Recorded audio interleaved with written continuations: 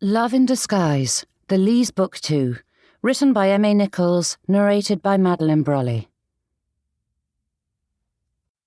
Chapter 1. Greater Edgerton, Lancashire, Summer 1818. Regrets were dastardly things that lurked in the shadows long after the mistake had been made, waiting until the chooser had entirely forgotten about that fateful moment before springing forward to swallow their prey whole.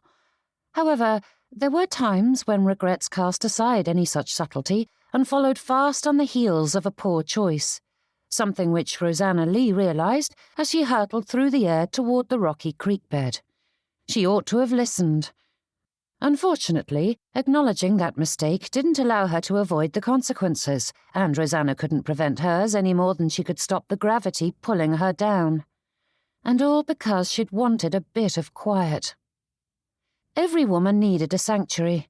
Men were afforded their studies, and heaven help anyone foolish enough to cross that threshold without invitation, yet the rest of the household made do with shared bedchambers and sitting rooms.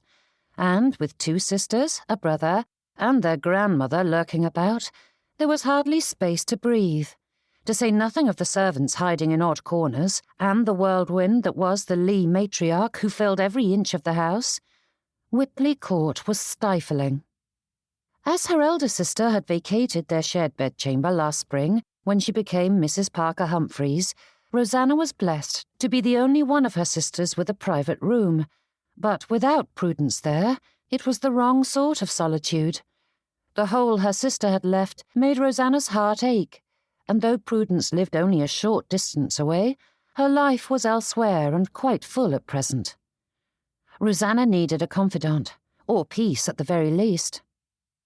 Filled with teeming mills and a bustling economy, Greater Edgerton was not a tranquil town, but there were corners of it in which the elusive sentiment could be found, which was how Rosanna had found herself standing on the edge of a creek, weaving through the grounds of Boxwood Manor. With just enough water to babble, it was hardly substantial enough to be deemed a creek, but with the sound of the water trickling over the jagged stone below, and the wind teasing the leaves in the trees above, Rosanna had been close enough to peaceful that she ignored the voice calling out to her. "Madam?" Closing her eyes, Rosanna had basked in the breeze and the scent of the water, grass and soil blending together. For all that the bustle of a ballroom filled her with vigour and vitality, there was no better place to find contentment than in the midst of nature. "Madam!" The ground at her feet had shifted, throwing her off balance. Arms swinging wide, she'd fought against gravity, and then that awful moment of clarity had arrived. The knowledge did not help one whit, only serving to make the descent all the more terrifying, for she knew it was coming. Arms wrapped around her, tightening as though to pull her back, but her rescuer only had time enough to let loose a single profanity that would have blistered Rosanna's ears had she not been preoccupied with far more pressing matters. Then the bank gave way entirely. Rosanna had once read a story in which the heroine took a terrible tumble and was saved when the hero defied physics and snatched her mid-air, placing himself beneath her to bear the brunt of the fall. It was a shame nature was not a lover of romantic tales. Instead, it held true to its laws, gravity being its favourite, forcing the pair down into the creek bed in a tangle of limbs, and Rosanna's makeshift rescuer landed atop her, crushing her into the rocks below.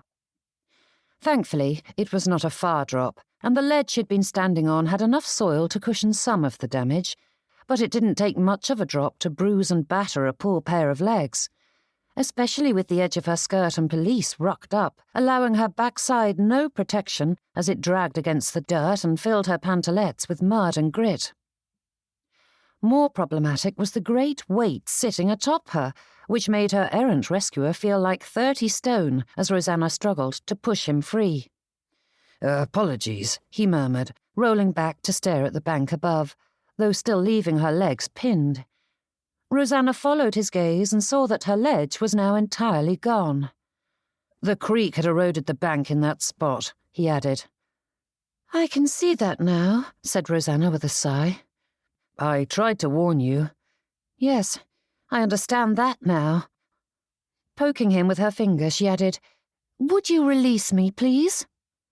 With a wince and another apology, he rose to his feet and brushed his palms against his muddy trousers.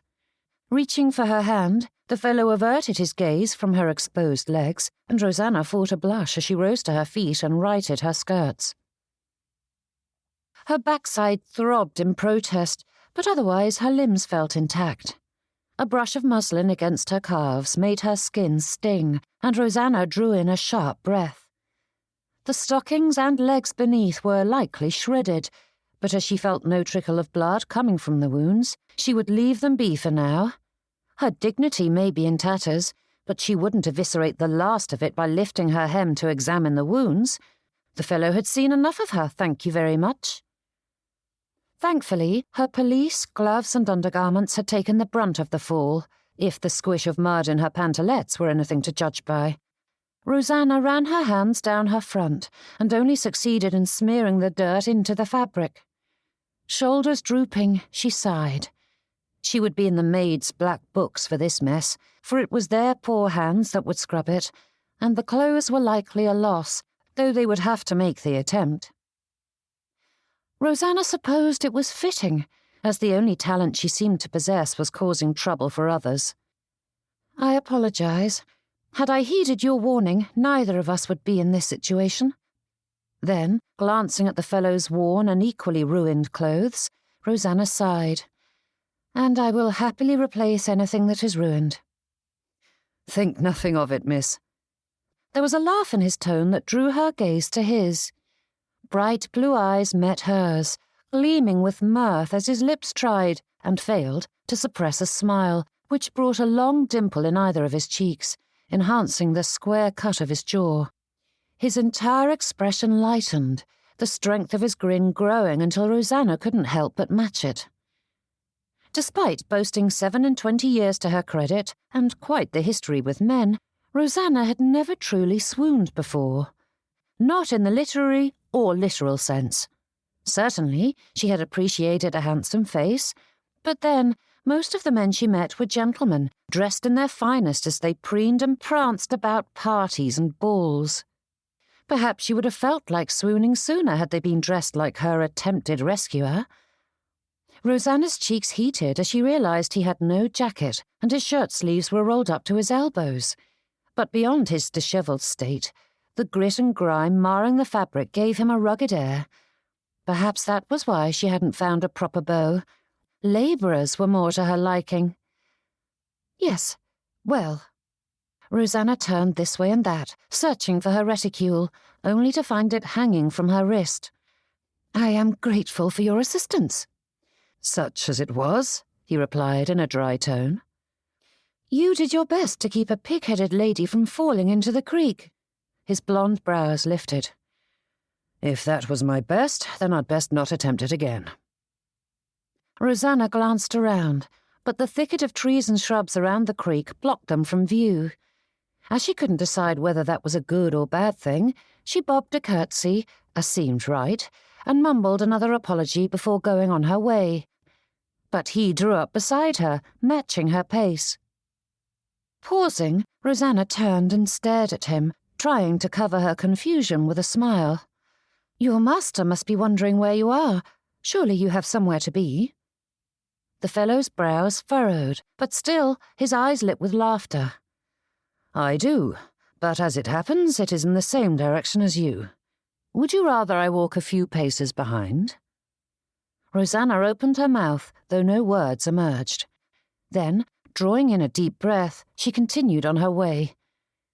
Boxwood Manor boasted fine grounds, but then that was to be expected when it included the loveliest scenery surrounding Greater Egerton. Though the manicured gardens next to the house were quite lovely, Rosanna thought this empty stretch of country far more appealing.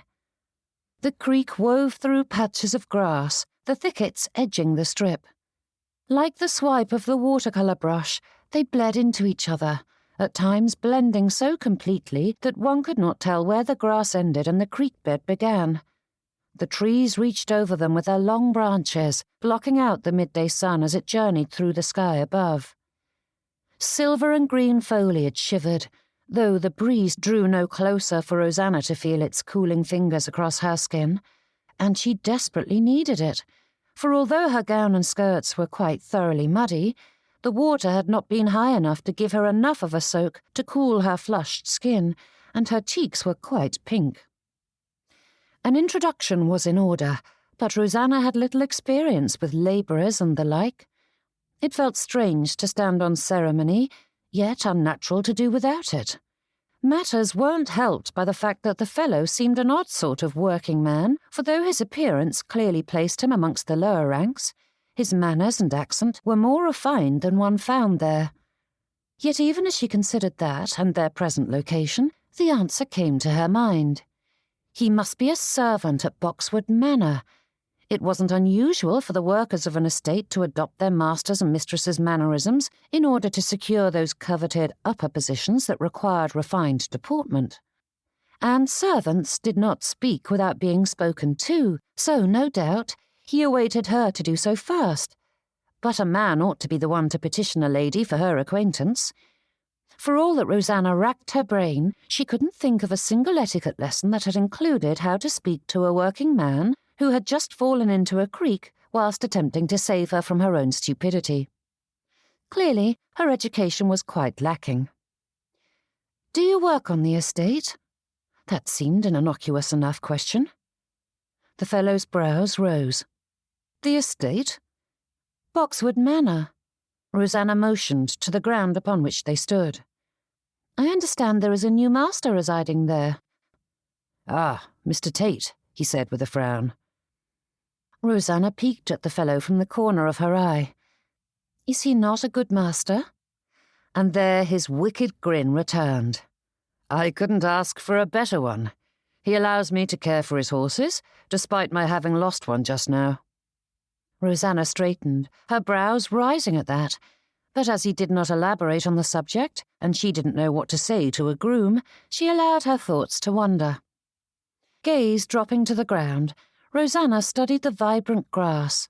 Hidden amongst the blades were little flowers, hardly more than purple freckles amongst the green, and then a butterfly, disturbed by their passing, took flight from a tuft to her right.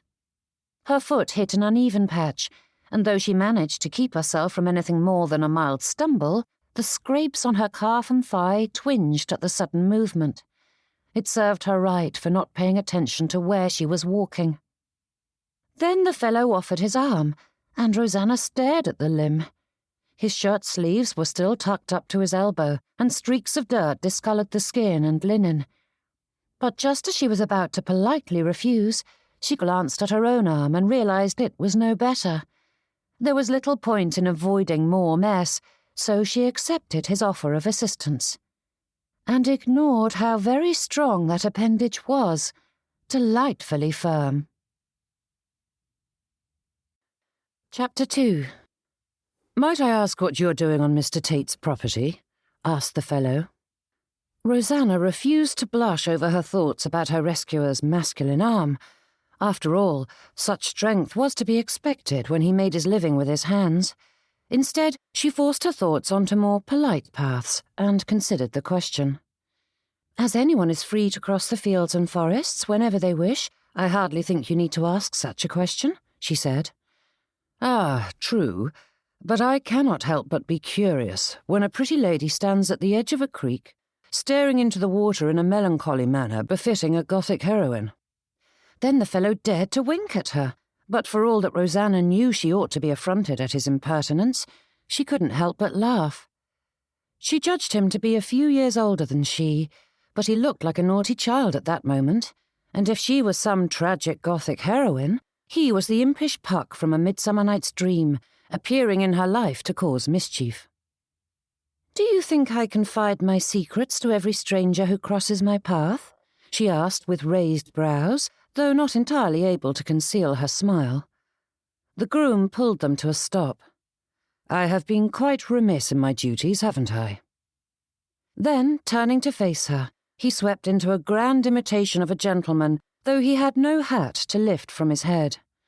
"I, dear lady, am Mr. John Malcolm, groom at Boxwood Manor, and rescuer of fair damsels who try to throw themselves into a creek. Firstly, falling atop me and crushing the air from my lungs hardly constitutes a rescue. And secondly, I did not throw myself in, she said with a frown that was hardly effective at all, for she grinned through the whole of it. Rosanna couldn't maintain her aloofness when Mr. Malcolm was so determined to make her laugh with his overdone airs and graces. Ought she to refer to him as Mr. Malcolm, or simply John? Although she would never address her family's manservant by his surname, it felt strange to do so in this instance. Firstly, you needn't besmirch my skills as a rescuer simply because you are not a proper damsel.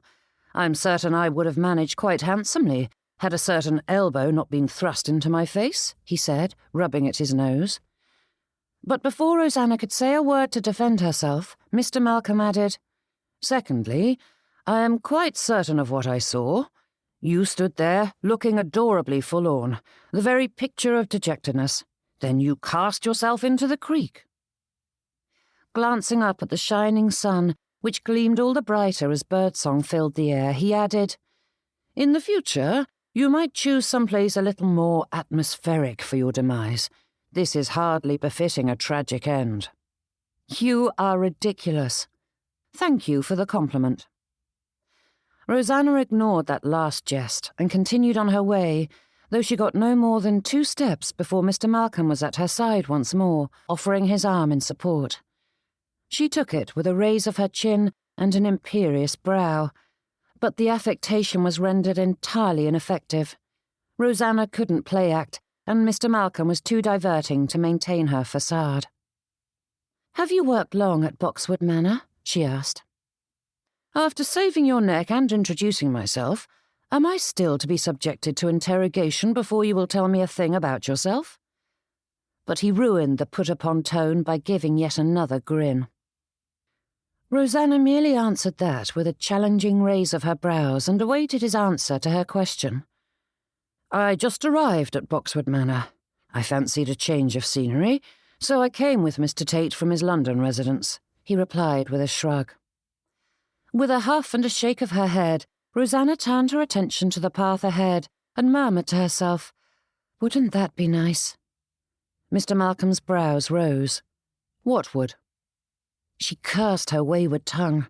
She truly was in quite the mood today if she was allowing herself to say such a thing in front of a stranger. Instead, she turned her attention to the various shades of green around her, dotted with the tiniest of wildflowers. Were they chamomile?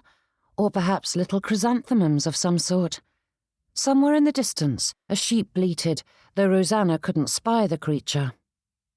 Out with it, said Mr. Malcolm, nudging her side, and then he tacked on, Miss. Instead of acknowledging the shadows lingering in her heart, Rosanna embraced his silliness and raised her chin in a haughty manner. And admit an acquaintance before we have been properly introduced? Scandalous! I am only a poor groom, so I am beneath such niceties. And have I mentioned that I rescued you? He added with a waggle of his brows. Surely that earned me the right to know the name of my fair damsel, and what it is that has such a handsome lady looking so despondent on such a gorgeous day. Even if she wanted to hold on to decorum, with mud crusting on her person and the ridiculousness of this day, Rosanna couldn't bring herself to remain silent. I am Miss Leigh, Rosanna Leigh. Such a lovely name for such a lovely lady. Come now, sir, you can do better than that, she replied with brows raised. You play the part of a rascal, but your compliment is insipid. I have heard a variation of that most of my life. Is that so? Mr. Malcolm's brows rose to match hers. Quite, said Rosanna with a laugh. Your words have been used so many times that they've rusted over and could use a coat of polish. However, your comment does prove a point I've heard debated at length. Mr. Malcolm allowed that statement to linger just a moment before he rose to the bait. Which is? That the servant class is no different from their masters, at least when it pertains to flirtation. Did I not tell you, Miss Leigh, I am a revolutionary at heart, doing what I can to correct erroneous thinking on the part of the ignorant. Rosanna couldn't help the laugh that slipped out. In all honesty, the banter was not terribly witty, but it was hard to view the world seriously when she had mud caked in her pantalettes and was holding the arm of a groom who, despite his handsome features, would send Mamma into a fit if she spied him squiring her daughter about with all the grace and manners of a fine gentleman. This day was quite odd indeed. "And now you've done your level best to distract me from my previous question, but I shan't be put off another moment," said Mr. Malcolm, glancing at her as he led her around a copse. "What has you standing in the forest, looking forlorn on such a glorious day? You are clearly from a well-established family, and blessed with enough beauty to guarantee you are the envy of every lady you meet. It would seem your life is filled to bursting with reasons to be grateful." And just like that, the storm clouds rolled in. Rosanna pulled to a stop and stared at Mr. Malcolm. "And because my life has a few obvious blessings, I must be unceasingly happy? A lady cannot possibly want more in life than a healthy income and fine features, and as long as she is amply supplied with both, she shall spend her days frolicking about the forest without a care in the world. After all, troubles belong only to the poor and plain." Mr. Malcolm opened his mouth, those gleaming blue eyes dimming as his brows pulled tight together, but Rosanna spoke over him. Whether it was the anonymity rife in the disparity of their social positions, or that she would likely never see him again, Rosanna couldn't keep her tongue in check as the thoughts and feelings surged to the forefront, pressing down on her. "A lady in my position couldn't possibly be overwhelmed with expectations, could she? No, she only enjoys the lavishness of her lifestyle, not bothered by the fact that she is bartered about like some commodity to be sold between father and husband." Rosanna's hands flew to her mouth, stifling anything more that might have slipped out, and she winced. "Think nothing of it, Miss Leigh," he said, raising a hand in supplication before taking hold of hers and threading it through his arm once more. "Believe it or not, I am well aware of how difficult family expectations can be. It is the reason I escaped to Greater Egerton." "Your parents wished you to be a footman rather than a groom," she replied with a faint smile. "They would never hope for anything as lofty as that." Mr. Malcolm chuckled and shook his head. "I assure you, men are not immune to the pressures of marriage. Though my father is no longer with us, he would be as vocal as my mother is about my choosing a proper bride and producing a horde of offspring. As her only son, all her expectations for a regiment's worth of grandchildren to carry on the family name rest solely on my shoulders." "For all that family can be such a blessing, I fear they can be so vexing at times," murmured Rosanna. She paused, her gaze turning to the greenery around them, and amended that thought. "Except my sister Prudence, of course. I could never do without her." "Is that so?" he asked, and with a bit of prodding, though she required little of it, Mr. Malcolm had her speaking of her sister and family. Rosanna avoided some of the more unsavoury aspects of the Leighs, which were unfortunately vast, but there they strolled arm in arm, discussing their respective families, which led to other subjects that were far more varied than those Rosanna would have imagined a groom to know. Mr. Malcolm was quite a fine man. More than his outward appearance, he possessed a keen wit and an air of joviality that begged for others to join in, and Rosanna couldn't help but allow herself to be led along, physically and conversationally, for she desperately needed a bit of his laughter and lightness. Yet even as she revelled in the feel of her arm woven through his, she forced herself back to reality. Attraction was one thing, but to fancy anything more than that was foolhardy. Even if Mr. Malcolm were the best of men, a family did not survive on love alone. Perhaps that was cynical of her, but one did not reach 27 years of life without having learned something about love and marriage. For all that her heart was as silly and romantic as other young ladies, Rosanna had watched as the blush of first love faded when the reality of daily life wore away at newly married couples. With joyful hearts, girls approached the marriage altar to exchange vows, certain that love weathered every storm. But then the bills and children arrived, and the cares of daily life ate away at that felicity until all affection vanished. One need only look at her parents to know it was true. Mamma and Papa hardly had a kind word to say to each other, though theirs had been a love match once upon a time. That was no way to live. Not that she desired an arrangement solely for money's sake, for those cold marriages fared no better. Surely there was a compromise in there somewhere, a sensible marriage with a strong footing based on security and love. And perhaps Rosanna might have believed it to be merely a fancy, but Parker and Prudence's success proved it was possible. Her sister adored her husband, and though they were not well off, they were happily situated. It didn't even bother Prudence that they had only a maid-of-all-work to manage all the house chores. But then, her elder sister had always been far more capable. Frugality didn't frighten her. More likely than not, Prudence was knee-deep in dusting and cleaning fireplaces at this very moment, handling the added work without question. After all, Prudence had taken on the role of adoptive mother to her new niece, whilst aiding her husband and brother-in-law after the unexpected loss of their sister and wife. Rosanna couldn't imagine going from newly married to caretaker of a child so suddenly, yet Prudence managed it with aplomb. What was that expression? Jerking from her thoughts, she glanced at Mr. Malcolm.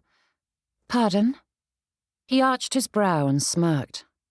"You were frowning just now, though I was recounting the exceptionally diverting tale of how I ended up in this corner of the estate, searching for the errant horse."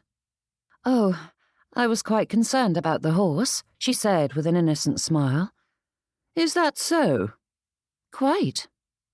Mr. Malcolm chuckled. "Do not lie to me, Miss Leigh. Your thoughts have strayed for a few minutes. But as you wore a similar pensive expression before your unfortunate tumble, I have decided not to take it as a personal affront to my conversational abilities." Rosanna gave a vague hum of agreement and pointed towards a gap in the trees, through which they spied a nearby pasture with rock walls crisscrossing the swath of green which was dotted by white sheep. "Isn't that magnificent?" "Come now, I've managed to offend you and make up sweet once again. We've exchanged names and details of our families, and then we managed a rather pleasant conversation before you began ignoring me, which has done grievous injury to my poor pride.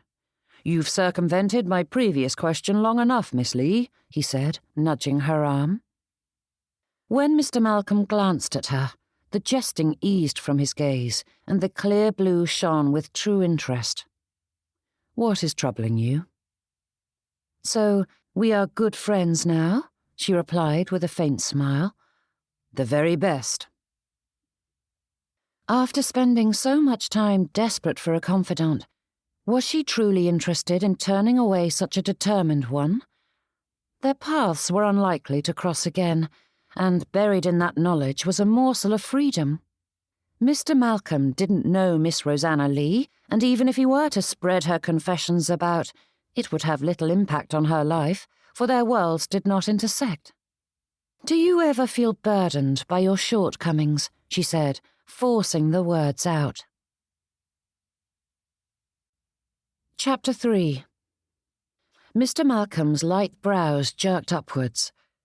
"But I am such a fine specimen of masculine perfection. What shortcomings could I have?" His tone meant the words were a jest, and though Rosanna gave him a placating smile, or rather a faint version of one, she couldn't lose herself in the humour. Her heart hurt too much. The laughter fled his expression, and he pulled her to a stop with his brow furrowed.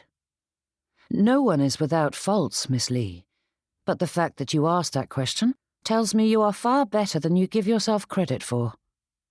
Rosanna turned away, forcing them forward so he couldn't see the disappointment in her gaze, and Mr. Malcolm sighed. "I am afraid I cannot tell you what you wish to hear. I know I have faults like any man, but I cannot say the thought bothers me. I try my best. What more can I do?" Casting her yet another glance, Mr. Malcolm added, "I'm sure you do the same." Another faltering smile, and Rosanna nodded, though she couldn't bring herself to tell him the truth. Perhaps that was true of her now, but not even a year ago, Rosanna Leigh hadn't troubled herself with doing her best. After all, she had tried to steal her sister's beau.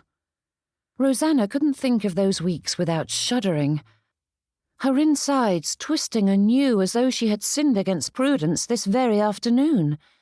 What sort of person knows her dearest friend is in love with a man and then declares her undying love, fully expecting him to accept? Not a good one, that was for certain. For all that she'd tried to explain things away, Rosanna couldn't hide from the truth. She had known Parker and Prudence were enamoured with each other, and had known the hurt it would cause her sister. All was set right in the end, but that didn't absolve her of those sins. And though much had changed in that time, Rosanna couldn't say for certain the improvement was strong enough to warrant Mr. Malcolm's praise. But before either of them could say much on the subject, they emerged from the last of the thickets to find the road stretching perpendicular to them. The brow line in the grass placed a barrier between the pair. Not in a literal sense, but Rosanna felt the metaphorical one separating them. Though the genteel lady and the groom's paths had aligned for this brief moment, Boxwood Manor lay to the right and Greater Edgerton to the left. "My thanks for your assistance, Mr. Malcolm," she said, turning in the direction she was to go. "And I forgive you for pushing me into the creek." Mr. Malcolm straightened, giving her a raise of his brow and a frown that were equal parts affronted and mocking, though the humour was turned inward. "I beg your pardon, Miss Leigh, but I think you must have suffered a blow to your head, for you are not remembering the incident correctly." "What I recall was standing on the edge of the creek, and though the ground beneath my feet was unsteady, it didn't give way until a great hulking groom stepped next to me. As it isn't seemly to contradict a lady, I shall hold my tongue," he said, sweeping into a bow. Once more he attempted to doff his hat, but the article was missing from his head. "Might I make up for my sins by accompanying you home?" "That is gallant of you, but it is bad enough that you've lost the horse. I do not want to compound your sins by keeping you from your work. Surely you must be missed by now, and it wouldn't do for you to lose your position simply to be polite. I know the way." Mr. Malcolm considered that. "But what if you were thrown into a ditch? How will you manage without a rescuer?" Rosanna suppressed a smile at that. "I am a grown woman, Mr. Malcolm.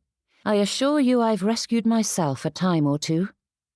Turning away, she pointed her feet home. "Will you walk with me again, Miss Leigh?" Pausing, Rosanna straightened and turned to him with raised brows. He hurried to add, "We might enjoy the grounds a bit more.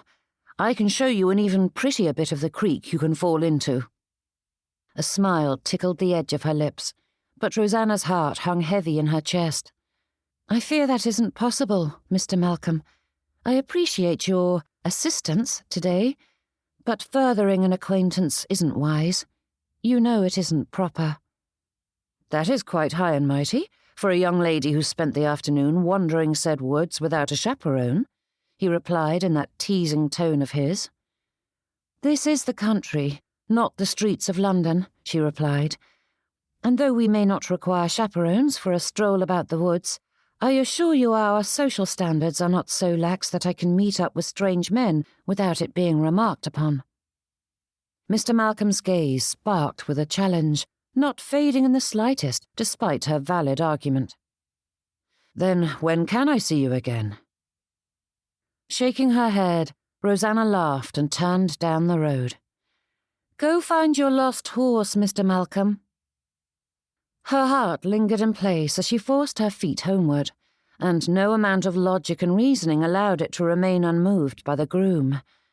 Flirtations were commonplace after all, yet there was something about Mr. Malcolm that captured her attention. It was a bit of silliness, was all. The fellow wasn't serious in his flattery. He couldn't be, for no servant would be so bold. But for once, a man simply presented an enjoyable interlude without expectations. "This isn't over, Miss Leigh," he called after her. Rosanna stopped in her tracks and glanced over her shoulder to find the fellow watching her with an intensity that sent a skitter along her skin. It might have been frightening, had there not been that smile in his gaze as he watched her inch along the road. Though she couldn't claim to know him thoroughly, Mr. Malcolm seemed to radiate laughter. Such a strange man. Fighting her own smile, Rosanna reminded herself yet again why the strange but intriguing groom shouldn't capture her fancy. This was naught but a playful interlude, nothing more, and it wouldn't do to grow it into something grander. Forcing herself forward, Rosanna ignored the feeling of his gaze upon her as she followed the road until it turned and drew her out of sight. The sound of a carriage jerked Rosanna from her thoughts, and she stepped to the side of the road just as it came around the bend. Her gaze fell to her pelisse, and she gaped at the mess. It was not as though she had forgotten the interlude with the creek, but Rosanna looked an absolute fright. Turning away, she hid her face behind the edge of her bonnet. She might have to walk through the streets of Greater Egerton looking as though she'd rolled in a pigsty, but she needn't broadcast it to every passing person. Some moments of inspiration struck without warning, giving the receiver a perfect solution to their troubles. In most instances, these were minor occurrences, guiding one's actions without fanfare. At others, it was as though a bolt of lightning struck from the heavens, illuminating one's faculties in a brilliant fashion. Malcolm Tate tucked his hands behind him and watched the delectable Miss Leigh disappear as he congratulated himself for his quick wits. Contentment was a commonplace word, but he certainly embodied it at that moment, for never was there a more perfect moment than this. The sound of a carriage had him stepping from the edge of the road, giving the driver plenty of space in which to pass. Recognizing the equipage, Malcolm turned on his heel as he followed after it. Thankfully it slowed, allowing him to catch up. Yanking open the door, he climbed in. "I thought that was you," Sidney Bracegirdle beamed, but that joy faded when Malcolm dragged half the forest in with him. His friend frowned, staring at Malcolm as flecks of mud and bits of leaves smeared across the upholstery. "Blazes, man, my coachman is going to be livid. Have you been rolling about in the mud?" Though Malcolm attempted to keep the mess to a minimum, there was little to be done, short of a bath and change of clothes. "I fear I met with a couple of accidents whilst exploring the estate." "Did it have anything to do with a bit of muslin I saw marching in the opposite direction, looking as though she wallowed in the same muck as you?" Malcolm stilled. "You noticed her, did you?" "Kind of hard to miss, though I didn't spy who it was." The memory of that face surged in his mind, and Malcolm couldn't help the grin that grew as he recalled the utter perfection that was Miss Leigh. No doubt she would have been mortified if she knew there was a smudge of dirt streaked across her cheek, but the sight was so affecting that Malcolm hadn't wanted to say a word. "What have you been up to?" asked Sidney with more than a hint of suspicion in his tone. Malcolm shrugged. "I was enjoying a ride when my stubborn beast refused to take a jump and tossed me from the saddle. He's likely back at the stables by now." "I told you Samson was too temperamental." "Yes, but you know I never do as I'm told," replied Malcolm with a smirk. "If you wanted me not to purchase the mount, you ought to have proclaimed him far too staid or docile. It was as though you were challenging me to try my hand at him." "Heaven save me from fools," muttered Sidney. "If it did, you would never have married, for only a fool would have agreed to be your wife. How is Molly?" Crossing his arms, his friend relaxed into the squabs. "Out with it. Samson threw you, as I knew he would. Did that young lady come to your rescue?" "I will have you know that I rescued her from certain death," replied Malcolm with an arched brow. And in quick succession, he described the lovely Miss Leigh and the mighty creek that nearly claimed her life. "She thought you were a groom?" asked Sidney. But when he gave his friend another examination, he shook his head. "Not surprising, though you look more like a beggar than anyone with proper employment. What happened to your hat, gloves and jacket?" Malcolm waved that away. "I was too warm, and as I was left to walk back to Boxwood Manor by myself, I saw no harm in leaving them behind. I hadn't anticipated crossing paths with a lady." And now you've met someone who catches your fancy, and she thinks you're a groom." Though he knew he ought to give at least a half-hearted attempt to dismiss Sidney's assumption, there was little point. Malcolm did, in fact, fancy Miss Leigh. "It is perfect, Sidney, don't you see?" asked Malcolm with a beaming grin. "If I truly wish to escape the matchmaking mammas and their mercenary daughters, I'll have to do more than merely escape to the country."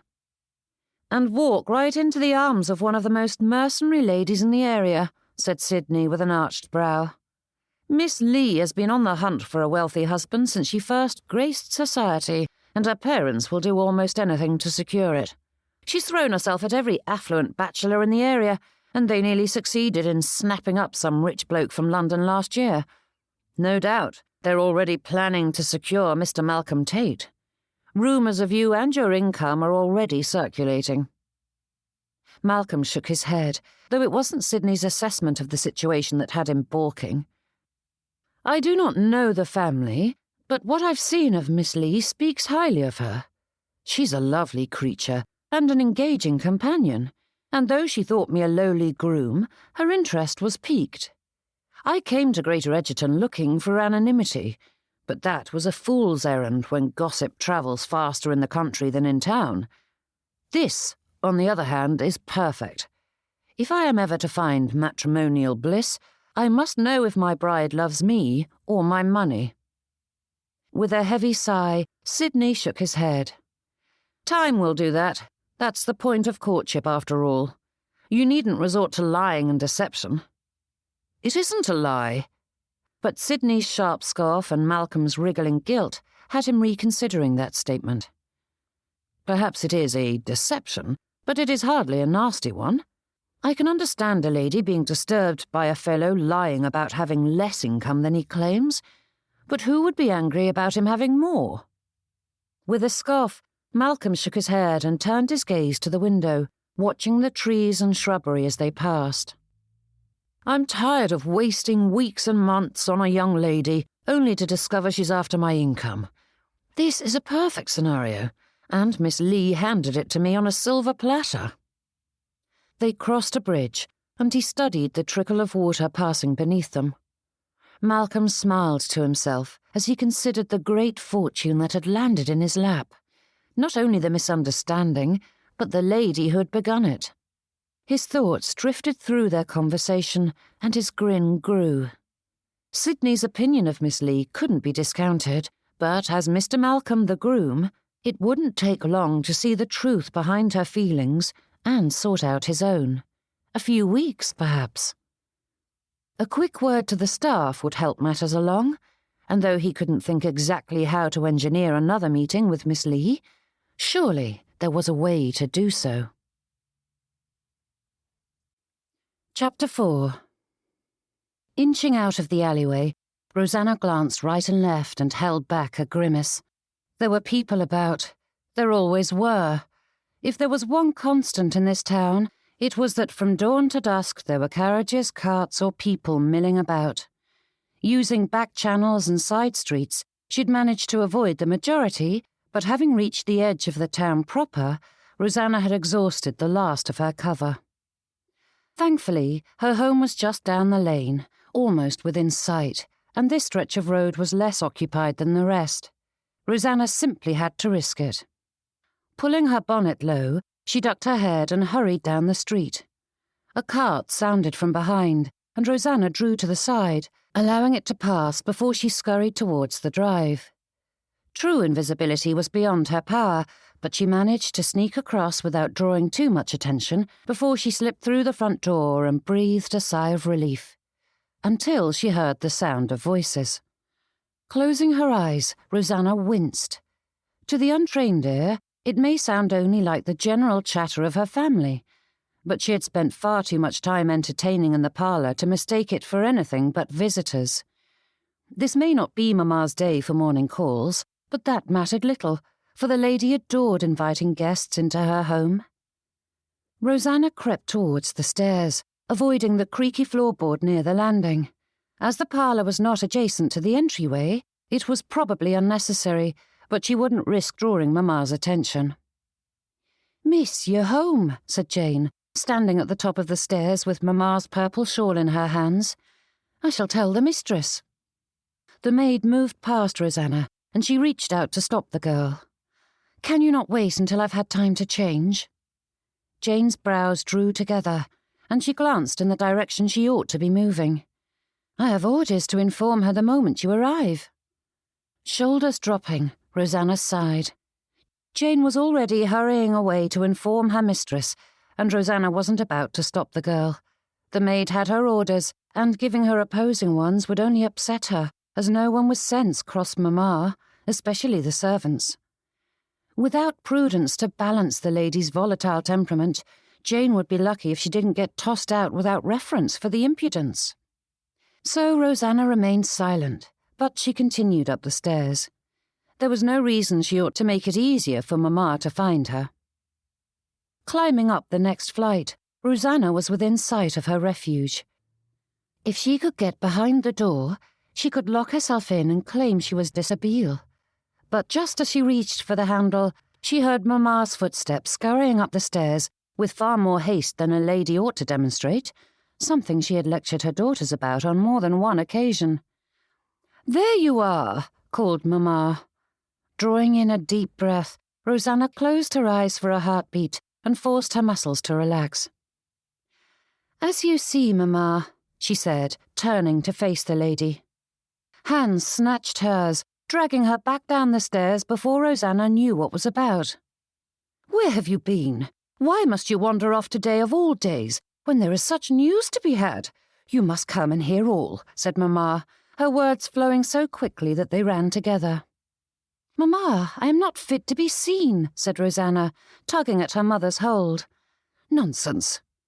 But when they reached the ground floor, Mamma turned long enough to examine her daughter, and her brows rose. "What have you done to your pelisse?" "I had a tumble in the woods, and I am a mess. If I might be allowed a quarter of an hour to clean up, I would gladly join you." That last bit was a lie, but Rosanna managed to say it without a grimace. Mamma's nose wrinkled as she studied the pelisse. Mud coated the thick fabric until it was more brown than the original yellow, and even Jane's skill at removing stains was unlikely to salvage it. But pulling back that outmost layer, Mamma revealed the gown beneath, which Rosanna was pleased to see showed little wear, as her pelisse had taken the brunt of the fall. Her underthings and overgarments were both quite thoroughly ruined, but the muslin trapped between was mostly unscathed. The hem was dirty, to be certain, but the dress itself looked no worse than if she'd gone walking about a muddy field. Not ideal, but not shocking either. But the crusted mud in her pantalettes was itchy, and she was certain there was more in her hair. Even if every bit was carefully hidden away, Rosanna couldn't bear the thought of facing her mother's friends and who knew who else in this state. "Please, I just need a moment." Mamma's gaze narrowed, her spine straightening as she held her daughter's gaze with a fire that smouldered and hissed. "Your father and I ask so little of you, and how have you repaid our generosity? You rejected Mr. Courtney's proposal last year, giving no thought to how your decision would impact this family, and now you refuse to even sit with me in the parlour to discuss some very important news." It felt as though the spectre of her former beau stood just behind Rosanna, looming over her as her mother spoke. How often had her parents given her funds for new gowns and allowed her freedom to do as she pleased? The answer was incalculable, for her parents had never said no. Prudence had never been allowed such free rein, despite her managing the household and the family. But then, she wasn't the Leigh family's sacrificial lamb offered up on the matrimonial altar. Money spent on Rosanna had never been considered an expense. It was an investment. One cannot attract a wealthy husband without looking one's best after all. Mamma pulled off the pelisse and cast it aside before reaching up with her handkerchief to wipe at the splotches of mud, scrubbing them from Rosanna's face. Calling for Jane to fetch a length of fabric, the lady soon had her daughter's hair bound up in a bandeau. Mamma studied her, tucking up certain locks while freeing others, and scrubbed a bit more at her neck. And all the while, Rosanna stood there. "There," said Mamma with a nod. Taking her daughter by the hand, she led her through the halls and into the parlour, and with a great smile she announced, "Look who just returned home." The ladies in the party rose to greet Rosanna, but for all that they seemed pleased to see her, Rosanna's attention was far too fixed on the mud hidden on her person to do more than give a weak smile in return. She felt held together with twine and paste, ready to come apart at the seams. Tucking her skirts carefully around her, Rosanna sat on the sofa beside Mrs. Hampstall, while Mamma and the others returned to their seats. Something prickled along her thighs, and if she had to guess, the now dry mud was beginning to flake. Rosanna would give everything she owned for a thorough washing. "You must tell her the news," said Mamma, reaching out to Mrs. Seward, her muscles so taut that her hand fairly vibrated with her desire to hear the words. Turning toward Rosanna, Mrs. Seward beamed. "The Downings have retrenched, packed up and moved to Bath." Rosanna's stomach turned at the glee that accompanied that pronouncement. Though it was society's preferred tone when conveying news, she shuddered at the thought of joining in with these ladies to pick over the embarrassment and heartbreak of others. A good person didn't do that. Yet she couldn't help the itch at the back of her neck that demanded she ask more about the situation. Not that she revelled in it, but her curiosity longed to know the details. "Not that, Mamma," said Miss Seward. "Everyone knows about the Downings." "Yes, but they have left Boxwood Manor," added Mrs. Davis. "Everyone knows that as well," countered Mrs. Seward. Pausing just long enough to give the lady a scowl, Mrs. Davis turned her attention to Rosanna. "If everyone will stop interrupting me, I will tell you the most glorious news, for I have just discovered their new tenant is a bachelor with a vast fortune." Miss Davis nodded at her mother and added in a quiet voice, "8,000 a year." "I heard it was 9, said Mrs. Hampstall. Though Mrs. Seward frowned at having her tale stolen away from her, she quickly leapt into the fray and added, 8, 9, what does it matter when one is talking about such great sums attached to an unmarried man?" "A Mr. Tate, or so I've heard," said Mrs. Davis, "just up from London." 9,000 a year, said Mamma with such a heavy sigh that Rosanna wondered if she ought not to fetch the ladies smelling salts. Can you imagine? Now that is a prize to be won.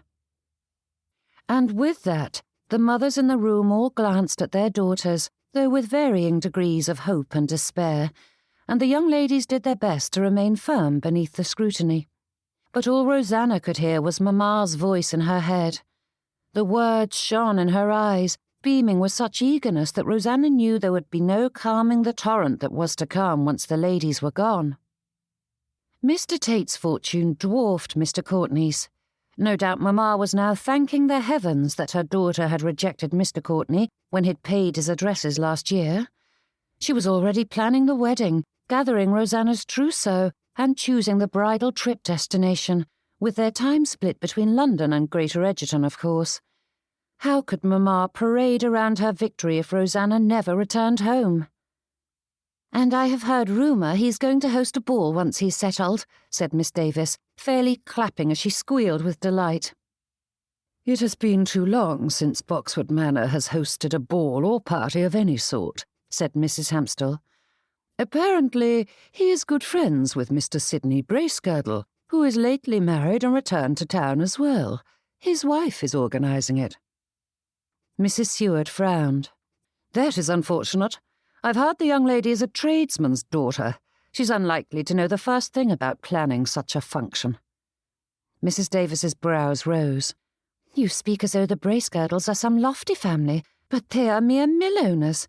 That's hardly a step above a tradesman." "Dear, there are mill owners and there are genteel families who own mills," replied Mrs. Seward with a tone that conveyed her low estimation of Mrs. Davis's statement. "The Bracegirdles may earn their living from a business rather than property, but they have hardly a hand in the running of it. They travel in high circles, else Mr. Bracegirdle wouldn't be a close friend to such a lofty gentleman as Mr. Tate." And with that, the ladies launched into a discussion of every on-dit they'd uncovered about the mysterious Mr. Tate. Beyond knowing he was unmarried, young and wealthy, There was little to say on the subject, but that did not keep the ladies from picking over every bit. With each word, Rosanna felt that old and far too familiar weight settle onto her shoulders. Her heartbeat picked up its pace as she wondered if her parents would go to greater lengths to force the match after the debacle with Mr. Courtney, now that they knew their daughter would not accept a gentleman's suit simply because he was wealthy. Rosanna Leigh was no object to be purchased. She held firm to that thought, gathering close the lessons the last year had taught her. All those hard-won changes she'd made in her life. The Rosanna of the past had cared more about herself than her sister's feelings, focusing more on gossip and frivolity than strengthening her character. But the Rosanna of now was not a frivolous creature, destined to be only an ornament. For all that you think you know the story of the Downings' retrench, there is more, said Mrs. Hamstall with a broad smile that warned anyone with sense that the tidbit was not a happy one. It wasn't merely a set of bad investments or a turn of ill fortune. It seems their son and heir adores the gaming tables and has beggared them. He used his expected inheritance as collateral against his wagers, and if they do not want to see the estate ripped to shreds the moment Mr. Downing passes, they're forced to retrench and pay off as much of his debts as they can. No doubt they'll be putting an entail in place as soon as they can. Miss Davis stiffened, and though Rosanna didn't know the whole of her tale, she knew the news of Mr. Downing's downfall was not a gleeful thing to the poor dear. She longed to give the young lady an embrace, but as that would draw attention to her distress, Rosanna contented herself with ignoring the gossip flying fast and loose around the room. She thought about giving Miss Davis a sympathetic look, but as she studied the young lady's brittle smile, Rosanna felt it was best not to attempt it. Sometimes anonymity was the only comfort in heartache, and Rosanna would not rob Miss Davis of her poise. Leaning forward, Mrs. Hamstall lowered her voice, though not a single syllable was lost on anyone in the room. I hear tell that he spent a few weeks locked in Marshalsea until they were able to gather enough funds to pay his debts. The ladies gasped, delighted with this morsel presented for their consumption. Miss Davis held on to her composure admirably, and the others were far too fixated on the gossip to notice, but Rosanna saw the pain in her gaze, and her own heart ached for the young lady. "Did you know that Mr. Anglesey is engaged?" asked Rosanna, tossing out a harmless morsel. Though far less scandalous, it was entirely unknown and unexpected, especially when she added, "To a young lady from London. They say she is an heiress." And that did the trick, turning their attention away from uncomfortable subjects as they hypothesized about the bride-to-be, the wedding, and where the couple would settle. Left to her thoughts, Rosanna's mind drifted towards Mamma and Papa and the coming battle that would surface when her path crossed with Mr. Tate's. Shaking free of that, she turned her attention to better things. There were charity baskets to deliver the day after tomorrow. Sifting through the names, Rosanna planned out her route when a notion wriggled its way into her thoughts. As a gainfully employed groom, Mr. Malcolm did not need any charity, but he deserved some reward for his assistance today, however unsuccessful it was, and they had some extra cake. Surely he would appreciate a sweet. Rosanna nodded to herself. There was no reason she couldn't stop by Boxwood Manor stables between deliveries. Chapter 5. A properly cut jacket was imperative. Not in the same way one required food or water, but there was more to life than merely surviving, and fine clothes were at the top of the list. However, one couldn't properly enjoy a good book on a quiet afternoon dressed like a London dandy, for that attire was specifically designed to feature a narrow waist and a straight back, and one could not lounge in an armchair while trussed up. Which was why Malcolm's jacket was carefully laid across the sofa arm on the other side of the library, and his waistcoat was unbuttoned. His trousers had enough bend to them to allow him to kick his feet up on an ottoman, but no matter how he slouched into the armchair, his mind refused to engage with the book. Though he'd been enjoying Mr. Southey's The Life of Nelson, Malcolm's thoughts kept dredging up the image of a fetching blonde standing in the woods, which was hardly appropriate when reading of the Battle of Trafalgar. Despite Sidney's dire warnings about Miss Rosanna Leigh, Malcolm couldn't scrub her from his mind. She was extraordinarily beautiful, with the sort of features that inspired painters and poets. Golden hair curled at her neck and temple, fairly begging a gentleman to explore that swath of skin. And even smeared in mud, her complexion was like porcelain, all milky white, with a hint of roses in the cheeks. The pale green of her eyes was quite becoming, and they shone with such genuine heart and soul that Malcolm couldn't countenance Sidney's assertions about the lady. Of course, that was the problem, wasn't it? In a flash, his thoughts filled with other such beauties, each beguiling in their own way, and each entirely false. Granted, Malcolm had enjoyed a few tender moments with many of them, but they were like Venus flytraps, luring in their prey before snapping shut around the poor blighter. Thankfully, Malcolm was not so easily caught. A shudder ran down his spine as he considered how narrow some of his escapes were, but his frown twitched into a smile as he considered Miss Leigh catching him. Not that he knew her enough to make any such decision at present, but her conversation had been so guileless, genuine. But would that change if she knew he was Mr. Malcolm Tate? Which was how he found himself reading yet the same sentence for the 5th time. Admiral Nelson was a fascinating fellow, but Malcolm found himself reading the words aloud as though learning to read for the first time, and even then only half his thoughts were on the book. In truth, he ought to be reviewing his correspondence. There was some bother concerning a few investments that required his attention, and then there was the letter from Mother requesting his opinion on staffing issues at the family's estate. It ought to be left to the housekeeper and steward, but Father had been adamant that an astute master didn't delegate all responsibilities, and Malcolm couldn't help but see the wisdom in that. The quickest way to lose one's estate was to turn the whole of it over to someone else's care. But Malcolm didn't wish to review ledgers or respond to those inquiries. Apparently, he didn't wish to read either, for he couldn't focus on the book. A knock at the door had him straightening as he called for the servant to enter. The butler swept in and stood like a regimental soldier awaiting orders. "What is it, Barlow?" "You asked the stable staff to inform you if Miss Leigh visited." Malcolm straightened, shoving the book aside. "Is she still there?" The butler cleared his throat, though his stony expression was impossible to read. As instructed, they informed her that Mr. Malcolm wasn't in the stables at that moment, and she left. "How long ago?" he asked, rising to his feet. "A quarter of an hour." "Blast it, man," said Malcolm with a scowl. "I asked to be informed immediately." "You were, sir," replied the unflappable man. "Even with the stable boy cutting across the grounds, it takes some minutes to run from the stables. Despite their best efforts, Miss Leigh departed the moment she discovered Mr. Malcolm was otherwise occupied." "Good," he replied with a nod, but something in Barlow's posture seemed to say there was more to the message. "Is there something else?" "No, sir. You made your instructions quite clear." "And you followed them to the letter," replied Malcolm. "Good man." But rather than looking pleased with the praise, Barlow stiffened, his gaze dutifully turned away from his master. "Anything else?" prodded Malcolm. "No, sir."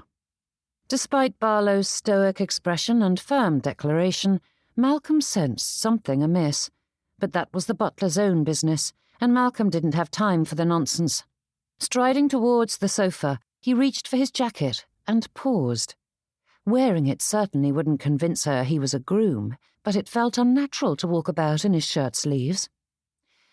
"In which direction did she go?" he asked, ignoring his discomfort and turning to the door. "She was driving a gig, sir, and she took the back road to the stables rather than the drive that passes the house." Malcolm cursed his luck. A gig and a 15-minute lead. It would take a miracle for him to catch her. Scurrying down the stairs, he caught sight of himself in the mirror hanging along the wall and paused. Tugging his cravat, he tied the rumpled thing in a simple barrel knot, though the white was entirely unsuitable for a servant. A few smudges might do the trick. or he could replace it with one of the grooms when he passed the stables. Why was he standing here studying his clothes when Miss Leigh was gaining more distance? Snapping his thoughts back into place, Malcolm hurried on his way. With a mighty tug, Rosanna pulled at the bridle, growling at the wretched beast to move, but to no avail. Stepping around her gig, she frowned at the rocks wedged firmly about the wheel. Having driven this road many a time before, Rosanna didn't understand why it was proving so difficult today. One would think the riverbed being dry would make it easier to traverse where the road dipped through it, but today it decided to be infernally difficult. Rosanna glowered at the wheel. Ridiculous thing. Clenching her teeth, she longed to kick the wretched contraption, but she had enough sense to know such an action would only damage her foot and leave her all the more frustrated with her situation. Of course, this would happen now. It wasn't enough that she had spent the past hour humiliating herself while delivering these charity baskets. She had been silly enough to call at Boxwood Manor's stables, and this was her just dessert. Hands on her hips, Rosanna stared at the wheel. Gingerly stepping over the rocks, she got behind the vehicle and placed her hands on the back, but her footing was too precarious to allow her to push properly, and the gig was monstrously heavy. A wave of despair swept over her, threatening to snuff out the fire burning in her heart, but Rosanna refused to give in to the impulse. Weeping would do no good. Neither would cursing the odious gig, but at least that was more appealing than tears. "Move, you loathsome creature," she said, pushing against the gig as well as she could.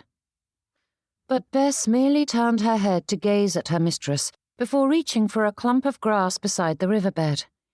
Shoulders dropping, Rosanna straightened and stared up at the sky. At least it wasn't raining.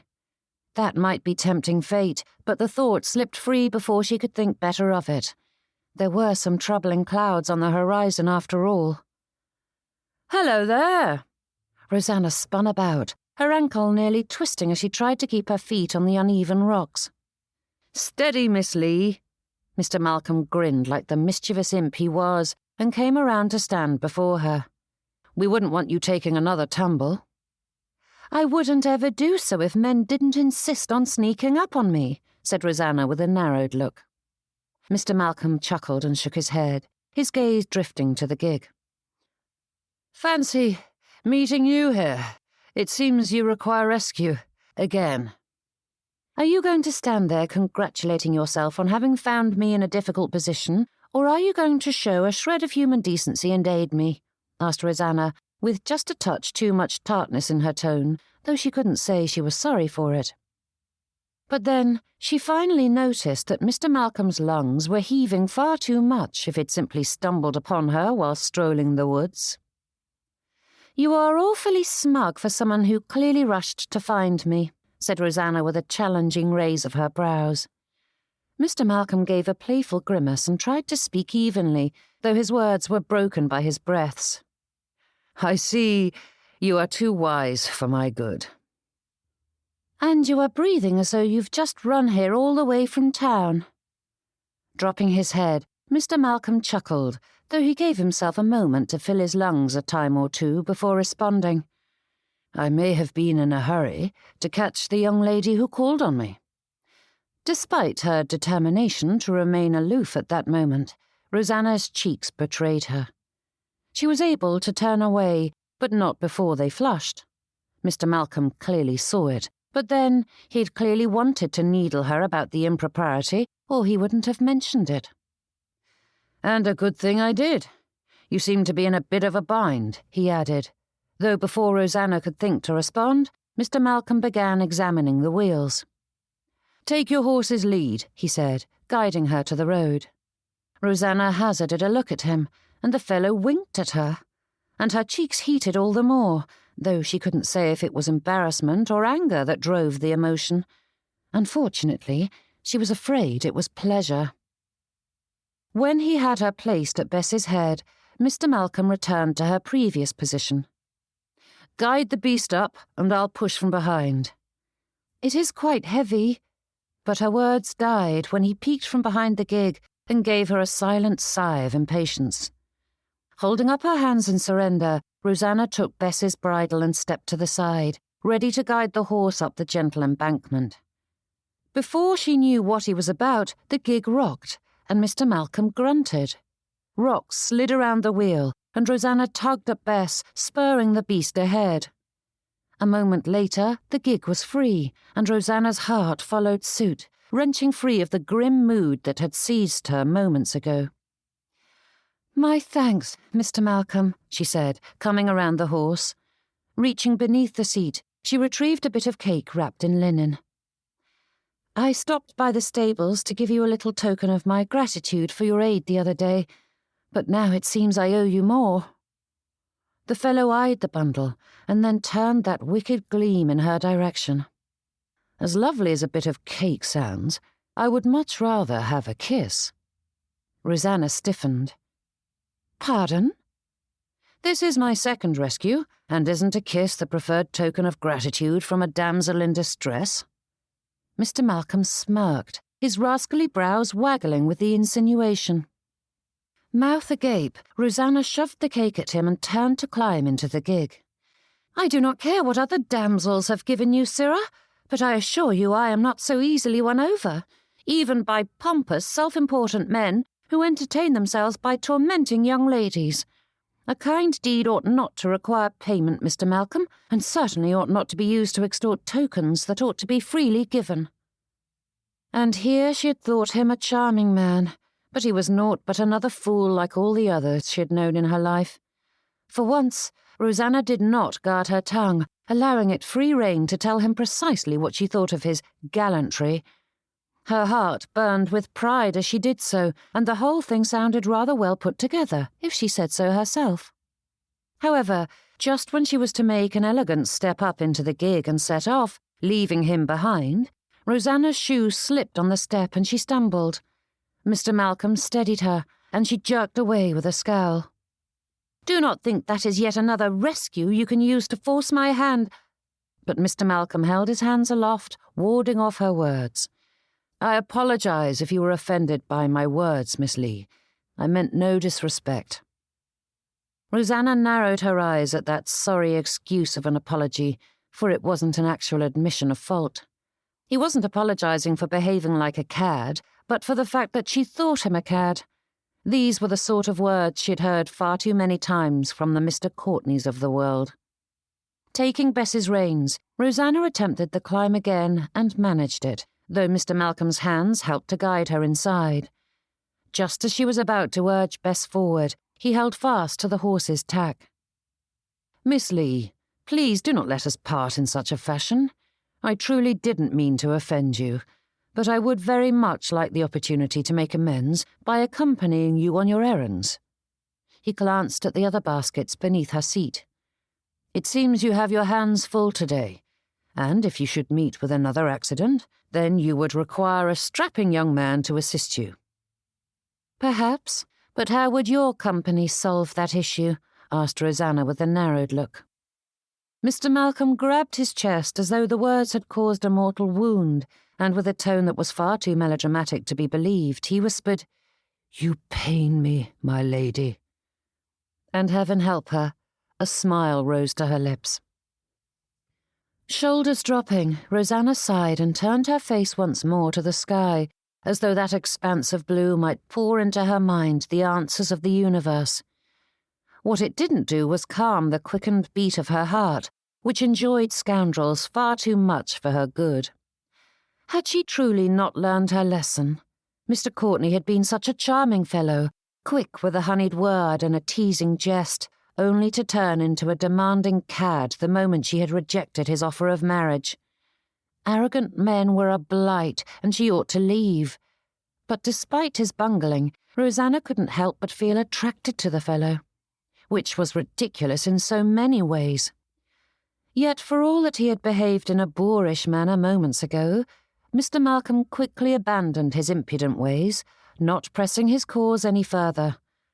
Perhaps that was a poor standard to cling to, but Rosanna's experience had taught her that men were rarely dissuaded by words alone.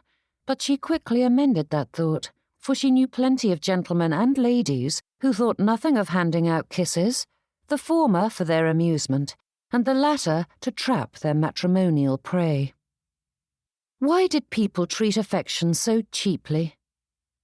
Mr. Malcolm cleared his throat, and Rosanna straightened once more, her gaze dropping to him as he stood at the ready, his expression alight with the swagger of a man who knew the war was won before the final blow had been struck.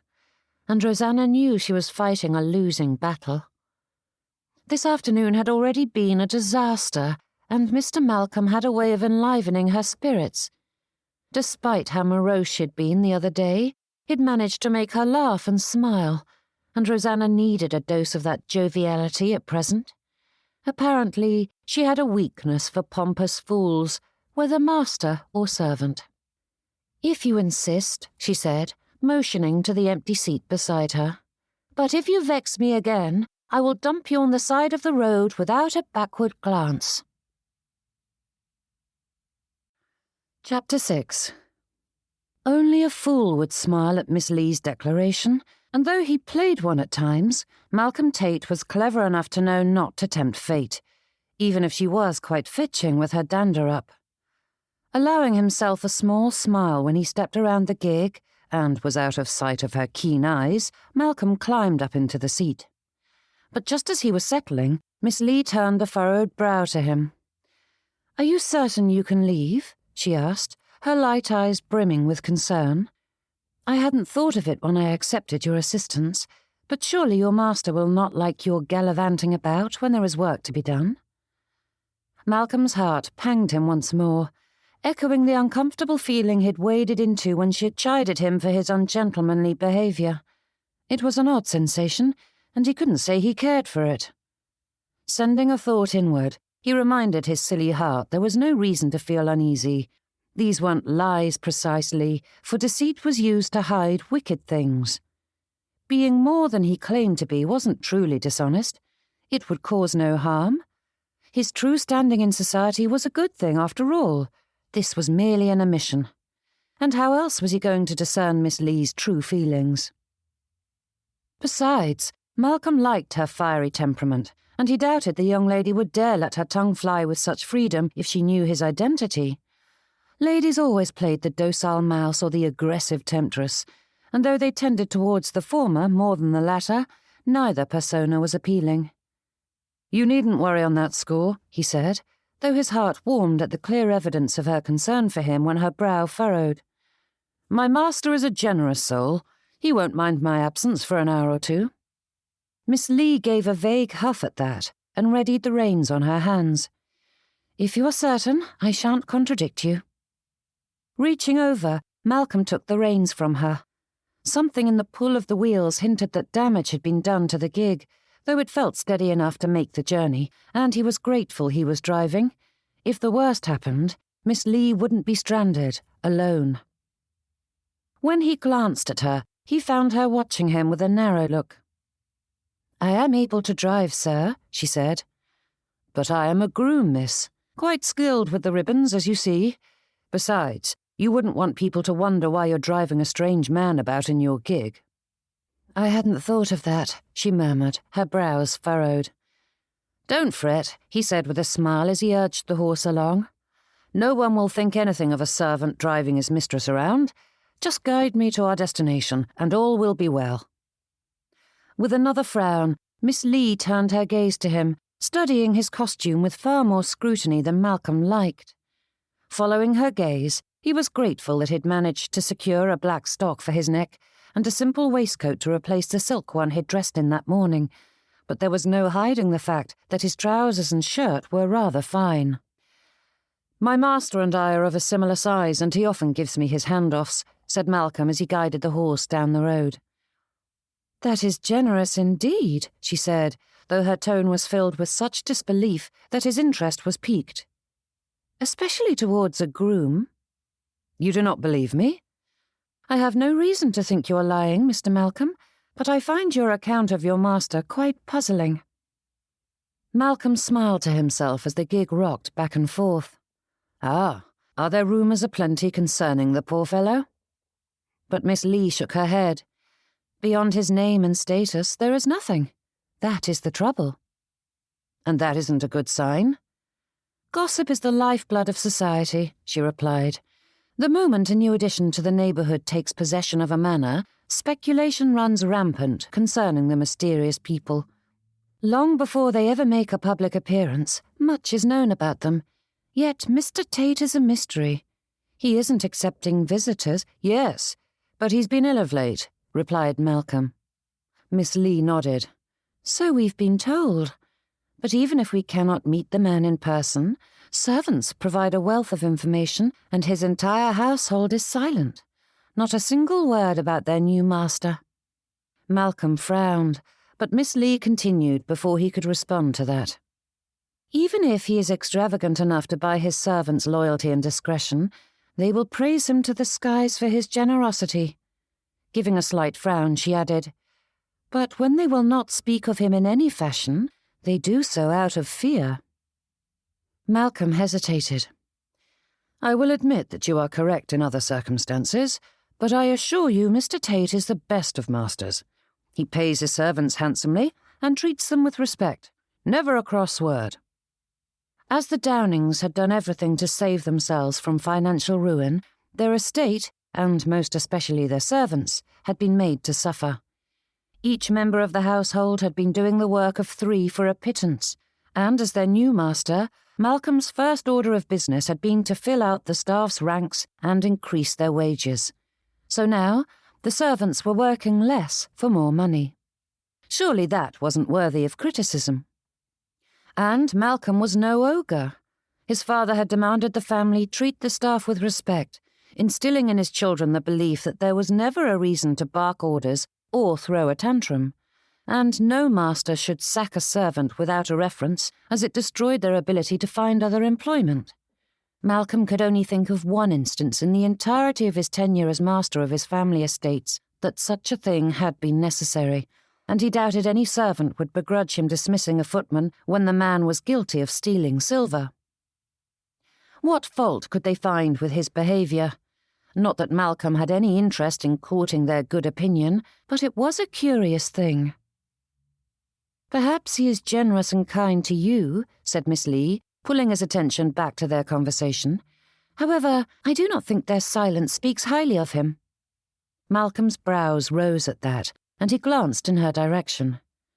Then you won't be one of the ladies lining up to vie for his attention? Breath stilling, he blindly guided the lumbering horse forward, but Malcolm couldn't take his gaze from Miss Leigh.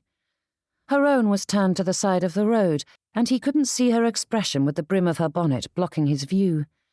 He longed to rip it from her head, or force her to look at him in some fashion. Miss Leigh was mostly a stranger to him, but the time they'd spent together had given Malcolm a flickering hope that she might be a lady who wasn't interested in merely bagging herself the largest prize in town. But the longer the silence drew out, the more his heart fell. Brows pulling together, he silently begged her to speak, hoping for the answer he longed to hear. "That is a complicated question," she murmured. "How so?" he asked with a frown, finally glancing at the road long enough to guide the gig around a large hole. "It seems to me that a lady ought to know if she's going to try and win herself a husband or not." Miss Leigh huffed and shook her head, finally turning to give him a look that matched the dismissive sound. "Win? Why must everyone speak of marriage as though it is some game with prizes and forfeits?" "As most treat it like a competition, it is hardly surprising."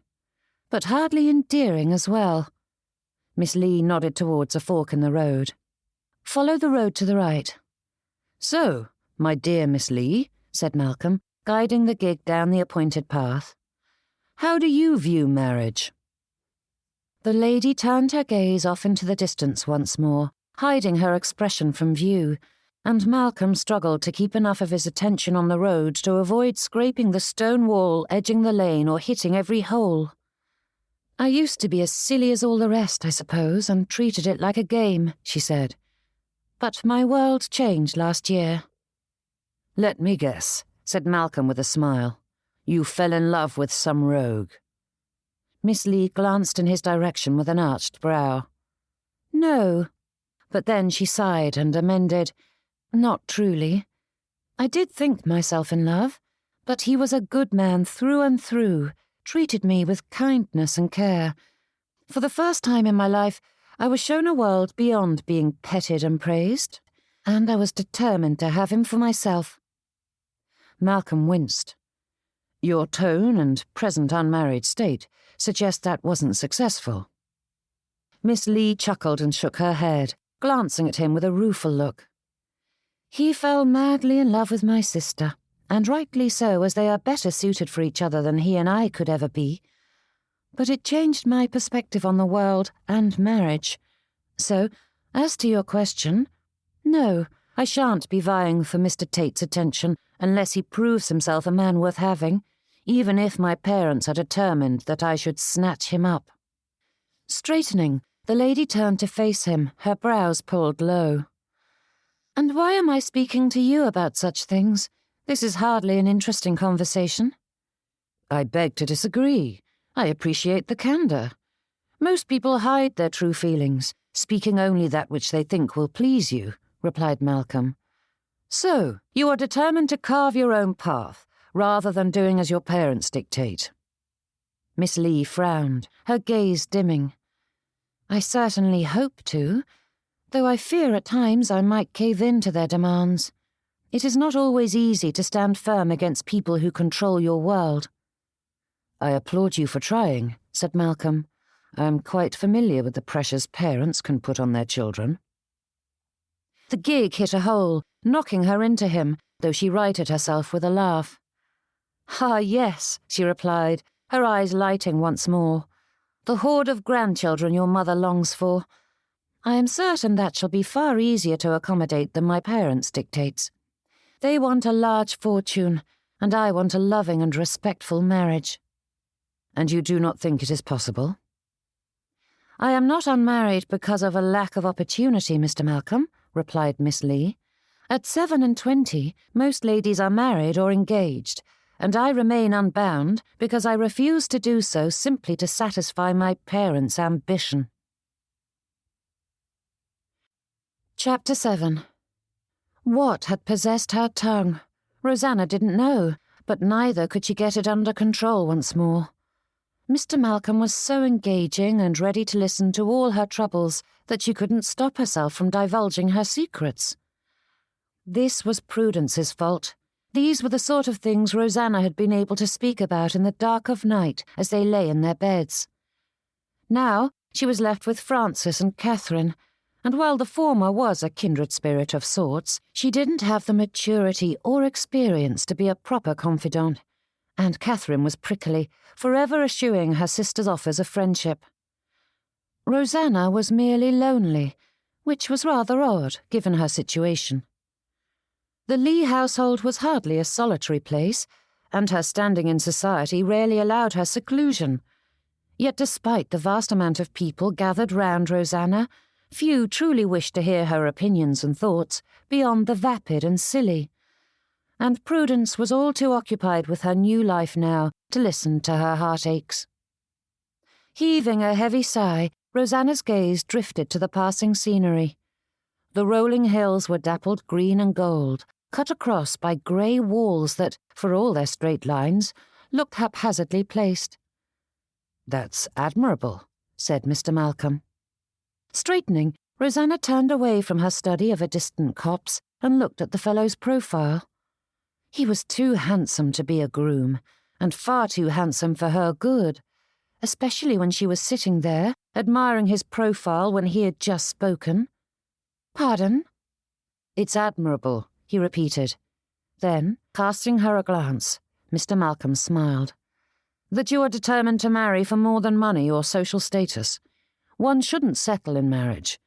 As you are going to be bound to the gentleman till death do you part, it seems as though you should pick as you please, not according to another's whims." Rosanna gave him a rueful smile. "You haven't met my parents, sir. It has been nearly a year since I rejected the proposal of a very eligible gentleman, and my father still cannot bear the sight of me. My mother has only just warmed to me again, but she is quick to dredge up my rebellion and use it to twist my feelings about until I do precisely as she wishes." Mothers are the best manipulators, aren't they? He said with a broad grin. As we owe them so much, it is little wonder they can get us to do as they please. Again, Mr. Malcolm, you haven't met mine. Though the words were spoken with the light tone of a jest, Rosanna's heart sank at how true that statement was. Her mother had given her life, to be certain, but would she spend her entire life indebted to the lady who had cried because her daughter was not a son? Mamma only cared 2 jots about her second-born once Rosanna proved to be a beauty after all. Did a child owe her parents anything when she was a by-product of desperation, greed?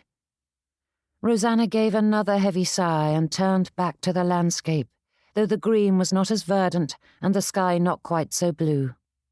"Tell me of your family," said Mr. Malcolm.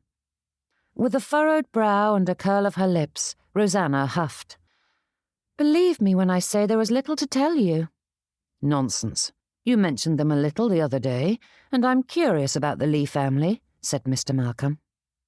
Bess was certainly taking her time, but when she glanced down the road, Rosanna spied the next fork.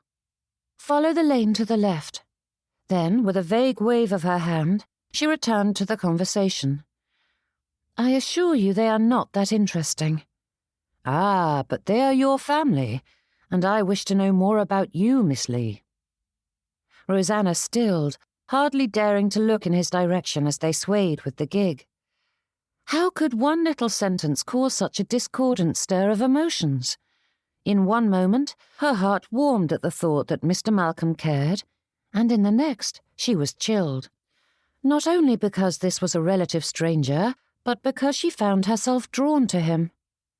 His eyes glowed with laughter, begging others to feel the joy of every moment. However, his smile held just a touch of wickedness that made it clear to all and sundry that Mr. Malcolm was no brainless jester. And his jawline. There was something intrinsically attractive about a strong jaw, and it was one of the features guaranteed to make her swoon, if she were inclined to such behaviour. Mr. Malcolm had it in spades. The attraction was compounded when those long dimples sliced through his cheeks. But then he ruined it. Keeping his hands firm on the reins, Mr. Malcolm turned in her direction and gave her the most ridiculous expression. There was a twist to his brow that she supposed was meant to be saucy, and a pout to his lips that confirmed his intent. The expression pulled his features in such strange directions that Rosanna couldn't help the snort of laughter that forced its way past her defences. "I beg your pardon?" he asked, straightening in the seat with a frown that was so genuinely offended that Rosanna's giggles grew, and she couldn't help but surrender to them. "I apologize," she said when she could finally breathe again. "I truly do. But if that is your attempt at a flirtatious glance, it is an unmitigated disaster." Mr. Malcolm's brow furrowed. "I will have you know that many young ladies have been won over by that flirtatious glance." Rosanna covered another burble of laughter. "Perhaps those ladies preferred a different sort of man than I do. There is something about your cheekbones that makes you look more pretty than handsome, and that expression brings a sharpness to them that makes you look a tad—" She couldn't think of a word that wouldn't cause more bruising to his pride, and though Rosanna was finding great delight in teasing Mr. Malcolm, she didn't think even his arrogance could withstand being called effeminate. "I catch your meaning, Miss Rosanna," he replied in a dry tone. Leaning over, she gave an extra push to her sway, bumping his shoulder. "You are handsome enough on your own, Mr. Malcolm. To put such effort into your expression only gilds the lily."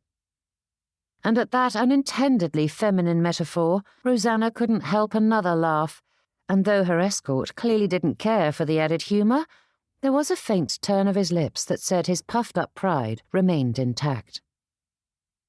"If you don't wish to speak of your family, perhaps you might elaborate on your sister. Prudence, isn't it? You've mentioned her a few times." "Last year she married a local physician, Dr. Parker Humphreys," said Rosanna, settling into this easy subject. As it was innocuous enough, she required little prodding to speak of her dear elder sister and her new family. But for all her good intentions, her conversation quickly drifted from there, trailing through her other siblings and parents, even touching on her grandmamma for a moment. Mr. Malcolm merely listened. It was such a simple thing, but Rosanna couldn't think of another person who contented themselves so thoroughly with listening to the little troubles of her world. He offered up an opinion or two, but mostly he let her rattle on about their goings-on. It was as though he truly saw her, heard her, and the feeling was intoxicating. Despite her better judgment telling her to stop, Rosanna let her tongue loose, even speaking in detail about the past year and the changes it had wrought in her, and the wretched Mr. Courtney and her terrible behaviour during Prudence and Parker's courtship. Though, truth be told, Rosanna couldn't quite detest either of those things. Difficult though they had been, and she shuddered at the thought of her own behaviour in that past life, they had helped her to form her into her present self. Rosanna couldn't say she liked the lady she was, but she felt deep within her heart that she was on the right path, which was far more than she could have said 12 months ago. All the while, she guided Mr. Malcolm with a few directions, knowing Bess was drawing ever closer to their destination, and then they'd be too occupied to enjoy such free conversation. As Boxwood Manor was quite far from the rest of civilization, the journey was enjoyably long, especially when Mr. Malcolm drove at a snail's pace. But soon they would arrive at the outcrop of cottages that housed most of the families they were to call on. "You are an indomitable lady, Miss Leigh," said Mr. Malcolm. As much as that statement sent a jolt of warmth through her veins, Rosanna couldn't help but shake her head. "You are too generous." Mr. Malcolm scoffed. "Trust me when I say I am not. I simply ran from my mother when her harping grew too much for me. You remain entrenched in your parents' influence, yet you hold strong to your goal. That is impressive." "What other choice do I have?" she asked with a sigh. "I have no money, and even if I were bold enough to attempt a profession, I haven't the skills or connections to do anything. So I must remain under my father's roof." "People far too often say they have no choice, when the truth is they simply do not care for the choices available," said Mr. Malcolm. "You could have married that fool, or some other man, to please your parents and secured yourself a comfortable life. Instead, you refuse to bow beneath your parents' pressure and continue your search for a husband you admire. My dear Miss Leigh, you have a choice, and you have taken the more difficult path." "I fear you are under the misconception that I am brave, Mr. Malcolm, but I assure you I am a fearful creature." Nodding down the road, Rosanna sighed. "We are about to arrive at the next of my deliveries, and I am quaking in my boots. I would much rather return home and forget the whole mess." Mr. Malcolm levelled her with a steady gaze, as unshakable as the words he then uttered. "And yet you still urge me forward, rather than turning us back to town. Courage isn't living without fear, it's not giving in to it." Rosanna's ribs seemed to expand, pressing outward as though they couldn't contain all the lovely and wonderful things she had just heard. Her heart revelled in it, allowing Mr. Malcolm's words to weave through her, strengthening her far better than any inherent bravery he thought her capable of. And as much as she wanted to deny it, Mr. Malcolm's tone and expression brooked no refusal. She couldn't speak a word against it. "Now, what has you so frightened about visiting a few tiny cottages?" he asked as the buildings came into view. Chapter 8. "I'm not good at charity," said Rosanna, and before he could speak the retort that clearly came to his lips, she raised a hand and continued, "I truly am not, Mr. Malcolm. I have already made a half-dozen deliveries before I finally surrendered and visited Boxwood Manor as an excuse to avoid the rest. I step into their houses, and I haven't the foggiest notion what to say or do." Drawing in a deep breath, she sighed. "I cannot explain it. I am not the slightest bit uncomfortable at parties or balls or any other social function, but whenever it is anything important like caring for the sick or visiting the poor, I get flustered. There's always so much to think about, and I cannot seem to get my thoughts in order, especially when children are running about. And then there's always a baby crying somewhere, adding to the cacophony and rattling my nerves." Rosanna's shoulders fell as she considered just how wretchedly pathetic that sounded. Mamma's nerves were delicate things, forever needing to be managed, and Rosanna had hoped to avoid the same fate. Yet here they were. "It's understandable," said Mr. Malcolm, forcing Rosanna to straighten and stare at him. His brows rose, and with a shrug he added, "I have a sister who is the same. It's not that she's incapable of managing, but worry and noise overwhelm her. Given a moment of quiet, she rights herself again, which isn't a shameful thing. I believe she's simply very sensitive to her surroundings, and that she is tender-hearted, not weak." Biting down on her lips, Rosanna tried to comprehend his words. She understood each, but their meaning was so foreign that she couldn't grasp it. Even Prudence, who loved her more than anyone else, had never seemed to understand that aspect of her personality, yet Mr. Malcolm not only comprehended but embraced it, praised it. Goodness, her ribs felt liable to snap under the pressure filling her chest. Focusing on the path before them, Rosanna pointed him toward the appropriate cottage. Her thoughts remained fixed on Mr. Malcolm's kind words, but they kept drifting towards the reality she knew, battling one with the other for control of her heart. Mr. Malcolm guided the gig to a stop. Tossing the reins and a coin to a boy playing nearby, he freed his hands and hopped down, before coming around to her side and helping her down. She reached into her reticule to fetch a penny to replace the one Mr. Malcolm had just given the lad to watch over Bess, but he waved it away. Rosanna frowned, but accepted his generosity and fetched a basket from beneath the seat, all while preparing herself for the forthcoming interlude. Turning her thoughts back to the few times she had accompanied Prudence on such visits, Rosanna considered what her sister had done. But Prudence seemed more at ease amongst the common folk than she ever did in the fine homes and parties of her peers. Rosanna would never call her sister a chatty sort, but Prudence was proficient at setting the women they served at ease, unlike Rosanna, who made a muck of it when she attempted to converse. What did one say to a farm labourer's wife? It wasn't as though the woman would enjoy society gossip or discussing the latest fashions.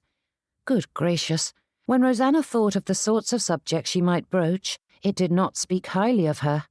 Fashion plates and gossip, was that all she could speak of? Shaking off that thought, she focused on the few times she had accompanied Prudence and the sorts of things her sister said, forging it into something she might use herself. "Good afternoon, Mrs. Wilkins. The ladies of Greater Egerton are aware of how difficult this summer has been on your family, and we wish to offer a bit of assistance to help you and your little ones through these trying times." That seemed proper, though far too stilted. What if Mrs. Wilkins was offended at the charity like Mrs. Manning had been? With Mr. Malcolm leading the way, Rosanna walked to the front door, piecing together what she might say and shouldn't say. For goodness' sake! Rosanna Leigh was no wilting flower. She faced down Greater Egerton's backbiting society without flinching, yet she quivered and quaked whilst giving charity baskets to those in need. It was ridiculous. But no matter how she tried to convince herself of that fact, Rosanna still fumbled with her words. "Breathe, Miss Leigh," murmured Mr. Malcolm as he rapped on the door. "You aren't alone in this, and you are more than capable of managing. You shall do brilliantly." Rosanna's gaze darted to him, her brows pinching together. How could he speak with such certainty?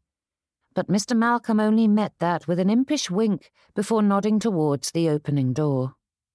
"Good afternoon, Mrs. Wilkins." Rosanna's words came out in a burst, and she stifled a cringe and moderated her tone. The woman on the other side of the door looked no older than Rosanna. Her clothes were worn but clean, her hair was caught up in a dingy mob cap, and there was a babe perched on her hip. "May I help you?"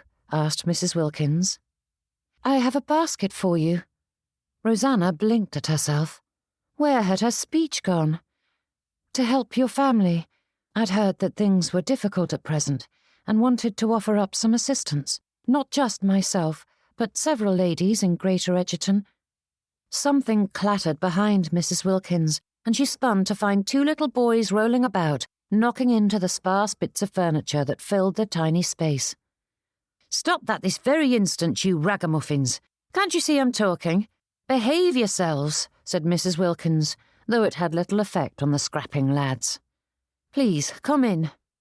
Mrs. Wilkins' expression brightened, and she stepped back, ushering them into the tiny room. The roof was tall enough for them to stand, but only just, and the top of Rosanna's bonnet caught on the rafters.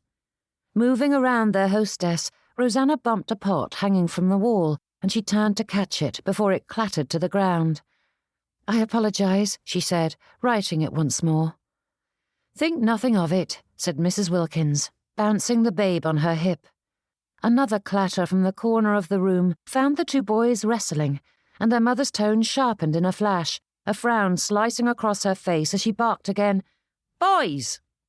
The two lads released each other with sheepish frowns, but their instant contrition was far from earnest, as they kept sliding each other narrowed looks as though plotting the next tumble.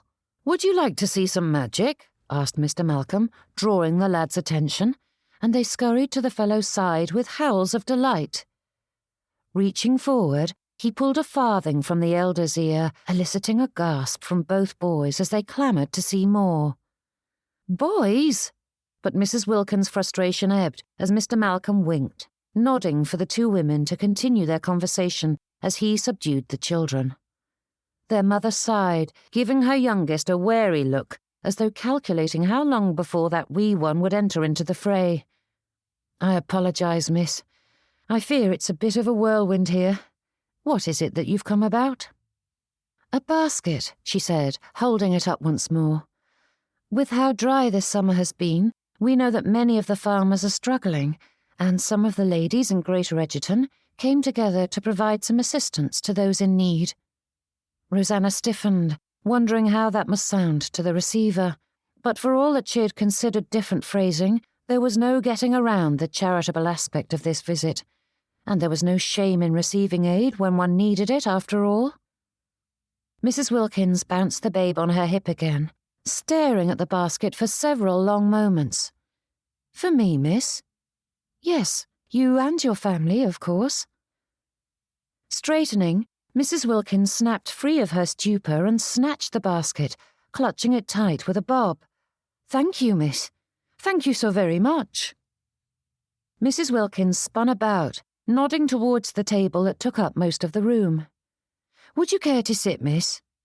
But when she moved to set the basket down, there wasn't space enough amongst the cooking accoutrements. Scant piles of chopped vegetables had been gathered, ready to be placed in the pot, and Mrs. Wilkins fluttered about without a free hand to do a thing about it. Whenever she met Rosanna's eye, she dropped into another bob, tacking on a "miss" for good measure, and rattled off a litany of apologies for the state of her home. "There is no need," but Rosanna's words fell on deaf ears as the woman set about trying to get her guest seated into a rickety chair. And all the while, Mrs. Wilkins babbled words of gratitude that ought to make Rosanna's heart warm with pleasure, but instead had her cheeks heating. Not that she minded the display, but it was so effusive, and Rosanna didn't know what to say in response. The basket certainly didn't deserve such adoration, and she couldn't help comparing how much her own family consumed and how meagre this family's meals must be if this charitable offering was met with such praise. Rosanna shifted in place. "You needn't go to any trouble." "Not at all, miss," said Mrs. Wilkins, bobbing yet another curtsy, and the child on her hip giggled at the movement, rocking back and forth as though spurring her to do so again, which Mrs. Wilkins did, while spewing apologies for the fact that her house was lived in, despite the fact that there was no reason for her to feel flustered. With 3 children and no servants, the woman was busy indeed. Mrs. Wilkins turned in place and set the basket on the ground before starting to clear her work from the table. "Just a moment, miss." "Please do not go to any trouble," said Rosanna, holding up her hand in placation, for the woman looked fairly ready to faint as she scrambled to balance her babe and the dishes, shifting her carefully laid piles of carrots, onions, and potatoes. "It's no trouble at all, miss," said Mrs. Wilkins, pausing to give her yet another bob of a curtsy, which made Rosanna's inside squirm. Thankfully she wasn't blushing, for it was bound to set Mrs. Wilkins in even more of a dither.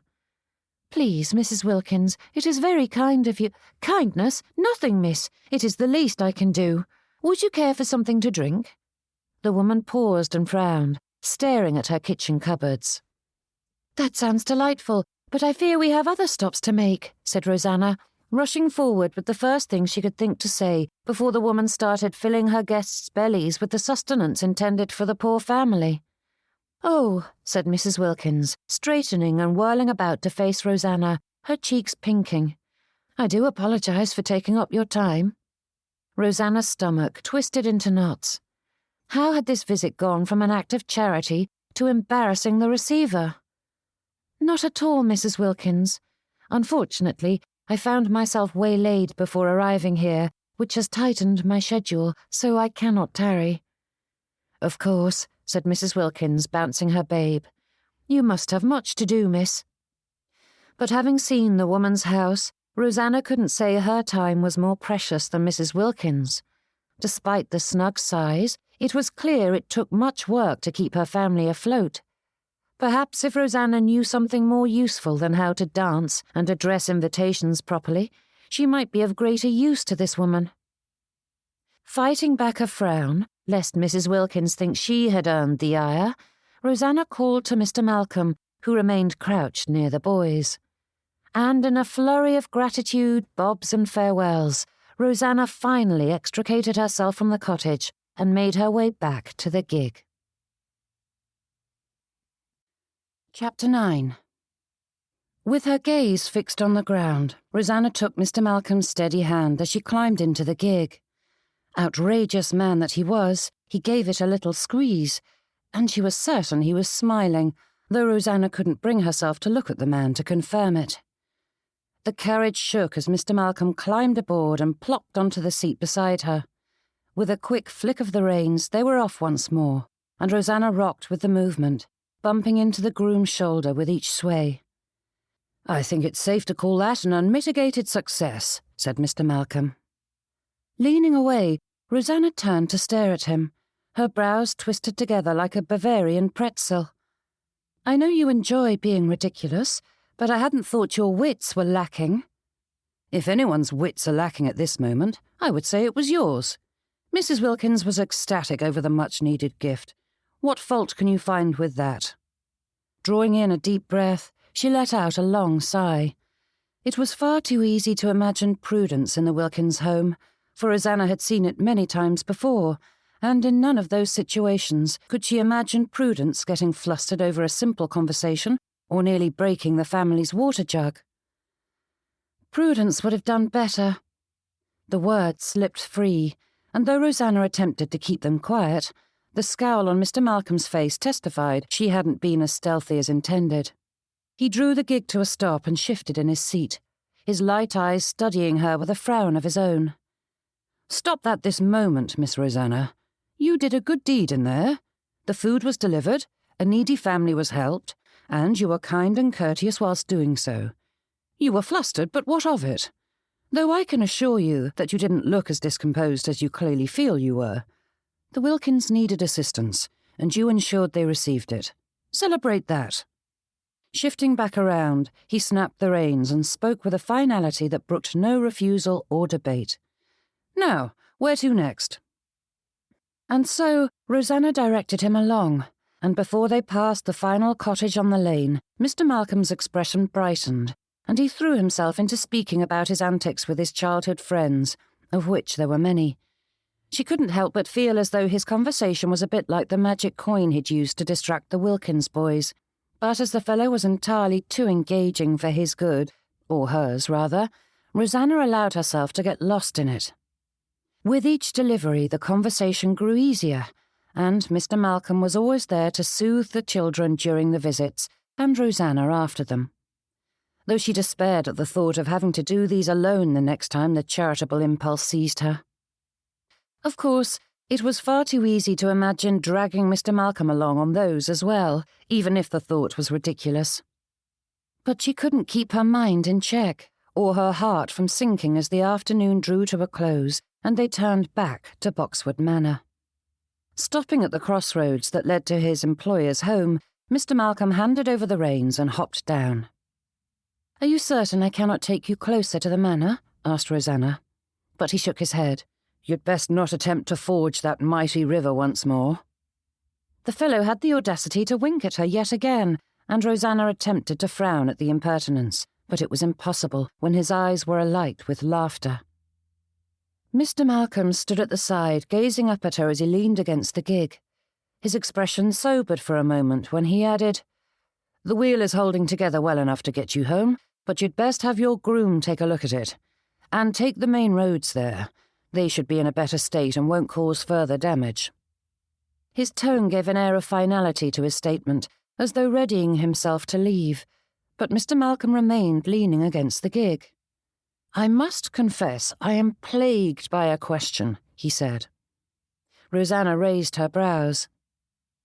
"And by stating such a strange thing, am I to be overcome with curiosity and pester you into voicing the question you clearly wish to ask me?" Dropping his head with a shake, Mr. Malcolm chuckled before he lifted his gaze once more. "You refuse to make things easy for me." "And why should I, Mr. Malcolm?" He gave a sharp nod to concede the point before his gaze grew studious.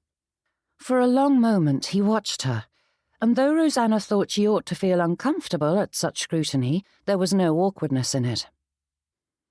"I find myself thinking again and again about your matrimonial goals," he said, and the calm of the moment fled as Rosanna recalled just how much she'd told this relative stranger. Even now, she couldn't comprehend how he'd winkled so much truth from her, but with his gaze fixed upon her, Rosanna knew it had been an easy thing. She didn't know why, but Mr. Malcolm felt like a kindred soul, a friend. "You refuse to throw in with all the other ladies who are determined to catch my master and his wealth, so I have to wonder if a discerning woman, such as yourself, would welcome the overtures of a man who has proven himself to be a charming friend and companion, even if he is only a lowly groom." Rosanna's breath caught. "Pardon?" "What would you say if I were to arrive on your doorstep, longing to pay a call on the lovely Miss Leigh, to speak to your father about whether or not I may court you?" Why wouldn't her lungs function? They had done their duty admirably for the past 27 years, yet at present they were determined to suffocate her. Matters weren't helped by Mr. Malcolm's deep blue eyes, which held hers with such tenderness that it felt like a caress. Yes, there was that cocky tilt of his lips, but his gaze traced her features with the tenderness of a lover's touch. There was no doubt that he was an attractive man, especially when he wasn't forcing the issue with that ludicrous attempt at flirtation he'd made before. And the past few hours had shown just how much Rosanna enjoyed his company. There was a commonality between their thoughts and humour that couldn't be denied. Yet the situation was impossible. A lady who struggled to navigate a tiny cottage couldn't live in one. For a single heartbeat, she allowed herself to ignore sanity and embrace the fantasy. Mr. Malcolm was just the sort of man she had longed for, and it was easy enough to imagine living a life at his side, full of laughter and genuine conversation, mutual appreciation and respect. For all that young Rosanna hadn't understood those enticements, she knew now that such were the greatest attractions. But reality couldn't be denied, and it knew all too well that such dreams could never come true. Even if Rosanna Leigh bucked her family's expectations entirely, she could never make a servant a proper wife. She didn't know how to lay a fire, cook a meal, weave, bake bread, clean, and all the rest. Certainly, there were aspects she could learn, but it wasn't merely a matter of snobbery, but practicality. Prudence was far more capable, yet she struggled with a physician's income. How much worse would it be for her fashion plate of a sister? Rosanna stumbled over her words, not wishing to say the truth, yet unwilling to let Mr. Malcolm's hopes simmer. "That is very flattering, sir." Brows pinched together, Rosanna scoured her thoughts for what to say. She had ample practice in calming a gentleman's ardour, so it ought not to be a difficult task, yet she struggled for the words. For the first time, She didn't want to speak them. "Mr. Malcolm, I assure you I enjoyed our drive together." "You needn't say another word, Miss Leigh," he replied with a teasing grin that made her think she certainly must say more, for there was no hint of defeat or dejection in that expression. If anything, Rosanna would say the challenging lift of his brow and lips said quite the opposite. Which he made very clear when he swept into a bow and added, "I often have time to myself in the early afternoon, and I enjoy wandering this stretch of the property. If a certain young lady were to enjoy a stroll at that time, in that place, that would be quite fortuitous. Of course, such a visit would be merely a friendly thing. No expectations of any sort, mind you." "Mr. Malcolm, I cannot—" "That would be quite a fine way to pass an hour or two." "That would be quite an improper way to pass an hour or two, Mr. Malcolm," she said. The fellow walked backward from the gig, looking as cowed by her objection as a rascal ever could. That is to say, not at all. He met her protest with that impish grin of his, and Rosanna tried to enforce her position, but her traitorous lips struggled against a smile. "You have your work and I have my reputation," she said, raising her voice to be heard as he continued to stroll backward toward the trees. "I shall be here at 1 o'clock every day," he shouted back. "If I have to wait all afternoon, I shall." "You will have to do so, Mr. Malcolm." Yet even as Rosanna took control of the gig and sent it down the road, she couldn't help but glance back over her shoulder at his retreating form, and her gaze found Mr. Malcolm watching her with a broad grin sparkling in the afternoon sunlight. Chapter 10. Windows were wonderful things. Beyond the obvious benefit of allowing light in whilst keeping the occupants protected from the weather, one could gaze upon the world and all its curiosities while snugly sequestered inside a cosy room. It was relaxing to watch the carts and carriages trundle by as adults and children milled between them. There was a frenetic energy about it, but from her quiet vantage, Rosanna was allowed to watch it all without wading into the fray. Leaning her cheek against little Nell's head, Rosanna pressed a kiss to it. The babe's delicate wisps of hair tickled Rosanna's lips, and she drew in a deep breath, delighting in the scent of the babe. With a sway, she rocked the child, reveling in the weight of her niece? Cousin? That wasn't entirely correct. In truth, the child on her shoulder was not directly related to her, although it felt as though Nell were a Leigh. It didn't feel right to call the child her sister's niece by marriage, because Prudence was every bit a second mother to the poor motherless child, and, by extension, Rosanna felt like Nell's aunt. She supposed the label didn't matter, but it was a puzzle to know what title to give their relationship. "Is she still asleep?" asked Rosanna, turning so Prudence had a clear sight of the child's eyes. "No, but you should enjoy the cuddle while she will allow it," replied her sister. "Now that she's sitting up all by herself, Nell is determined to never willingly lie down again." "That is not surprising, given her family," replied Rosanna. "Her father is a force unto himself, rarely content to merely sit." "That he is," said Prudence with a chuckle. "For all that he has the makings of an aloof sire, Robert is determined to be both father and mother to her. He's thrown himself into the role with a fervour that one doesn't often see, and the poor dear will be all the better for it." Prudence's words slurred together, and Rosanna glanced over to see her sister's head leaning against the sofa, her eyes closed. For all that Mr. Robert Bradshaw had hired a nursemaid to assist with the day-to-day care for his daughter, Prudence had thrown herself into the role of makeshift mamma for the little dear, and Rosanna knew the lady well enough to suspect she was taking on more than need be. Turning back to the window, Rosanna bounced Nell as she strode along the wall, her eyes tracking the crowd. A flash of blonde hair grabbed her eyes, and she paused. "Those are lovely flowers," said Prudence. Rosanna reached her free hand up to brush against the tiny daisy-like flowers that had been tucked between her locks. The movement dislodged them, and she grasped the delicate stem, twirling it about as she fought against a blush. The embarrassment was ridiculous, but then so was having bedraggled wildflowers in her hair. And then, of course, there was the matter of her secret visits to the woods with a certain groom. Though she longed to lie to herself and say she had no intention of going tomorrow, just as she had every day for the past fortnight, Rosanna knew the truth. She couldn't seem to stop herself. Mr. Malcolm's name rested on the tip of her tongue. This was the perfect opening to tell her sister all about the fellow, but she couldn't bring herself to speak the words. Their time together felt like a fairy tale that belonged solely to them, and speaking of it would break the magic, forcing Rosanna to acknowledge that these stolen moments were leading to future heartache. "What is that blush for?" asked Prudence with a laugh, lifting her head from the sofa. "Your cheeks are as red as strawberries." Using the babe in her arms as a guise, Rosanna bounced Nell around the room, turning away from her sister to hide the telltale flush of pink. She was no young miss to be putting every emotion on display, but no matter how she tried to school her expression, even the slightest remembrance of a certain groom had all her hard-won decorum crumbling.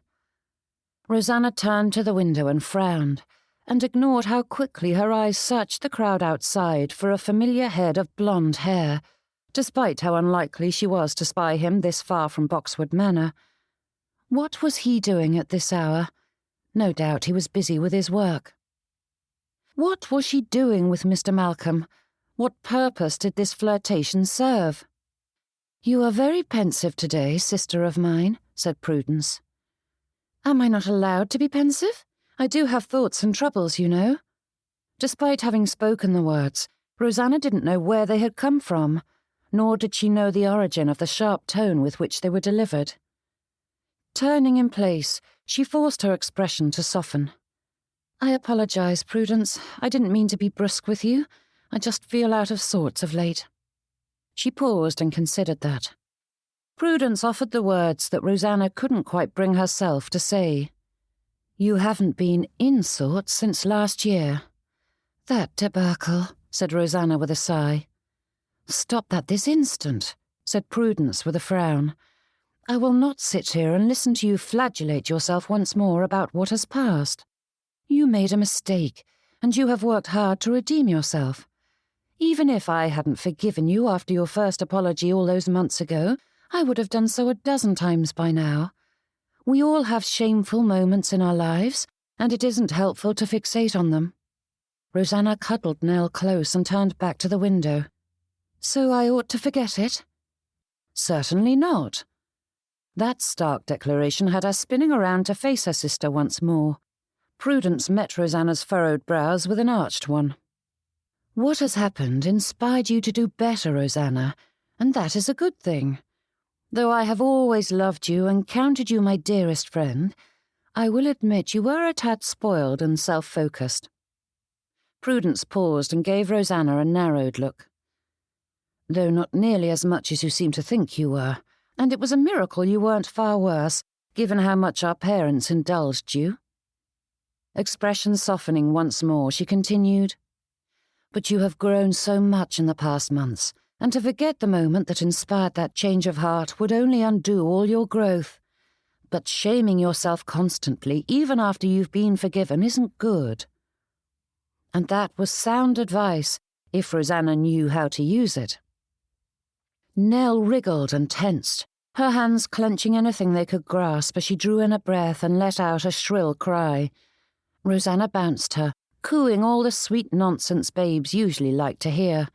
But Nell arched her back, pushing away as though even she could not stand Rosanna Leigh. That silly thought pierced her heart, forcing Rosanna to redouble her efforts, but Nell was having none of it, squawking and squirming until it was clear that this was no passing mood. Prudence rose to her feet and came to her side, reaching for the child, and Rosanna fought against the impulse to step away. There was no point in fighting it, or ignoring the fact that she was a useless creature. Rocking a child while her makeshift mamma rested for an hour was not some grand Herculean effort, yet Rosanna couldn't manage even that. "What is that expression?" asked Prudence, her brows pinching as she took Nell into her arms and stepped away, studying her sister's face. "It is nothing." But Prudence's eyes narrowed. Rosanna sighed. I cannot seem to find my footing any more. Despite my best efforts, everything goes awry, and I feel like I am forever failing. Goodness, that is quite a lot for one expression, said Prudence, nodding towards the sofa. The sisters took their seats, settling into the cushions while she shifted Nell into the crook of her arm. The little one stared up at the ceiling, as though it held all the marvels of the universe, and Rosanna couldn't help but smile at the look of unadulterated joy. With a few promptings, Rosanna unburdened her heart, focusing on the charitable visit she completed a fortnight ago, for it was the most obvious example. With a glaring omission, of course. There was no need to mention Mr. Malcolm, for though he had been there, he was not central in her heartbreak at present. The story unfolded, leading down other avenues, many of which had become familiar paths over the past year. Rosanna couldn't stop the words as they flowed. They sprang from her like a font, releasing into the world with abandon. Mamma certainly didn't care to listen. Her other sisters couldn't or wouldn't empathize. Papa rarely emerged from his study. Heaven knew their brother was too young to have any interest in his sister's troubles. But Prudence sat silent, rocking Nell and watching Rosanna, her gaze filled with that large heart of hers. Seeing her with the babe, seated on her own sofa in her own parlour, Rosanna knew Prudence belonged in this simple and worn little home. This was her place in the world. Unfortunately, Rosanna's heart ached for the days when her place was at her sister's side. It was a selfish thought, and she cast it aside, simply revelling in the fact that in the here and now she had unfettered access to Prudence Humphreys. And all the while, Prudence merely listened, giving her sister her full attention whilst allowing Rosanna to say all the things she was unable to admit in any other company or setting. Only when the words finally slowed did Prudence speak. "May I ask who Mr. Malcolm is?" "Pardon?" Rosanna straightened, her eyelashes fluttering as she searched for a reply. Before she could, Prudence clarified, "You mentioned him a few times, and I'm not familiar with the gentleman." "I did?" Scouring her thoughts, she tried to identify when she had done so. But did it matter? Prudence hadn't plucked the name from thin air, so clearly Rosanna had spoken his name. And was it any wonder? The fellow was a constant presence in her thoughts. With narrowed eyes, Prudence said, "You did." "He isn't a gentleman, but a groom. He was kind enough to aid me when I was stuck and couldn't free the gig." The words tasted sour on her tongue. True, Mr. Malcolm was not a gentleman in the narrow sense of the word, but he had the bearing of one and comported himself as such. The fellow was truly an enigma. Prudence made a vague noise that seemed to accept that answer, but there was a glint of speculation in her gaze that gave Rosanna pause. Did she guess what was happening? But then, Rosanna did not know precisely what that was in the first place. How many times would she meet with Mr. Malcolm? What good did it do to tempt herself with what couldn't be? Those thoughts drew Rosanna back into a pensive silence, until Prudence cleared her throat with a raised brow. Cheeks blazing once more, Rosanna hurried to distract her sister. "I don't know what to do with myself. I try again and again to do more than stand about ballrooms and parlours, filling the air with nothing but noise, but every effort seems to fall short. I cannot do anything right." That is quite the sweeping statement. But true enough. Absurd. Rosanna sighed and shook her head, but before she could say another word, Prudence shifted, turning until she faced her sister. "You are too hard on yourself, dearest. We share that in common." Prudence paused, her brows pulling low as she considered that. "I have found myself wondering of late just how different life would have been for both of us had we not been born in the same family." Brows jerking upward, Rosanna stared at her sister. "That is a horrid thought." "I didn't mean it that way," said Prudence, freeing a hand to pat Rosanna's. "Of course I wish for you to be my sister, But I have to wonder if we might have been judged better had we not been so close in age. Our beauty, talents, and personalities have always been compared one to the other, and it does us both a disservice. Neither of us is better or lesser than the other. We are simply different, yet no one seems to accept that fact. Leaning down, Prudence set Nell into her bassinet beside the sofa before turning back to her sister and drawing nearer. It is only since I met Parker that I have stopped believing myself to be an eyesore. You are not an eyesore, Prudence. You never have been. Rosanna scowled, longing to pummel all the fools who had made her sister believe such nonsense. When she emerged from those dark thoughts, she found Prudence watching her with an arched brow. I know that now, but I did not always believe it. I was constantly compared to you, and so I was forever bound to fall short. Squeezing her sister's hand, Prudence leaned closer and added in a low voice, "The same is true of you.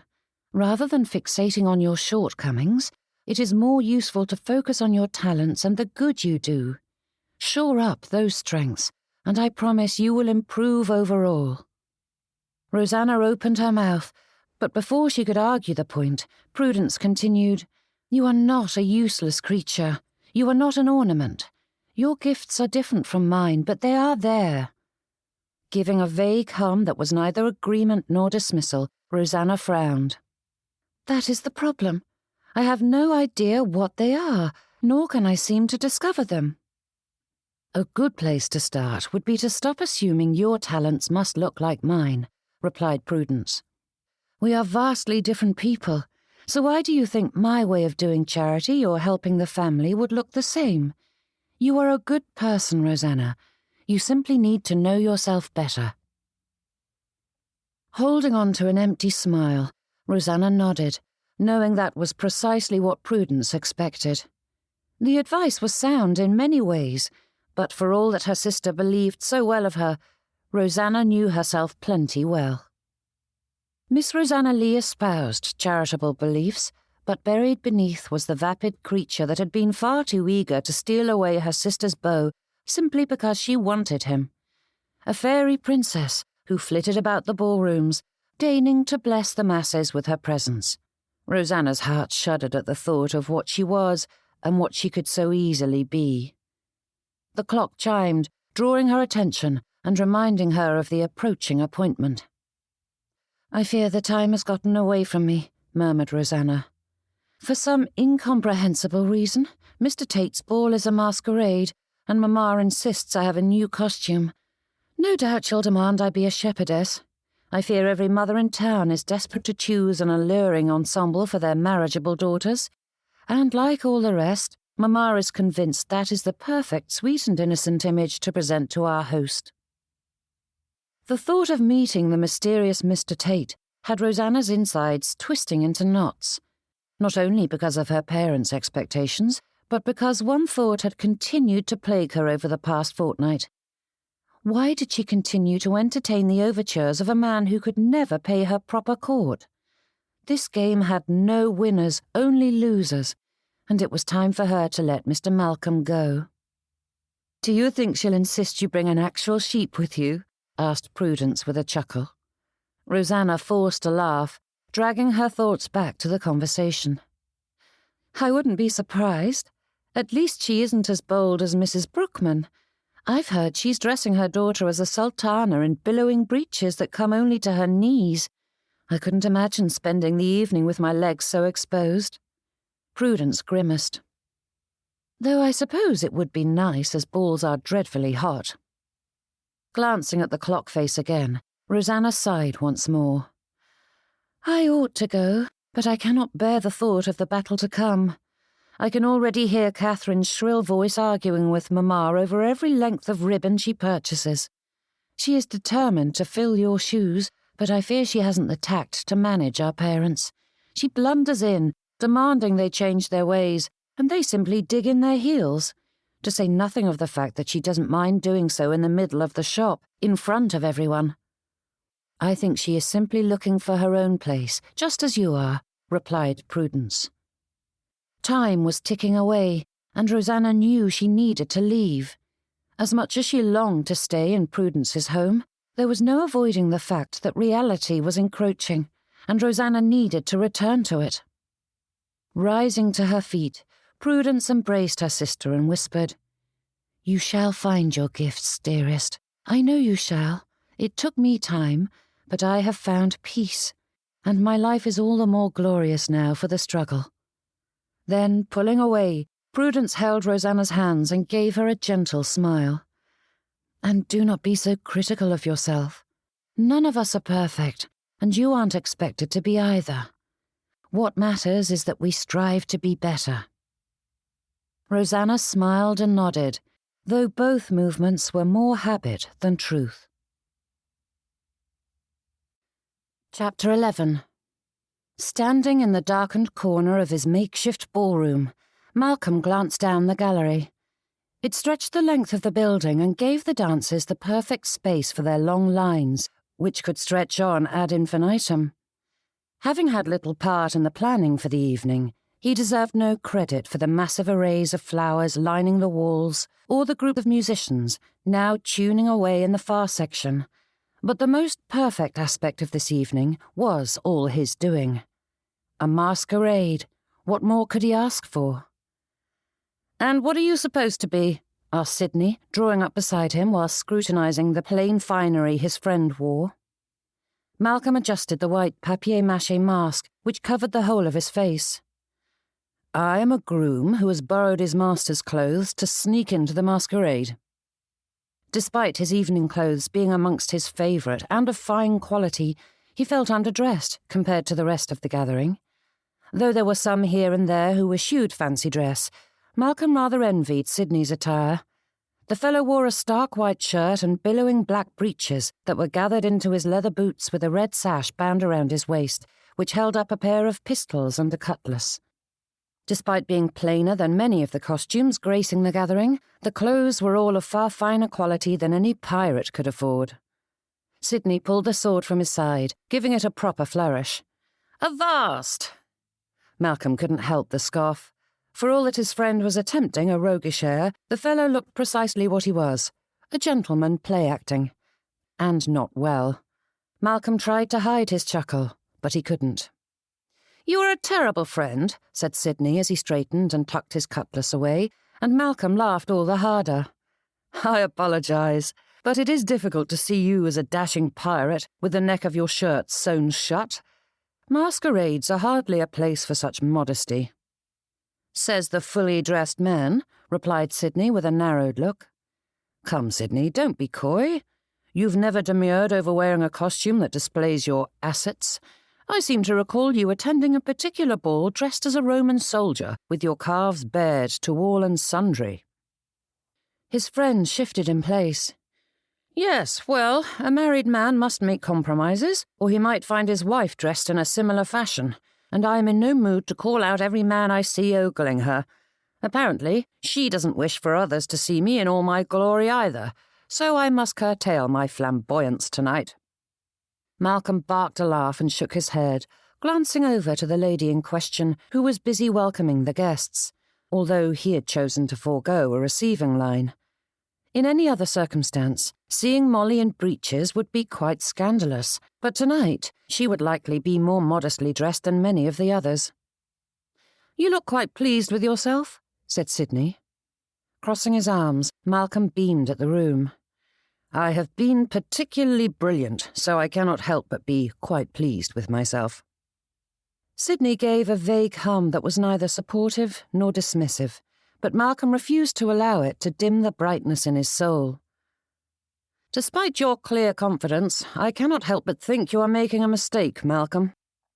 It's time for the truth to come out, but is it wrong for me to want one more reassurance?"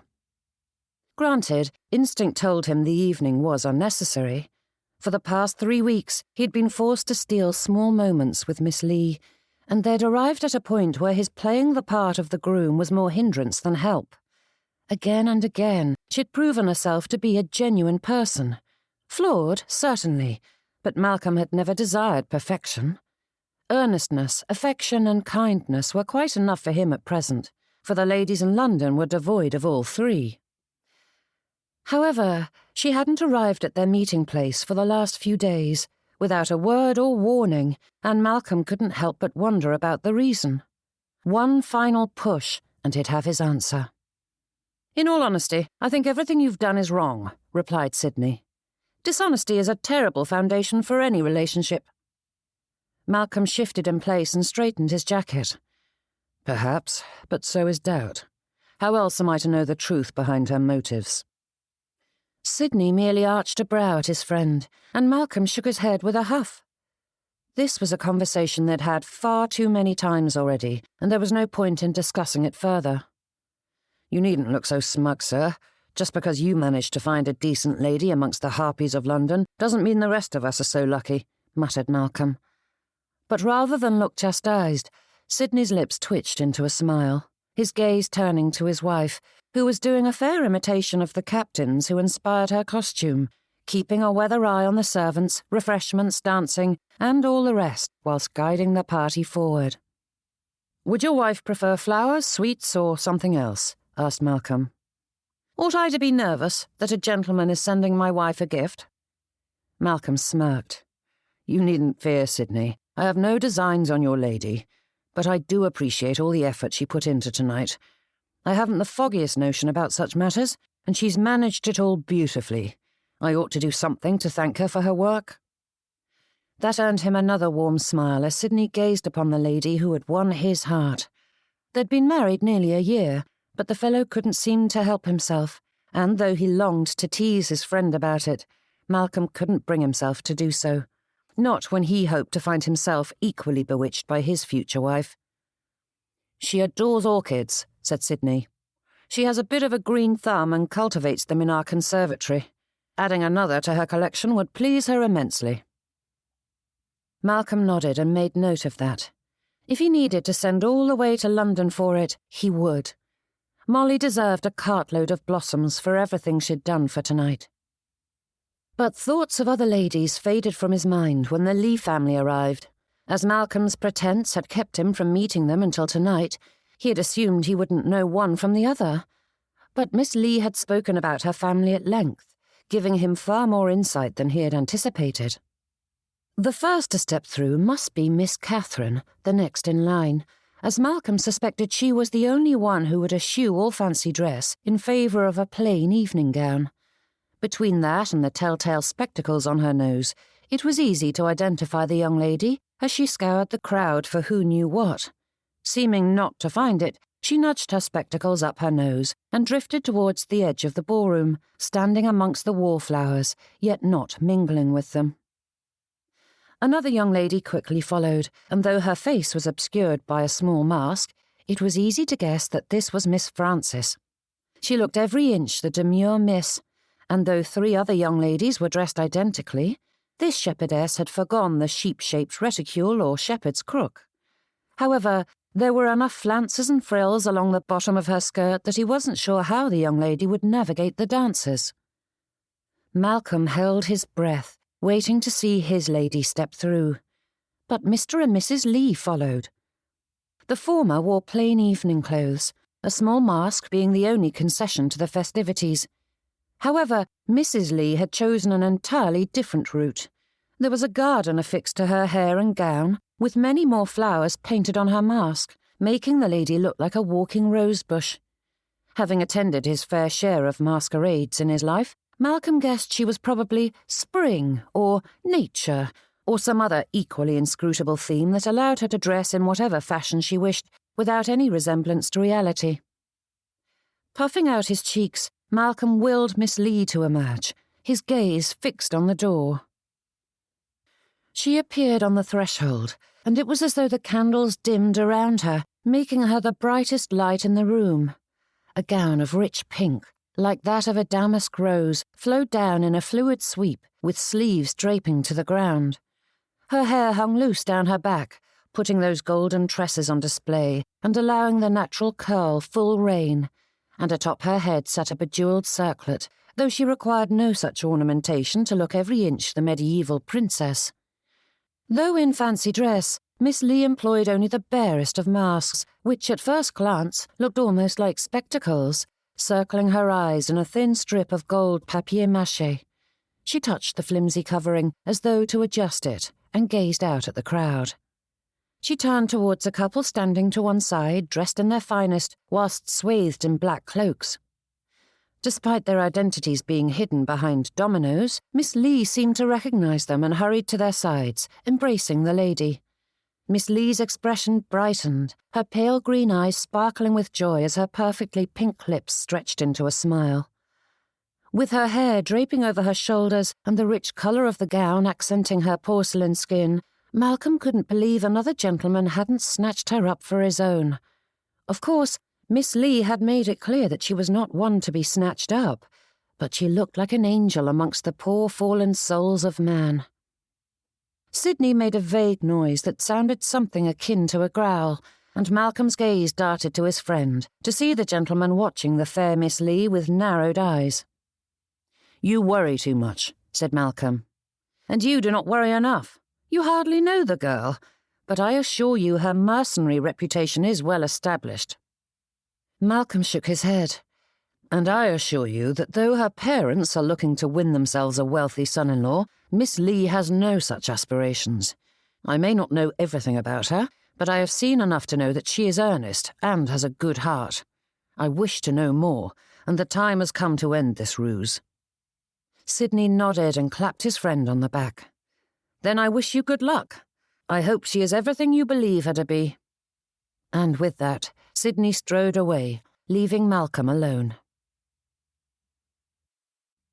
Chapter 12. "You came!" cried Rosanna, throwing her arms around Prudence's neck.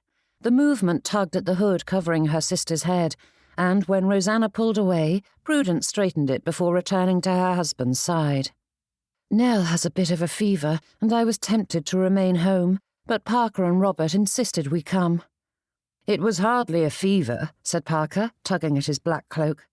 "As much as I understand the purpose of masquerades, I cannot help but think they are a folly. As it is difficult to move whilst in costume, you have to constantly write the ridiculous thing. How are we expected to dance in it?" Nell was warm to the touch, Parker. The only part of Prudence's face that was visible beneath the hood and mask was her lips, and they were pinched together in a manner her sister knew all too well. "Are you arguing with a physician?" Rosanna asked with a smile. Parker took his wife's free hand in his and pressed a kiss to her knuckles. "I may be a physician, but she is a fretter, and I fear she is far more skilled at her profession than I am." Rosanna laughed, but at a narrowed look from her sister, she stifled it, though didn't bother to hide her smile. The fact that she felt such lightness of spirit was a bit of a miracle, and Rosanna was quite ready to revel in it. Examining her sister, Prudence smiled. "I see you escaped your fate as a shepherdess."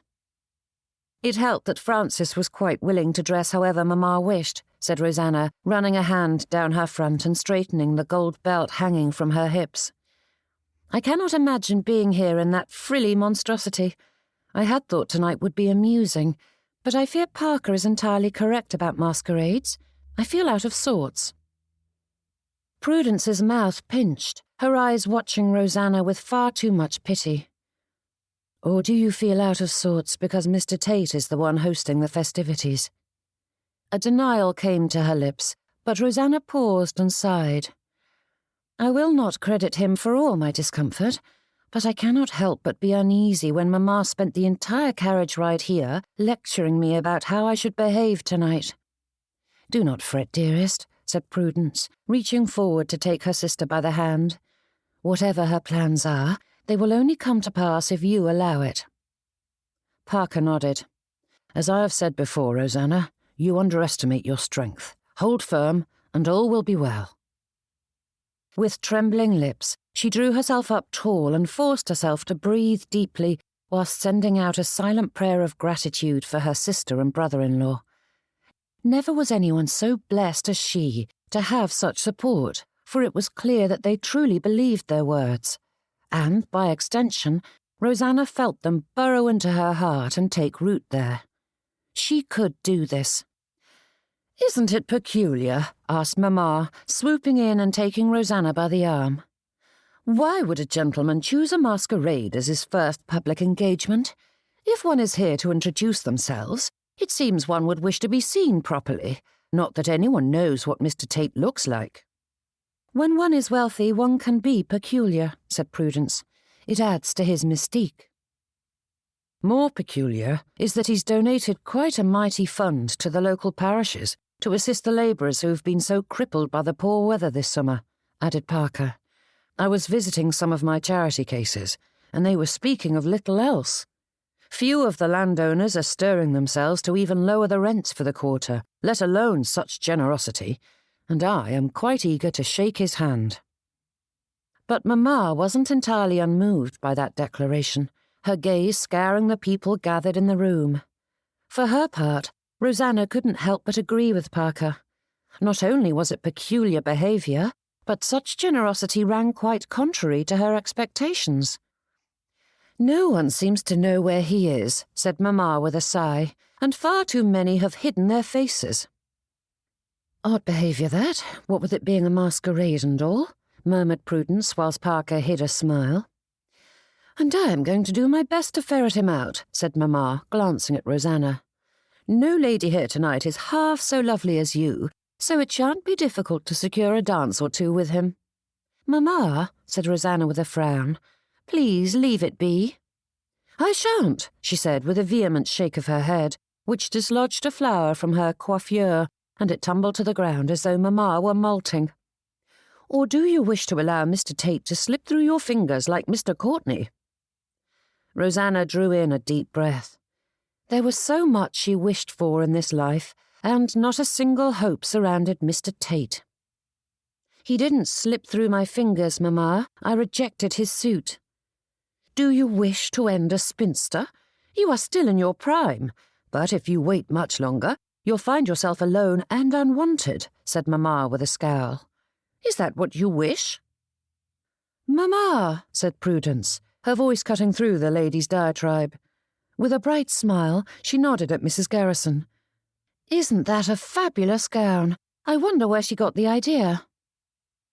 With raised brows, Mamma turned her attention towards the lady, and she straightened.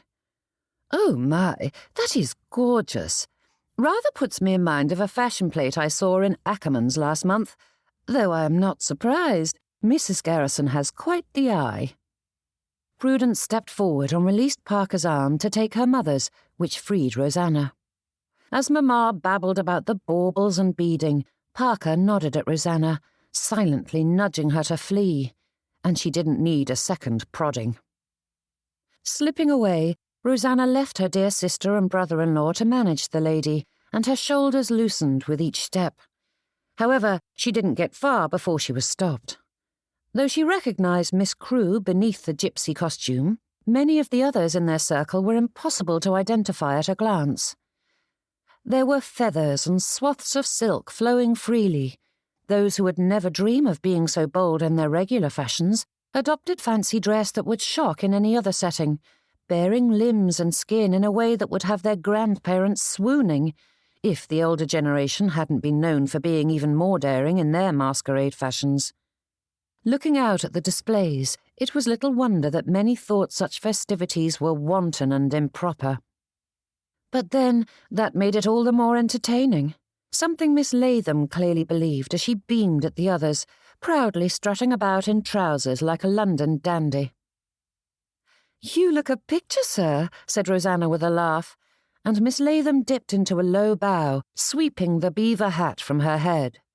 "Indeed I do," she said as she straightened, "though that is hardly a surprise. I am quite the specimen of manhood." Waggling her brows at Miss Crewe, who giggled, Miss Latham added, "Please do not swoon, miss, for I would hate to cause yet another stir. I can hardly step foot in London, for everywhere I go, young ladies are throwing themselves at my feet. Quite embarrassing." "Pardon me, Miss Leigh." Turning towards the voice, Rosanna spied a gentleman in a foreign costume, Chinese or perhaps Indian, though it was difficult to tell precisely, just as it was a struggle to identify the gentleman beneath the mask. If you are not spoken for, I would love to request your first set."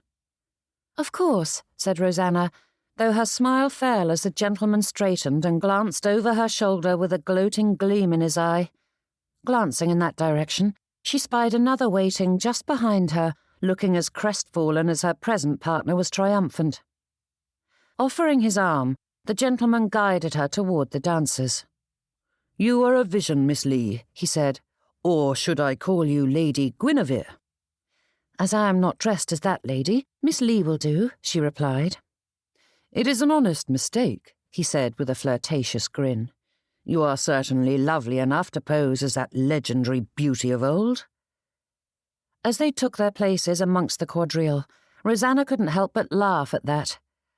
"I would hope I am more sensible than someone who, at best, was an ornament on King Arthur's arm, and at worst, a spiteful creature who destroyed an entire kingdom." Her partner stood there, blinking at her, and there was something about that expression that snapped her thoughts back into place and allowed her to see Mr. Woodhouse beneath the mask. "I suppose I am not well versed in all the stories of Camelot," he replied. "I was simply thinking of all the accounts of her beauty. I can say without a doubt, no one rivals yours." Rosanna held back a sigh. Why did men insist on saying such things? Not that she minded the compliment, but why was it always couched in a comparison? Her heart broke for all the ladies, like her dear Prudence, who had too often been on the poor end of such a statement. Could they not simply flatter without implicitly denigrating others? It was not enough that she was appealing to him, she must be more appealing than anyone else. The music struck up, and the dancers moved about their figures, weaving between their circle of 8. "I have often longed for the opportunity to stand up with you," said Mr. Woodhouse, though Rosanna could swear that they had danced before. "They say there is no finer dancer in all of Greater Egerton." Rosanna held back a sigh and quickly scoured her thoughts for something to redirect this conversation before it became a litany of her various features. "I am thinking of organising a charity concert." "That is industrious of you," he replied, though his tone was devoid of genuine interest. "It has been some time since anyone has undertaken such a large endeavour," she added, "and I thought it high time I try my hand at it. However, I have never organised anything on such a grand scale, and I fear I haven't the skill to do it justice."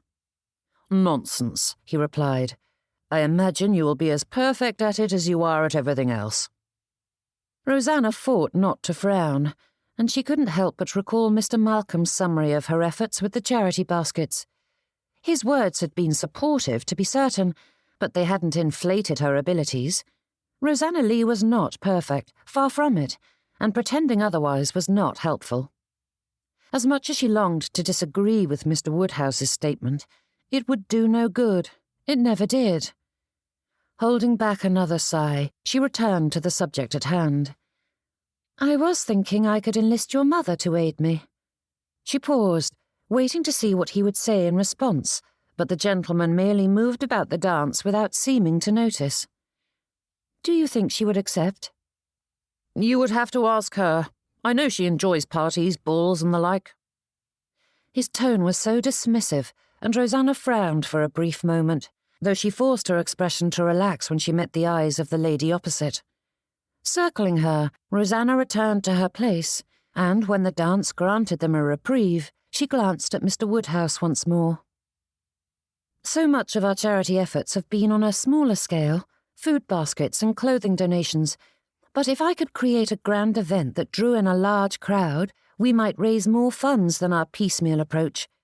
This isn't merely a bit of frivolity. This would do good for our town and its people." Mr. Woodhouse nodded, though he gave her a vague smile, one she knew all too well. The menfolk were quite willing to speak at length about her beauty and accomplishments, but the moment she broached an actual conversation, they grew bored. "I just purchased the most beautiful mare, Miss Leigh. She is a picture."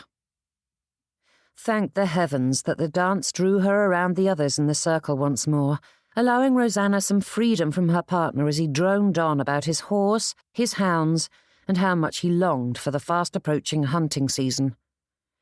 The conversation, or monologue rather, was one she'd heard so many times before that Rosanna predicted what Mr. Woodhouse would say next. The bloodlines of his horse, the speed and height at which his mare could jump, all the many birds he'd bagged. It was as though the menfolk were applying for a position as her gamekeeper rather than her husband. But then, it was little wonder when they didn't truly wish to speak with her. At her, certainly, but nothing resembling a proper conversation. Mr. Woodhouse was just another in a long line of men who viewed securing her company as a mark of their superiority and a reason to strut and preen about, bagging her like one of their birds rather than desiring her company in any real fashion. His attention was so fully on himself that he didn't notice when Rosanna stopped giving him even the polite sounds and nods that showed she was listening. As she circled the lady opposite, Rosanna whispered a quick, "I adore your gown. That is such a becoming shade, Miss Cully." The lady straightened and grinned. "Thank you, Miss Leigh." "I am planning to ride out tomorrow if the weather is fine, and I would be the envy of the town if you were to accompany me," said Mr. Woodhouse. Rosanna held back a scoff. Far too many gentlemen thought such statements would elicit swoons, but the incomplete invitation employed not a single question mark, and thus ought to be disregarded as nothing but a vague declaration, one she was quite happy to ignore. Frowning to herself once more, she considered just how often such attentions might have turned her head once upon a time. Not that Rosanna had ever tolerated tepid sentiments, but how often had she been placated by a few compliments?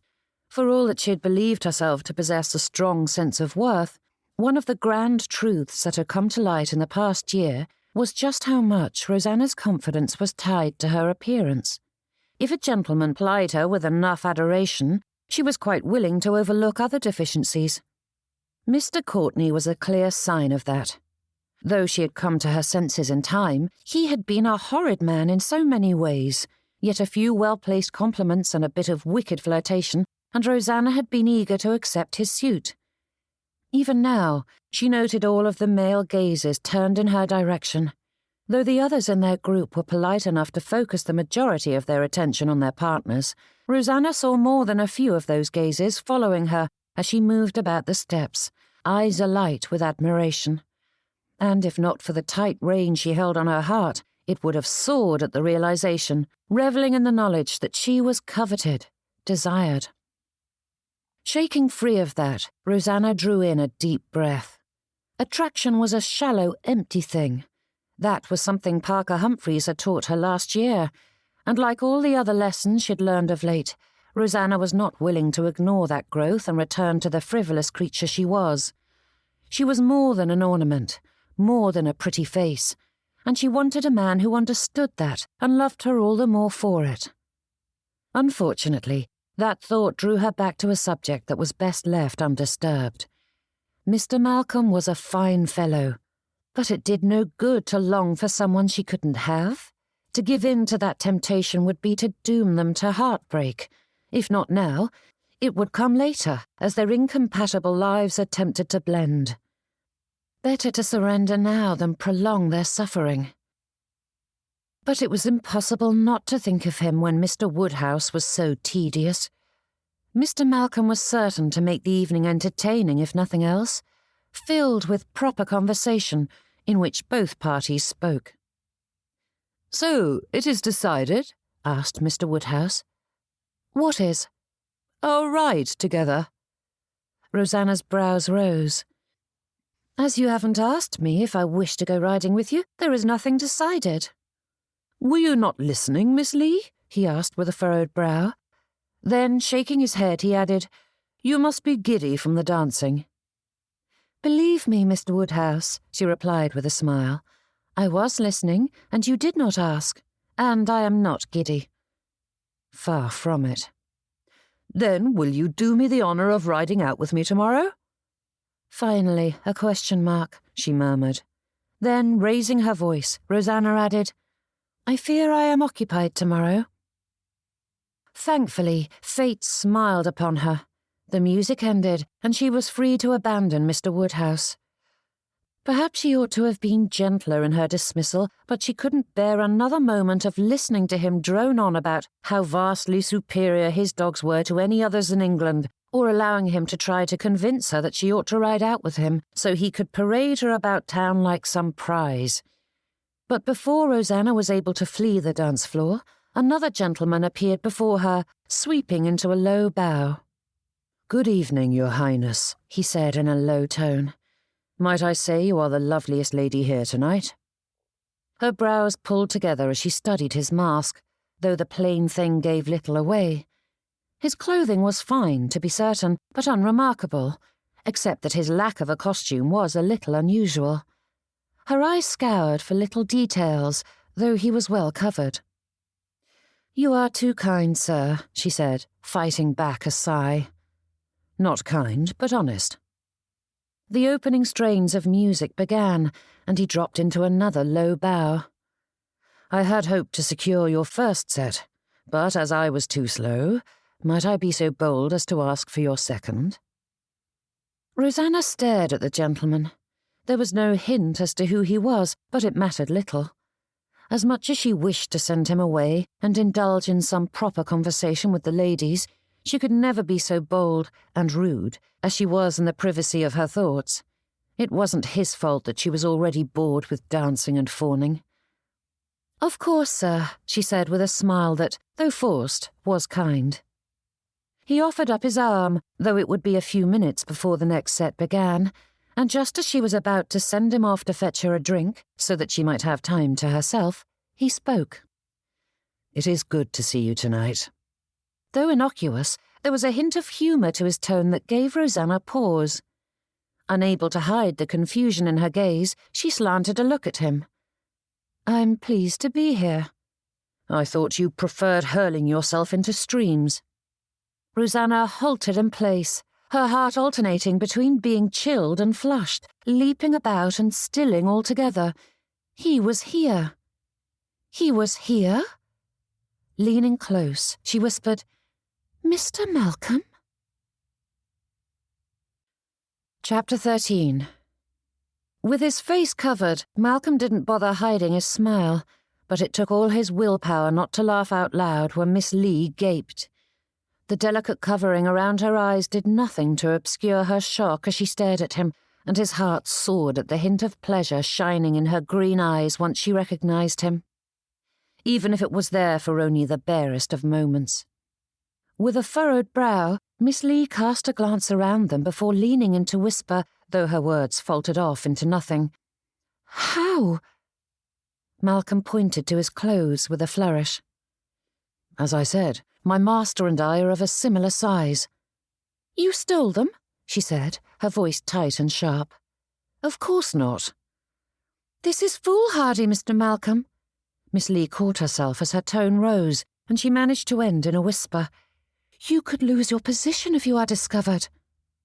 "Your concern does you credit, but I assure you all is well," he replied, offering up his arm once more, but she refused to take it.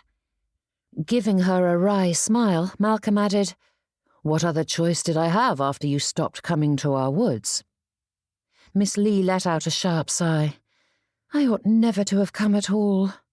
"Yes, but you did, several times, and I have spent every free moment waiting for you with no sign or explanation as to why you abandoned me. Have I done something to offend you?" She raised a hand to her forehead, but when her fingers hit her mask, she dropped it once more. Miss Leigh shook her head. "For all that you jest, you are no fool, Mr. Malcolm.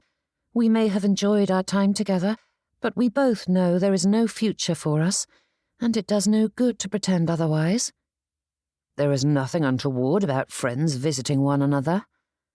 Miss Leigh's head jerked back, her gaze blazing. "Do not feign ignorance, Mr. Malcolm.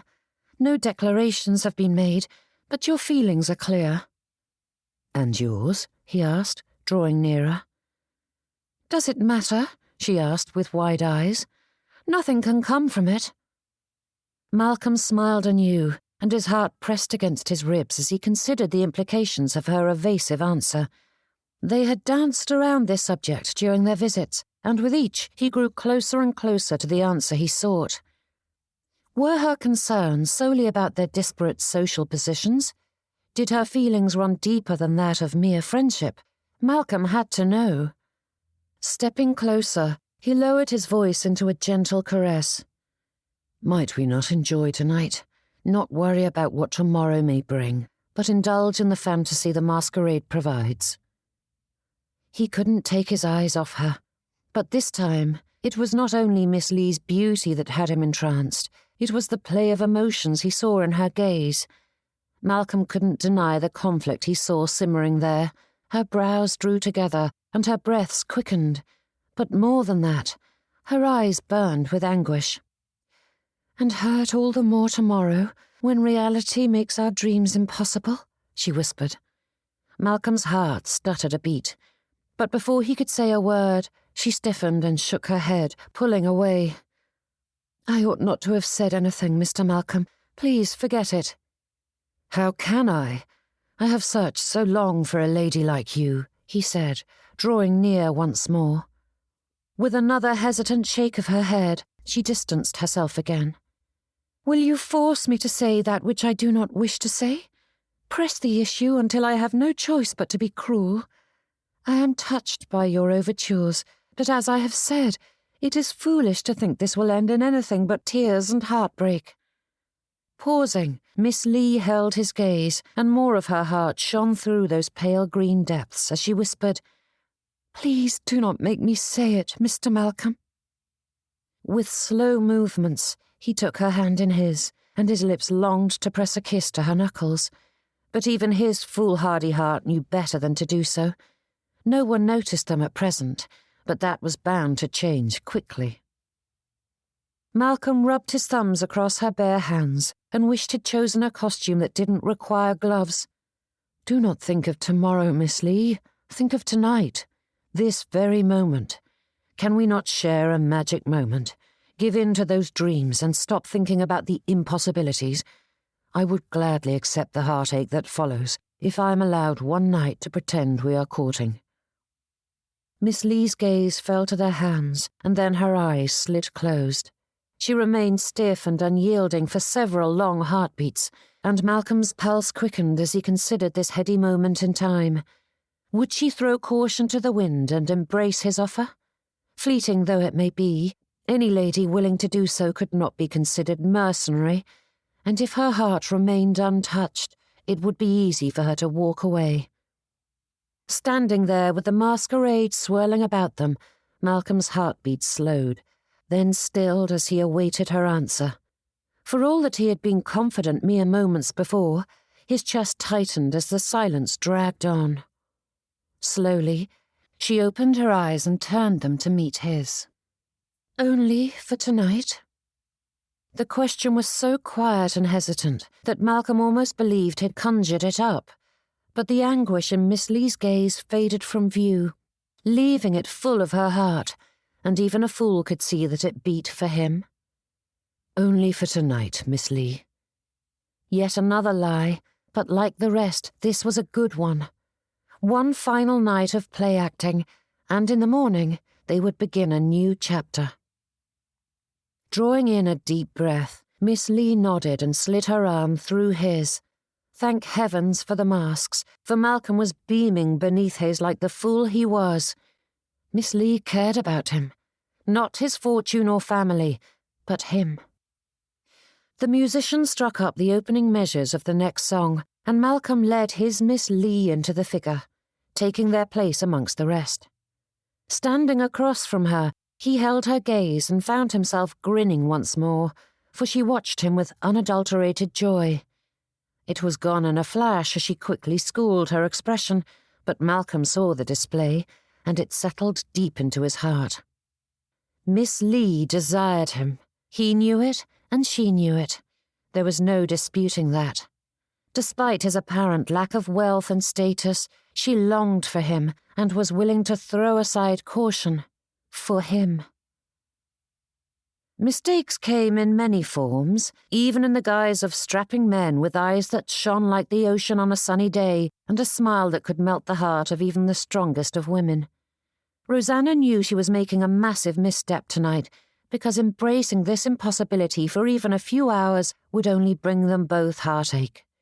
However, knowing that did not keep her from making it. She wanted to pretend, just for a moment. There was no future for her and Mr. Malcolm. The poets claimed love was the pinnacle of importance, and though she embraced that belief, it came with a caveat. Love was not some unchangeable, immovable object. Plenty rode off with their new husbands, certain the future was filled with flowers, sweets, and undying declarations. But then life began in earnest, and when the months turned into years, and the cares of daily life intruded, it was easy for love to wither and die. Some might argue that such a weak sentiment was not love at all, but having seen it again and again, Rosanna couldn't believe the daydreams that said a love once forged was unbreakable. Love wasn't iron or steel. It was a seed, planted in courtship and sprouting with marriage. It required constant care, or it failed. One couldn't expect a bountiful crop if one did nothing to tend to the delicate creation. Hardships and trials often led to neglect, allowing the seed to wither and die beneath the pounding winds and torrential rains. A groom had no home. No employer would allow him to keep his wife in his staff quarters. There was a reason many servants remained unmarried. At best, spouses lived apart, able to see each other once a week if fortune favoured them. What love could survive that solitude? Even if that hurdle were overcome, how quickly would it die when Mr. Malcolm discovered his wife had no skills to aid with their household, or when she tired of scrimping and saving every last farthing?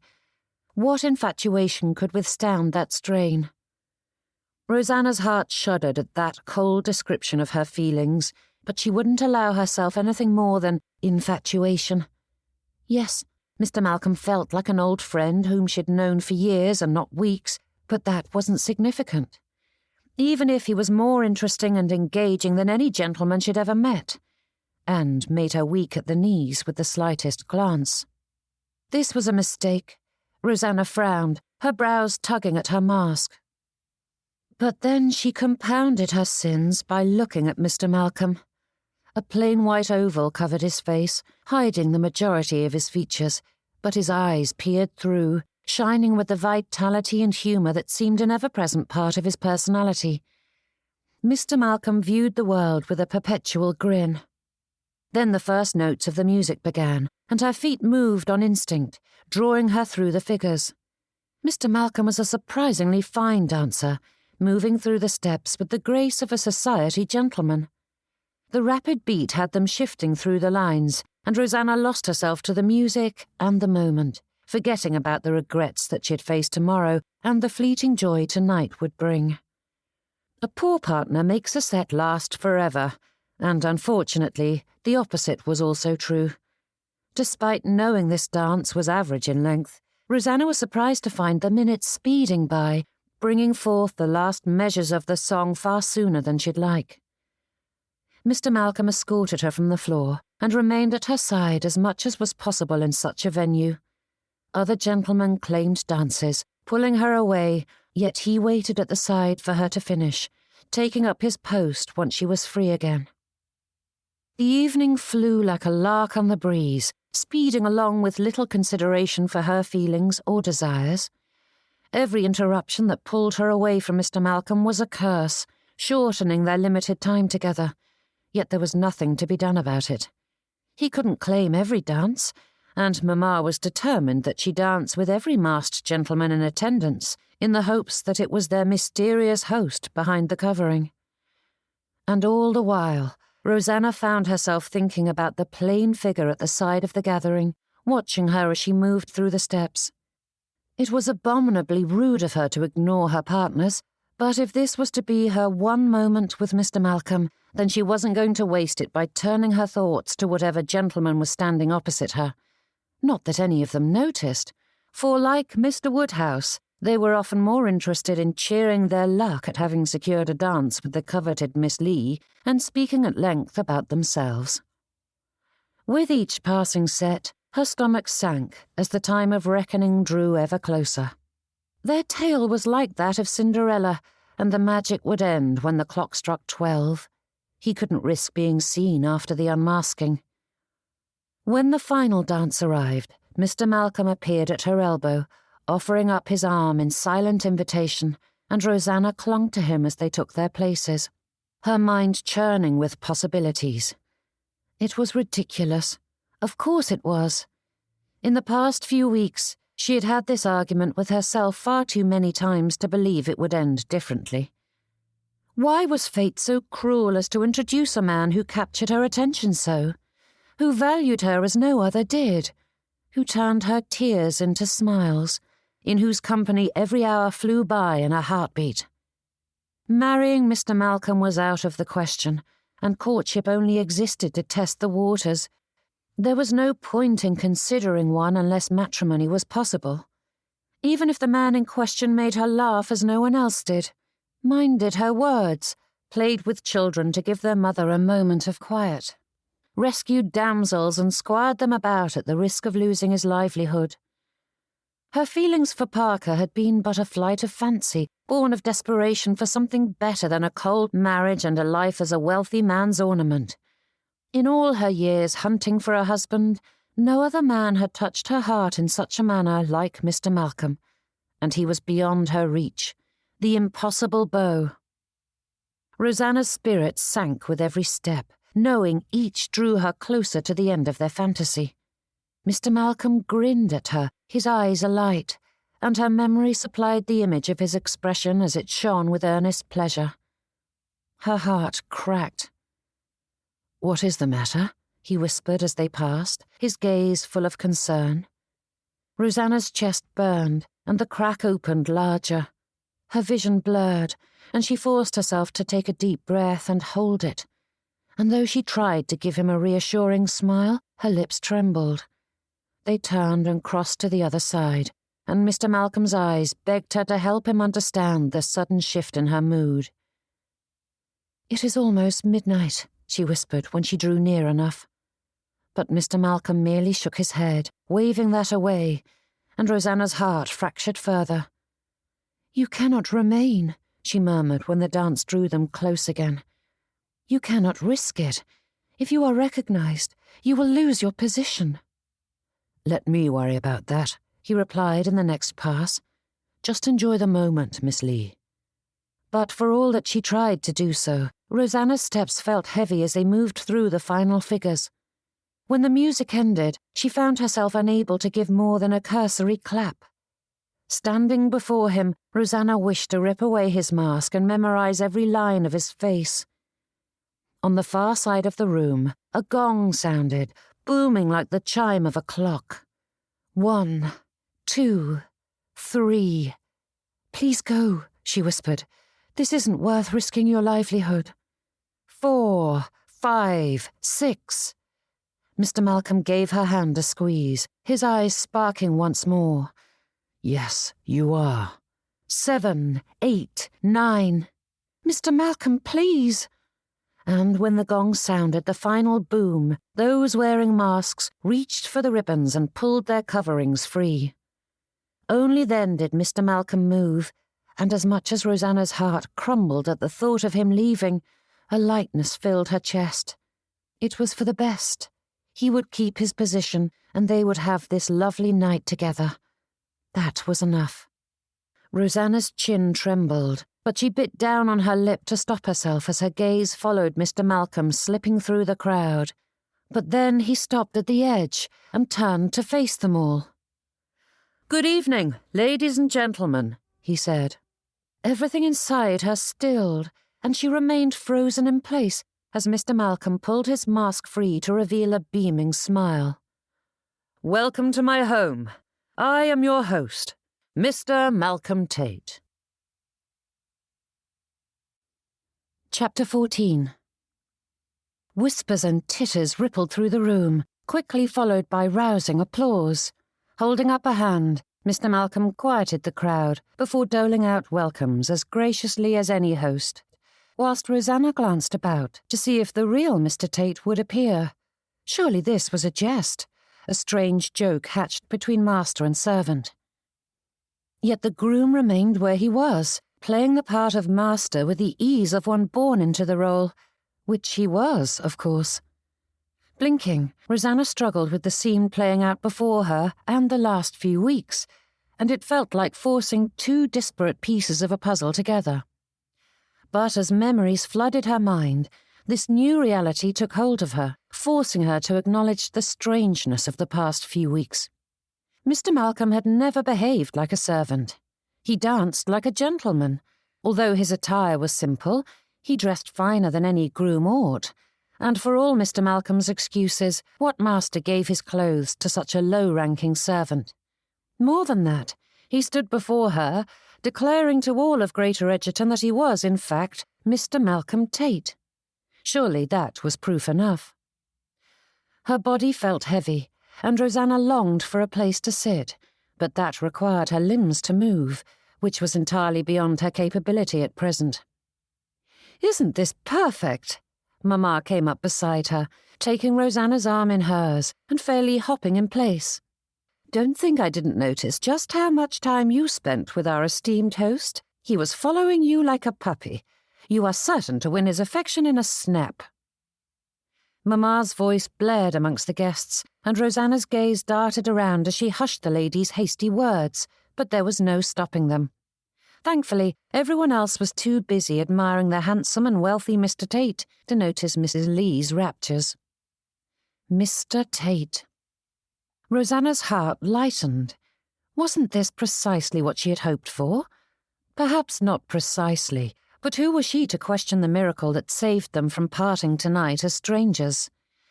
And in those few fluttering heartbeats, she imagined what would come next. They had shared 2 sets together already, so a third was impossible. But no doubt, Mamma would do everything in her power to dissuade anyone else from standing up with Rosanna and stealing her from Mr. Tate's side. There would be others vying for his attention as well, but what did it matter?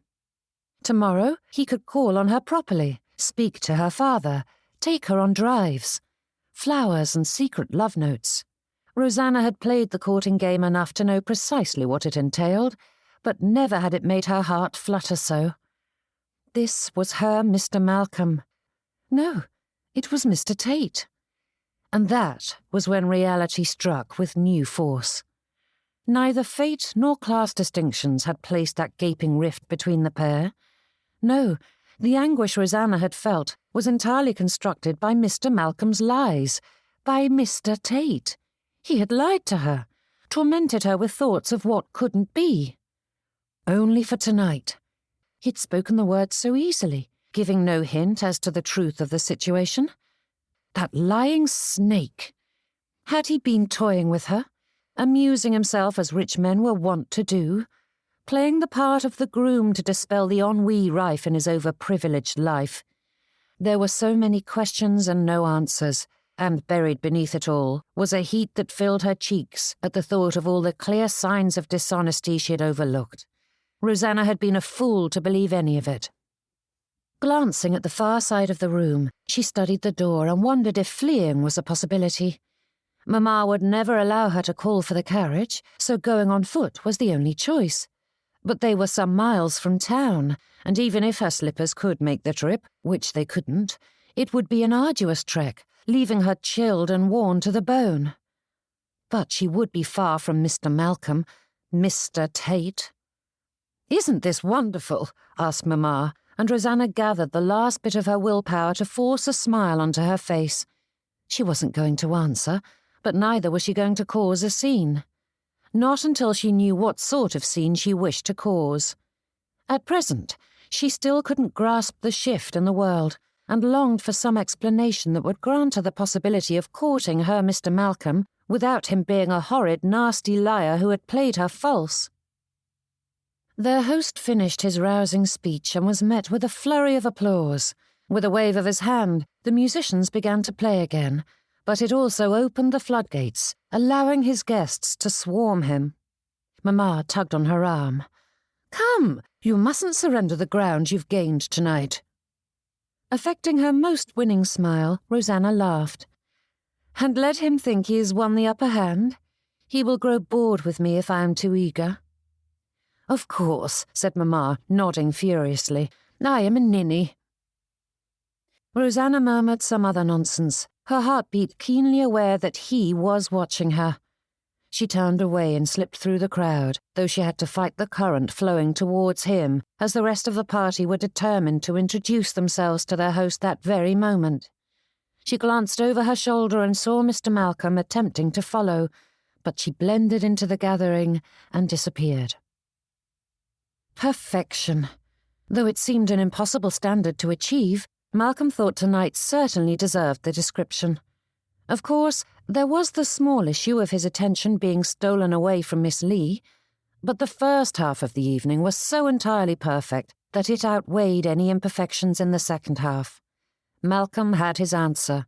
Miss Leigh truly cared for him as a man and not a pocketbook, and this farce was complete, allowing him the freedom to woo her as he so desired. If only he could find her, but the press of people made her impossible to follow. "It is such a pleasure to meet you, Mr. Tate," said a lady with a curtsy. "My family was so pleased to receive your invitation." As he hadn't properly met anyone in town, Malcolm hadn't the foggiest notion who she was, and the invitation had hardly been a personal thing, though her tone seemed to imply that it was. Molly had simply invited everyone.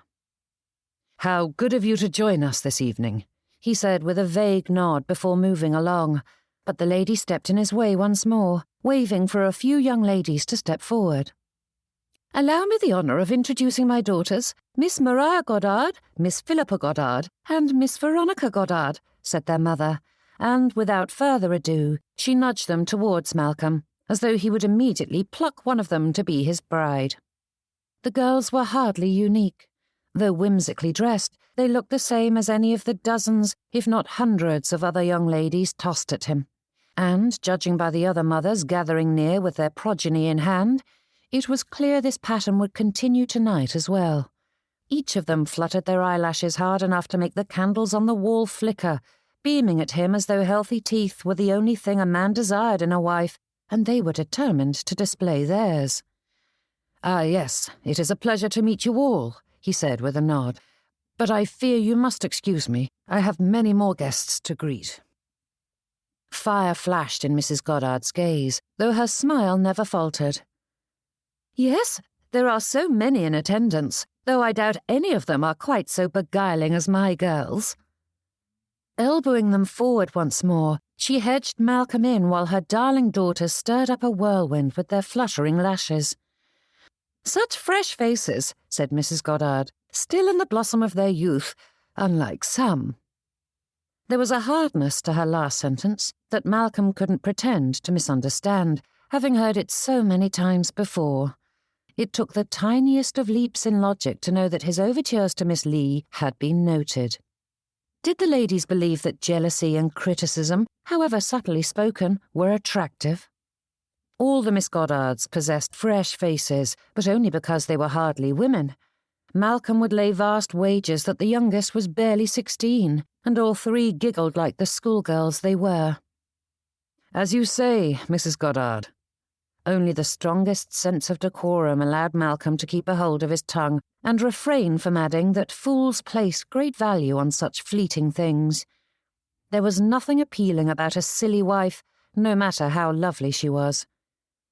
"But please excuse me," he said, quickly moving around the girls before they had time to regroup.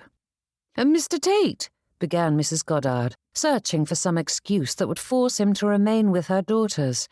But Malcolm was a wily fox, not easily run down by the hounds, and he gave them a quick bow of the head and stepped around.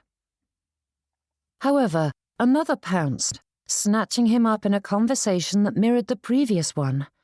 Having suffered through countless versions of it, Malcolm was able to smile and nod as appropriate, whilst giving the conversation no true attention. Each mamma was certain her daughters were so ravaging that he would sweep them up after just one look, and were dumbstruck when he moved past. The whole thing was tedious, and Malcolm struggled to hold on to his welcoming expression. It seemed to him that, as host, he ought to be less restricted by such niceties, as it was his drink and food they were consuming, his musicians they were listening to, and his money paying for the gathering. yet he was not allowed to rail against the mobs that surrounded him. Malcolm had invited them into his home, and it was his duty to ensure they had a pleasant time. Hang it all! Hang the people in London and Kent who had driven him to seek out quieter pastures. Hang the people of Greater Egerton who were proving themselves just as frustrating. And doubly hang the guests keeping him from seeking out Miss Leigh. Chapter 15. With some effort, Malcolm progressed through the line of ladies, though they were followed by the gentlemen who had dreams that were broader than merely marrying off their daughters, but just as self-serving. "Mr. Tate, such a pleasure to meet you at last," said one gentleman, taking him by the hand. Malcolm nodded and tried moving past, but the fellow's grip tightened, holding him in place. "I host weekly games at the Royal Oak for discerning gentlemen such as yourself," he said. "I do hope you will join us for a few hands." "That is intriguing," said Malcolm, not caring in the slightest that it was a bald-faced lie. The fellow cared only for securing a connection. If the man truly wished for friendship, he would have bothered to have a proper conversation before inviting a random gentleman to spend the evening with his discerning friends. Drawing in a breath, he tried to remind himself that this party had been his idea, and usually it was the perfect means by which to get all this folderol out of the way, rather than eating up every day for the next few weeks as the families called on him one by one. But when he had first asked Molly to organise an introductory ball, Malcolm hadn't expected Miss Leigh to fall into his life. Clinging to an affable expression, he nodded and smiled at all the guests as he slowly made his way through the crowd.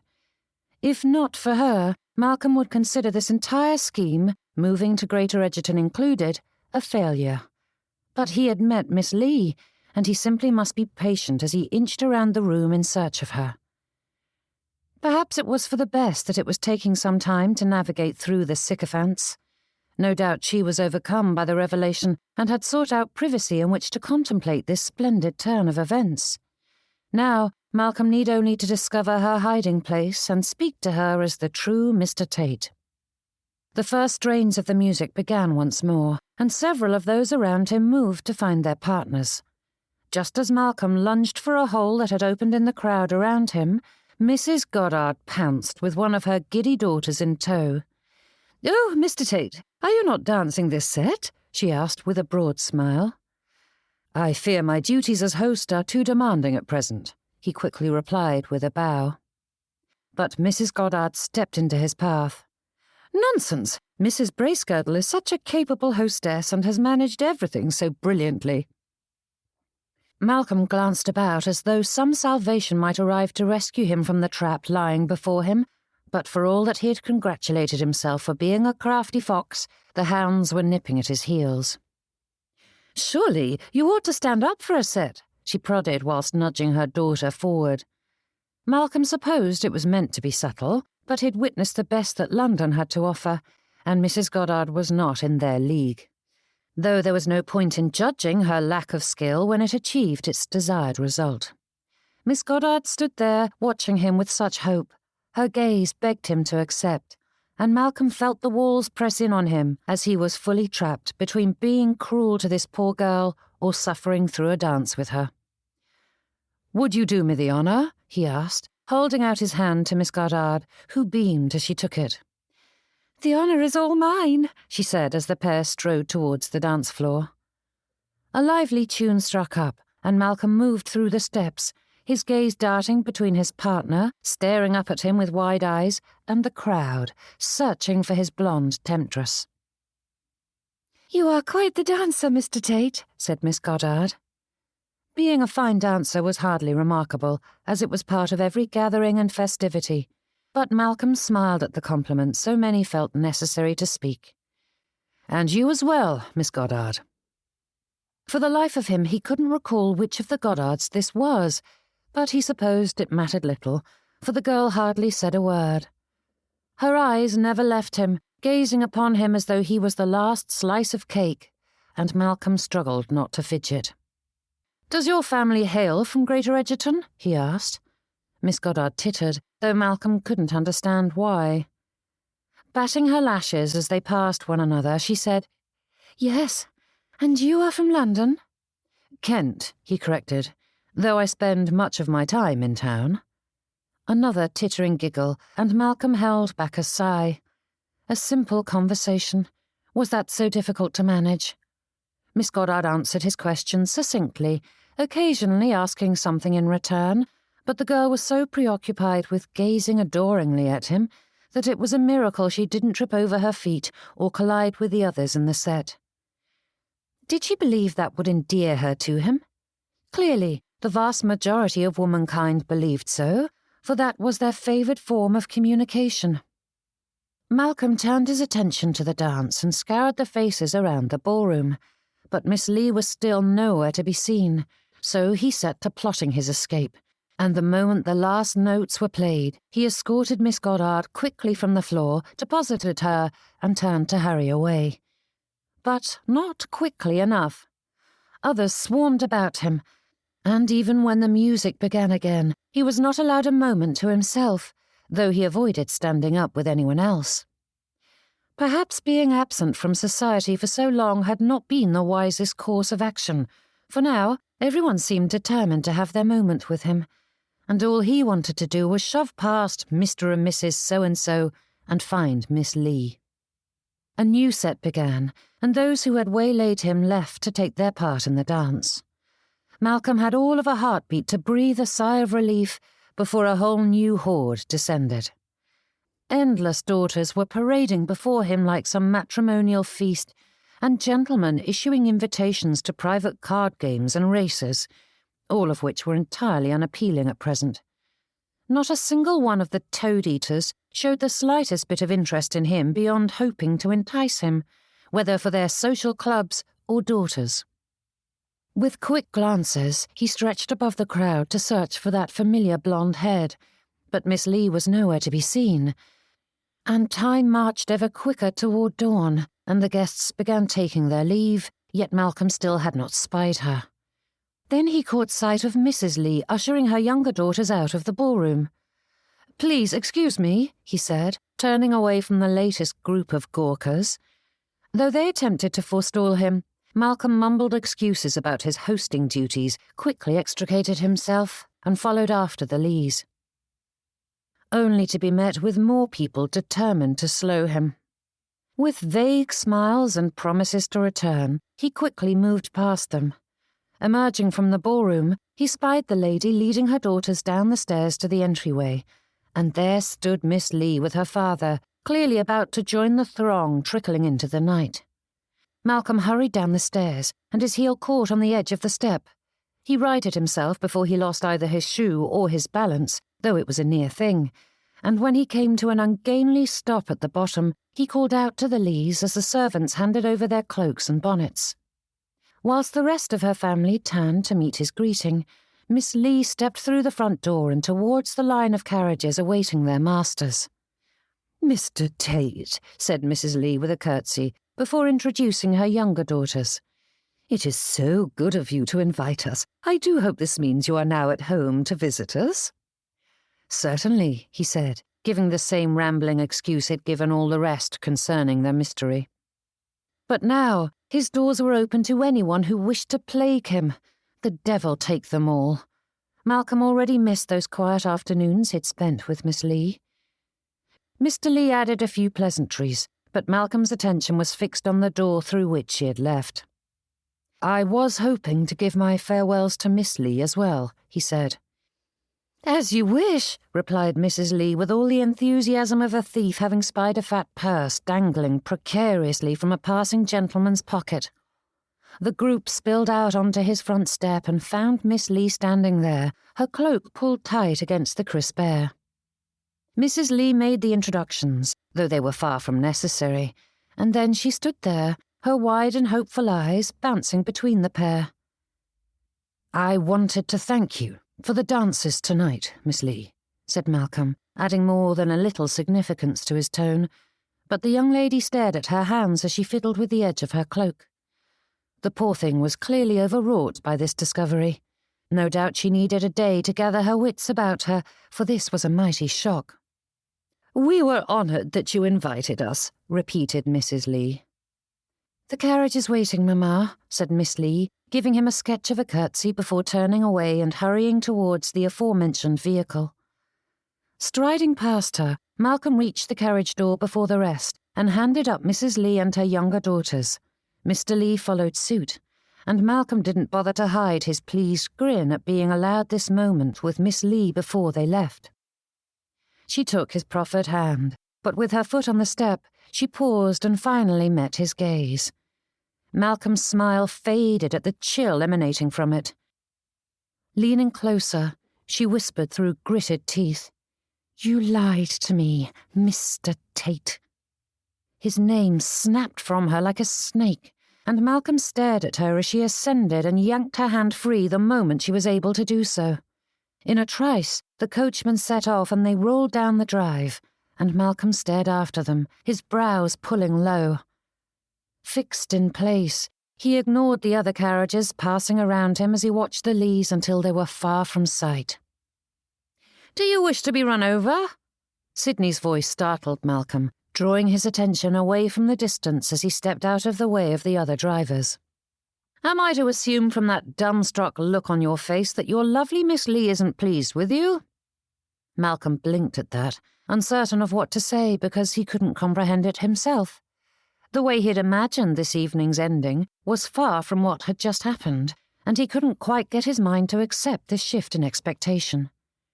"She seems genuinely upset with me," he murmured with a frown. "It's almost as though ladies do not care for lies," replied Sidney in a snide tone. Malcolm's gaze jerked to his friend, and though he softened his words with a smile, the fellow looked utterly unrepentant. "Do not worry so," added Sidney. "A gift or two will soften her up. Miss Leigh is simply being coy and will forgive you readily enough. I cannot imagine you doing anything horrid enough to convince her to release you, now that you're fully hooked by her charms." Sidney clapped him on the shoulder and led him into the house, but Malcolm couldn't help but look over his shoulder, though Miss Leigh was long out of sight. His heart sank as it replayed the flint in her gaze and the sharpness to her tone. "I am not so certain of that, Sidney." Chapter 16. Though having one's house abut the street was considered inferior and common, it provided unique and interesting views. Despite being smaller, Prudence's home was far better in that regard. Whitley Court may stand a respectable distance from the road, but the windows on the front of the building looked out on naught but a stretch of gravel drive and a wall that separated them from the roadway, neither of which was particularly interesting to look at. Of course, there were the gardens at the back of Whitley Court, but those were only seen from the drawing-room. Rosanna didn't want to stare at flowers and shrubs, or at least what was left of them, now that autumn was sending most of the greenery to sleep for the winter. People were far more interesting. Her gaze drifted across the expanse of nothing, stopping when she caught sight of movement at the end of the drive. Was someone coming? She paused at that thought and straightened. Turning away, Rosanna moved to the other side of the room and crossed her arms. She was not going to gaze out the window like some lovelorn damsel. The prince in her story was unworthy of the title. Heroes didn't lie and scheme. With a heavy sigh, Rosanna wandered the room and wished Prudence were here. This was just the sort of issue that required her elder sister's insight and clear thinking, and despite having been at the masquerade last night, Prudence knew nothing of what had occurred between Rosanna and Mr. Malcolm. Mr. Tate. Rosanna huffed at herself. He wasn't Mr. Malcolm. There was no Mr. Malcolm. Glancing at the clock on the side table, Rosanna calculated how long it would take to walk to Prudence's home and the likelihood that she would be available. It wasn't probable, but perhaps she should do so on the off chance the stars would align in her favour, for once. Catherine sat at the piano, plunking away with more fervour than skill. Her brows were twisted together, and her spectacles slipped down her nose as she stared at the notes, her fingers feeling their way to the proper keys. Mostly. The noise was deafening at times, but at least with her playing clanging in the air, Mamma was far less likely to join them here. Unfortunately, it left Rosanna to suffer through it. "Dearest, could you possibly play a touch quieter?" she asked. Catherine stiffened in her seat, her hands pausing, and she glanced over her shoulder. "You could always go to another room, dearest. Unfortunately, I have no other option if I wish to practice." There was a hint of something hard and ugly when she said dearest, though Rosanna didn't know why there would be. Giving Catherine her gentlest smile, she said, "I understand, but surely you could play a little less forcefully." "It's Beethoven," she replied. "There is no other way to play it but forcefully." "You have been at it for nearly an hour already. Surely you could use a rest." Despite maintaining her rigid posture, Catherine's shoulders fell, and she gathered the music from the piano and placed it in a neat stack on the shelves beside it. "You do not need to leave," said Rosanna as Catherine moved to the door. "I was simply hoping for a bit of quiet. Last night was quite exhausting." Pausing with her back to her sister, Catherine glanced over her shoulder. "Do you wish me to stay?" Rosanna's head canted to the side. There was something in her sister's tone that gave her pause, though Rosanna couldn't say what it was precisely. With a 7-year difference between the two of them, she couldn't say that she knew Catherine as well as she ought. "If you wish to stay, please do," said Rosanna, motioning towards the sofa. Catherine remained at the door for a long moment before finally taking a seat.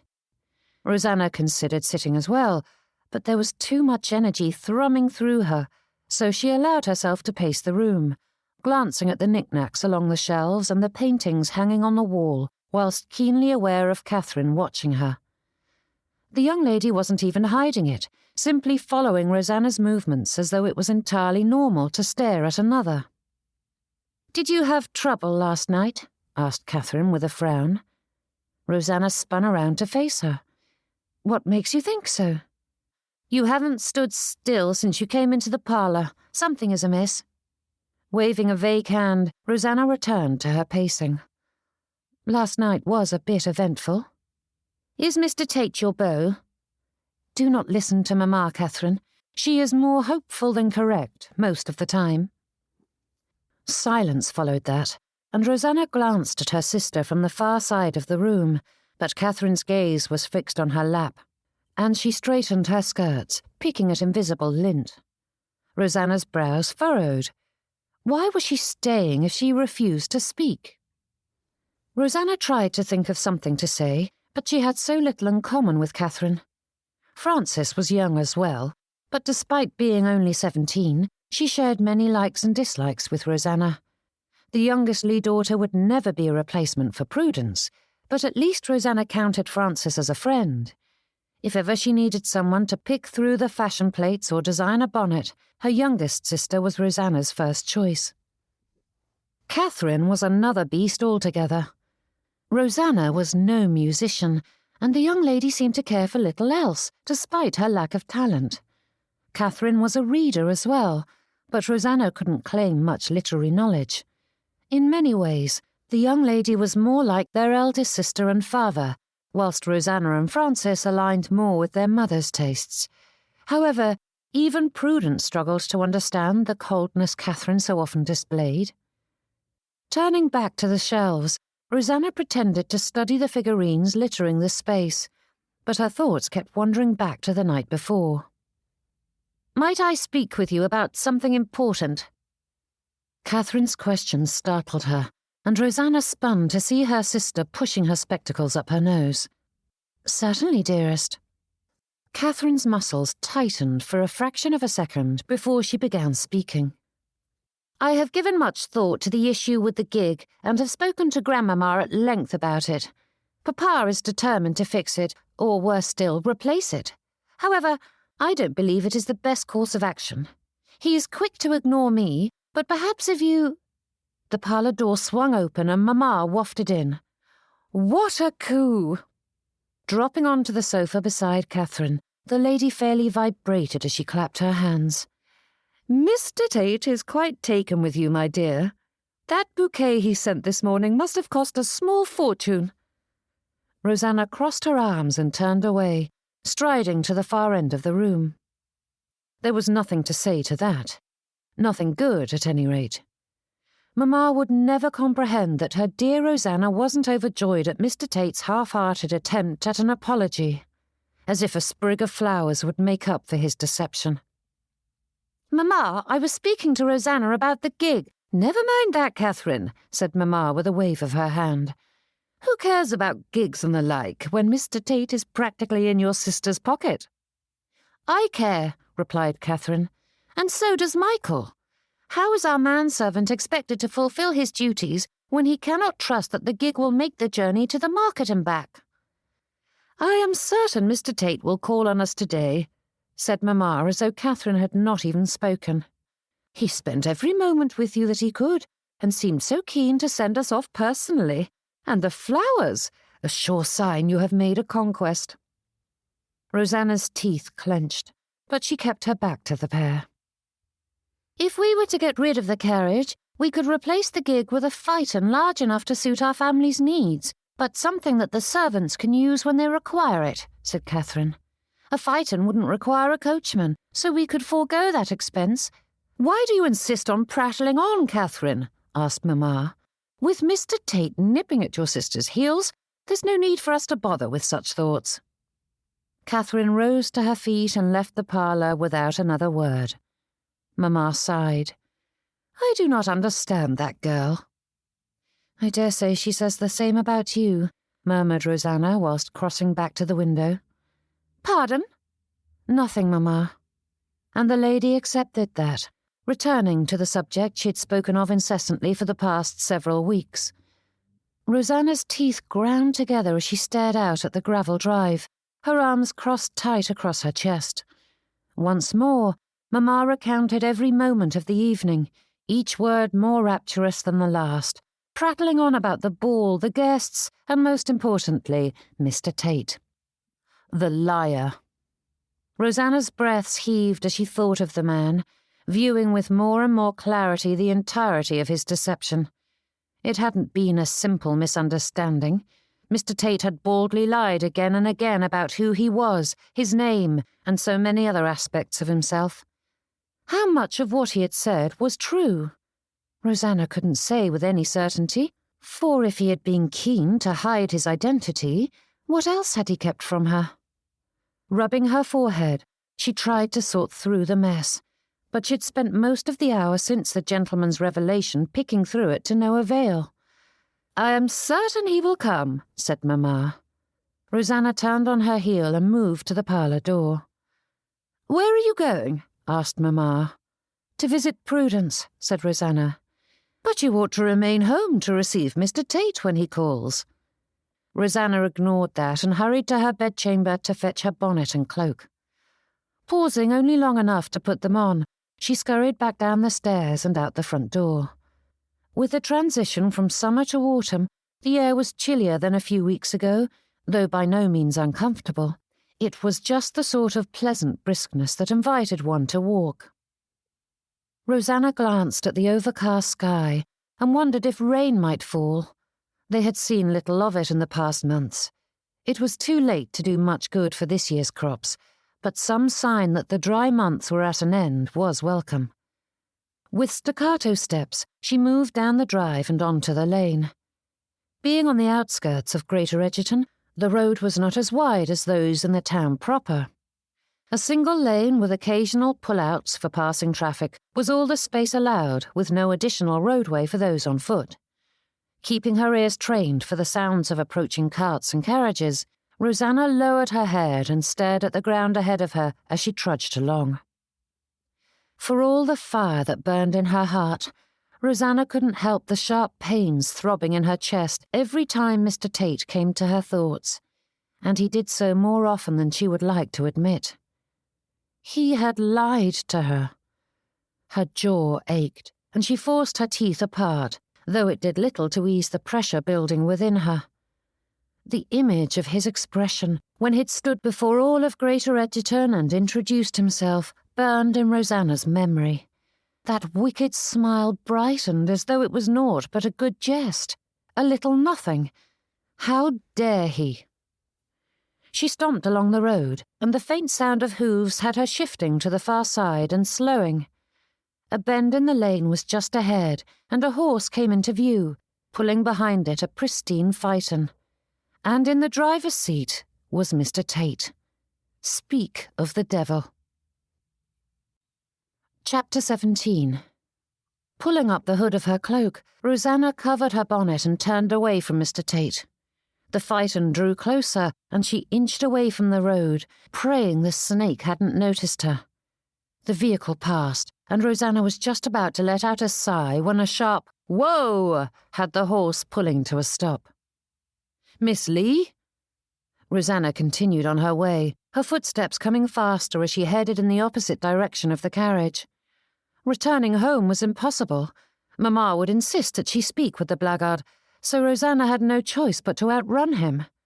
Thankfully, she had a bit of a lead, and Mr. Tate couldn't turn the phaeton to follow. Unfortunately, the lane was edged by rock walls that were tall enough that she wouldn't hazard climbing over them, and there were no gate openings. But that didn't mean she needed to make it easy for him to catch her. "Miss Leigh!"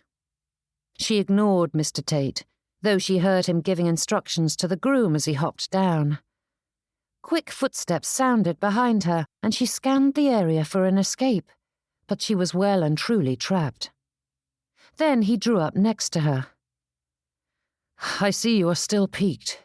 Won't you allow me to explain?" "Is there ever a good explanation for lying?" asked Rosanna, throwing back her cloak's hood, as there was no point in hiding herself any longer. "You shan't know unless you allow me to give my excuses," he replied in that laughing manner of his. Was he truly attempting to tease her into good humour? Rosanna halted and glared at him, but the man standing before her was not the Mr. Malcolm she knew. As he'd always dressed like a servant, and last night he'd been covered by a mask, she'd never seen him properly attired, and he certainly knew how to dress. A perfectly tied cravat with shirt points so sharp they could cut, and a jacket that moulded to his broad chest and highlighted his blue eyes, all offset by a tall hat that contrasted nicely with his light blonde hair. There was no debate on the subject. Mr. Tate was a handsome man. Unfortunately, he knew it. Turning away, Rosanna continued down the lane, but he kept pace with her. "I know it has been shocking to discover the truth, Miss Leigh, but I hadn't intended to be dishonest. You assumed I was a servant, and I didn't correct you. It was a little misunderstanding, that is all." Rosanna huffed and shot him a narrowed look while urging her feet to move faster. "Whatever misunderstanding there may have been at first, it was not little, and you compounded it by lying, boldly, and on more than one occasion. Do not try to dance around it, sir." "But I am such a fine dancer," he quipped. Rosanna scowled and focused on the road ahead. The buildings grew closer together, the distance between the houses and the road thinning as they moved into the town proper, which only encouraged her to move faster. Mr. Tate's stride matched hers until she was fairly jogging to put distance between them.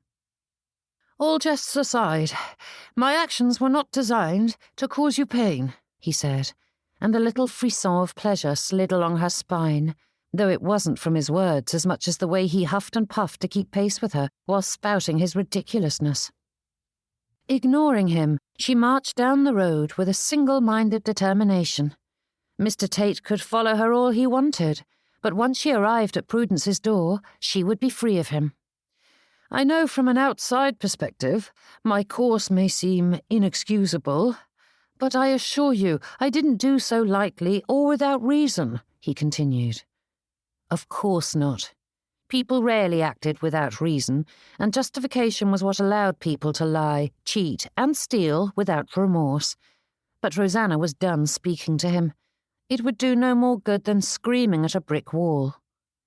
"Please, Miss Leigh, I know how it must seem to you, but I have spent my entire adult life being chased by mercenary mammas and their ambitious daughters. When the opportunity presented itself to allow me to get to know a lady, without that expectation, I couldn't refuse." The whole speech took Mr. Tate a while to recite between heavy breaths, and if Rosanna had been able to increase her pace without breaking into a run, she would have done so. The country was filled with far more sport than the city, and despite his athletic frame, Mr. Tate was a city-bred gentleman who likely thought a trot through Hyde Park was rousing exercise. Rosanna was only just growing winded herself, and it would be some time before she needed to slow. I cannot tell you how many times I have attempted to court a lady, only to discover that she cared more for my property and income than me. I am constantly surrounded by avarice and duplicity." Rosanna scoffed. "Do not speak to me of duplicity, Mr. Tate." "I deserve that anger, Miss Leigh," he said with a little hop to keep pace. "But I have spent my life being viewed only as a means to an end, rather than admired for my own sake. I may have been wrong to deceive you, but for once someone saw me as something more than a wealthy man to catch." For all that Rosanna feigned a deaf ear, Mr. Tate's words resonated through her, dredging up feelings so real and raw that she couldn't help her pace slackening as a sharp pain echoed in her chest at the sound of his frustration. How often had she said similar things to Prudence? How often had it hurt to discover a gentleman she cared for only thought of her as a trophy to parade about the ballroom? Memories surfaced one after the other, filling her heart with a sympathetic burn. "Please, Miss Leigh," he said, coming to stand before her, and Rosanna allowed herself to be stopped, though she couldn't quite look at the gentleman. "Mr. Tate, as you are not married, can I assume that you discovered the truth before you were irrevocably caught?" "Yes." She raised her eyes to his and narrowed them. "So, you are quite capable of discovering the truth without resorting to lying and manipulation?" Mr. Tate shifted in place, his gaze drifting to the crowd around him as he cleared his throat. "True, but for once, I wanted to see the truth before I invested my time and heart into the endeavour. I needed to know if I could trust you. Surely you can understand that?" "Bravo, sir," she said in a tone of unmistakable derision. "You have proven you can trust me. Unfortunately, I now know I cannot trust you." Dropping his shoulders, Mr. Tate sighed. "Perhaps you are right, but can I be allowed to make amends?" He glanced behind her, and Rosanna followed his gaze, but there was nothing of note there, just the usual stir of people. With a chagrined twist of his lips, he shifted in place. "This is when I had planned a grand flourish by presenting the phaeton to you, but unfortunately there was no place in which to turn about, and I do not know where my groom took it." Straightening, he met her gaze with a hesitant smile. "The carriage I arrived in is yours." Rosanna's breath caught, her eyelashes fluttering like a hummingbird's wings, as she tried to comprehend what he'd said to her. "Pardon?" "I know your family's gig was damaged during our first drive together, and I thought you might like a new one before the other falls to pieces." Unable to think what to say to such a gift, Rosanna stood there, mute and staring at him. "You bought me a phaeton?"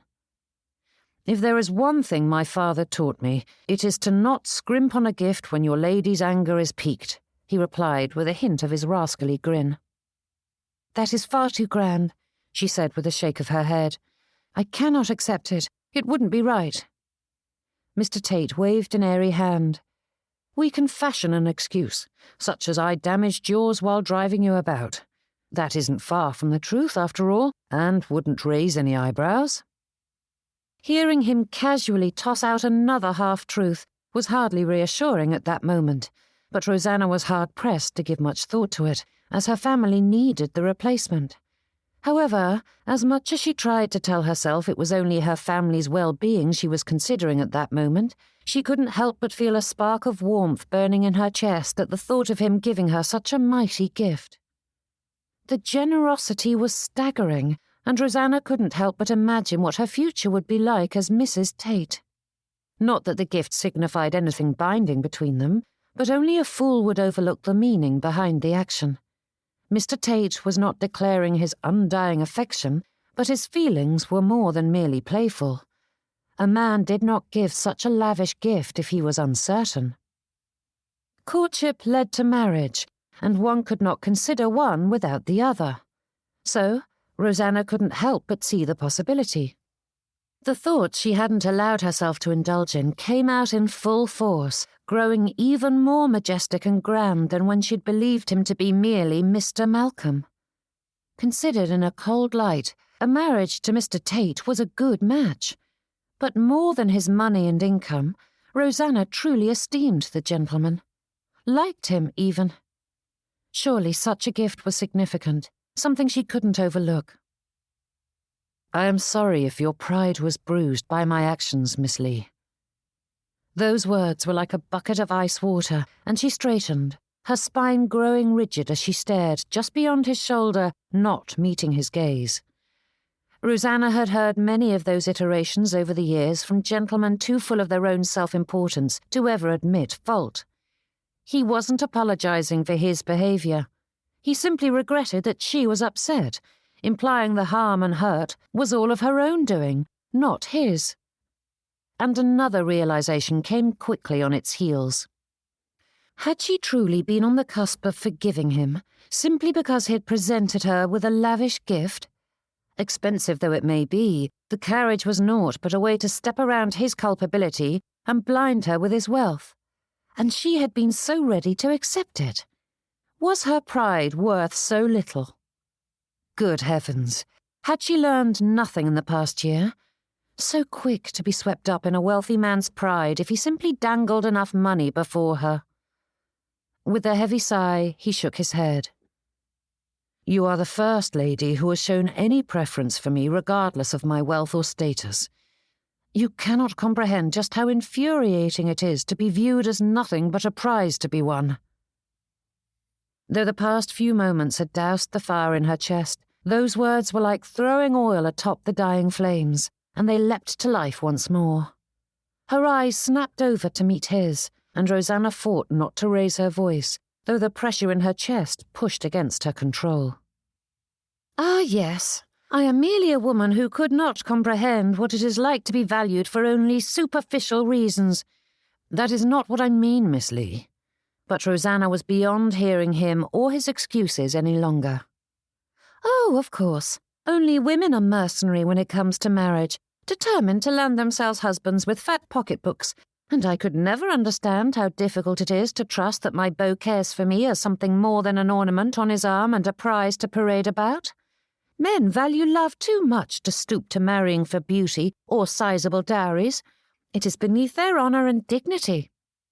The more she spoke, the more her tongue loosened, drawing with it a snide tone that she had never truly employed before.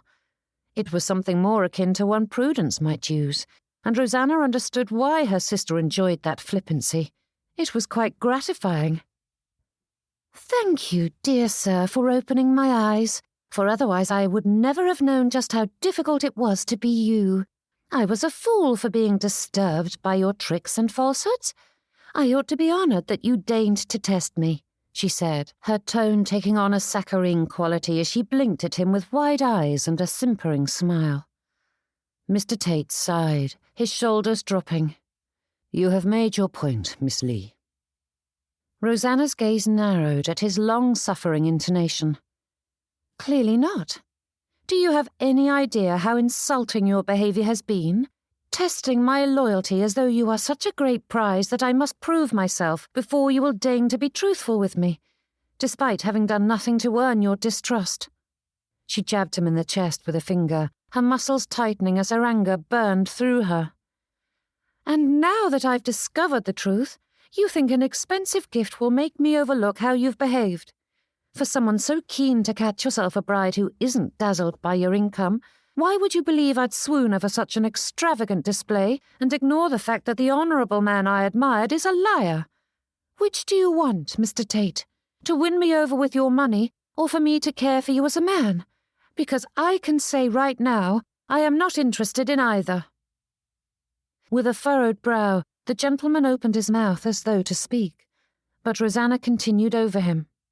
Do you know how much pain your lies have caused me? She paused and scoffed. Why am I even asking such a thing? Of course you haven't considered the effect it had on me. You were only thinking of yourself and what you had to gain, never considering that your deception hurt me again and again." Turning away from him, she closed her eyes and took a deep breath before facing him once more. "In all honesty, I did like you, Mr. Tate, from the very beginning, and it has been agony to know I finally found a man whom I respected, a man I could call a friend as well as an admirer." Rosanna stuttered over her words, wanting neither to share the whole of her feelings nor allow Mr. Tate to go free without knowing the full breadth of his damage. "To find such a man whilst believing a future with him was impossible. Do you know how excruciating that was? Did you even care? No, you didn't, Mr. Tate. The only thing that mattered to you was pushing me to the brink to see if my feelings held true, begging me to share a magic moment, all the while knowing it needn't be for that night alone." Her throat tightened, and she forced herself to pause before daring to ask, "Was that your final test, to see if my heart would break to pieces over a groom?" Cursing her wayward tongue, Rosanna turned away before he could see the growing sheen of tears. Had she not shed enough of them in the past few hours? Surely there was a limit to how many a person could cry. But the first signs were making themselves known once more, and she refused to give him a single one. Chapter 18. Rosanna marched forward and set off down the lane, though Mr. Tate remained fixed in place, no doubt stunned that anyone would deny him or dare to speak to him in such a manner. Odious man. And foolish one, for he appeared at her side once more, fighting to keep pace with her. "I know your feelings are piqued, Miss Leigh, but if you would just listen, then I would be certain to agree with you," she scoffed. "I am no simpleton, Mr. Tate. I am quite capable of understanding what you're saying, and I despise it." Holding on to that fire helped to evaporate the tears, so Rosanna clasped it tight.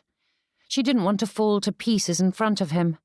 Gathering up all the memories of the past weeks, she added them like kindling to the flames. All the confidences she had shared surged forward, heating her cheeks and constricting her heart. Then his hand grabbed for her elbow, and Rosanna jerked it away and spun in place. "How dare you, sir!"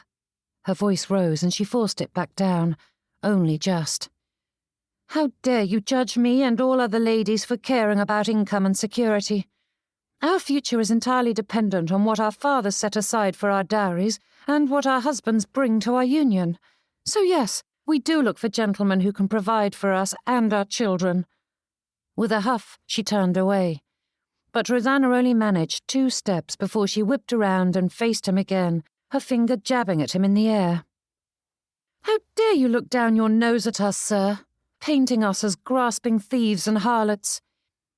You inherited the sort of financial security people work a lifetime to achieve, and then you stand there acting as though we ought to sympathize because your heart has been bruised a few times. Oh, such a great hardship," she cried, throwing her arms wide. Pausing, Rosanna forced the cynicism from her tone, while Mr. Tate stood there, his eyes wide. And in a calmer tone, she continued, "We all have similar disappointments, but the difference between the ladies you scorn and yourself is that if we do not marry, we become a burden to our families and a laughingstock. The dreaded spinster who is good for nothing and lives off the crumbs her father or brother leaves her. Being a wife is our profession, so why wouldn't we strive to secure a good position?" Straightening, she narrowed her gaze. "If you wish me to sympathize with your plight, Mr. Tate, I will gladly do so, for I know the pains and frustrations that come with courtship. I saw how plagued you were by people at the masquerade, and I was raised by a lady who was as mercenary as you feared me to be. But don't you dare act as though your burden is greater than mine, or the other ladies you disdain. You haven't the tiniest notion what it is like to be us." Then, turning on her heel, she continued down the road. Despite the lightness in her heart at having spoken out, Rosanna didn't feel whole or happy. It wasn't joy fluttering in her stomach or contentment weighing down her shoulders. Despite the pride that burned in her chest, she longed for a different resolution, a better one. Sighing to herself, she strode forward, her attention now fixed on getting to Prudence's door before she fell to pieces. "Surely, Miss Leigh, we can move past this unfortunate turn of events," said Mr. Tate, matching her pace once more. "Whatever you are feeling now, I know you care for me, as I do for you. I saw it on your face last night, and I understand even better what that concession cost you, but you wouldn't have given in if you felt nothing. That must be worth saving." Rosanna halted, though her gaze remained fixed in the distance. For a long moment she considered that, and though she was aware of Mr. Tate watching her, she was certain he was entirely unaware of the direction her thoughts had taken her. Even without looking at him directly, she felt his eagerness. He thought she was bending to him. Of course he would. Turning to face him, Rosanna schooled her expression and tone, clasping her hands before her. She held his gaze for a long time, and despite everything, she spied a hint of a smile there. "How did you keep your identity a secret?" she asked. Mr. Tate's brow furrowed. "You've been shouting at me for the past few minutes about that." Rosanna held up a staying hand. "Not that. How did you keep your presence secret from the rest of the town for so long? Servants gossip, and they had to know what you were doing. I went to your stables and asked after you, so how did you keep that secret from coming out?" With a confused half-grin, he huffed. "What does that matter?" "Answer the question, Mr. Tate. How did you keep your servants from telling others about your deception?" He shrugged. "A gentleman knows how to inspire loyalty." Rosanna thought back to the conversation she'd had with Mr. Malcolm. The false groom had claimed his master to be a good man, but she knew enough about servants to know that goodness and generosity wouldn't buy the abject silence that had come from his staff. "Did you threaten to sack them?" she asked. "Of course not," he replied with a scoff. "I know my behaviour hasn't been perfectly honourable of late, but surely you know me better than to think I would go about threatening my staff." "Servants gossip, yet they said not a word." With a shake of his head, he said, "Mine do not. I don't tolerate them spreading my business about." "And if they do?" Mr. Tate's brows furrowed. "I cannot allow it to stand. My family secrets are our own. But it's not as though they get turned out without a reference. I ensure that they are fairly compensated and find a new position elsewhere." "And how would you do that?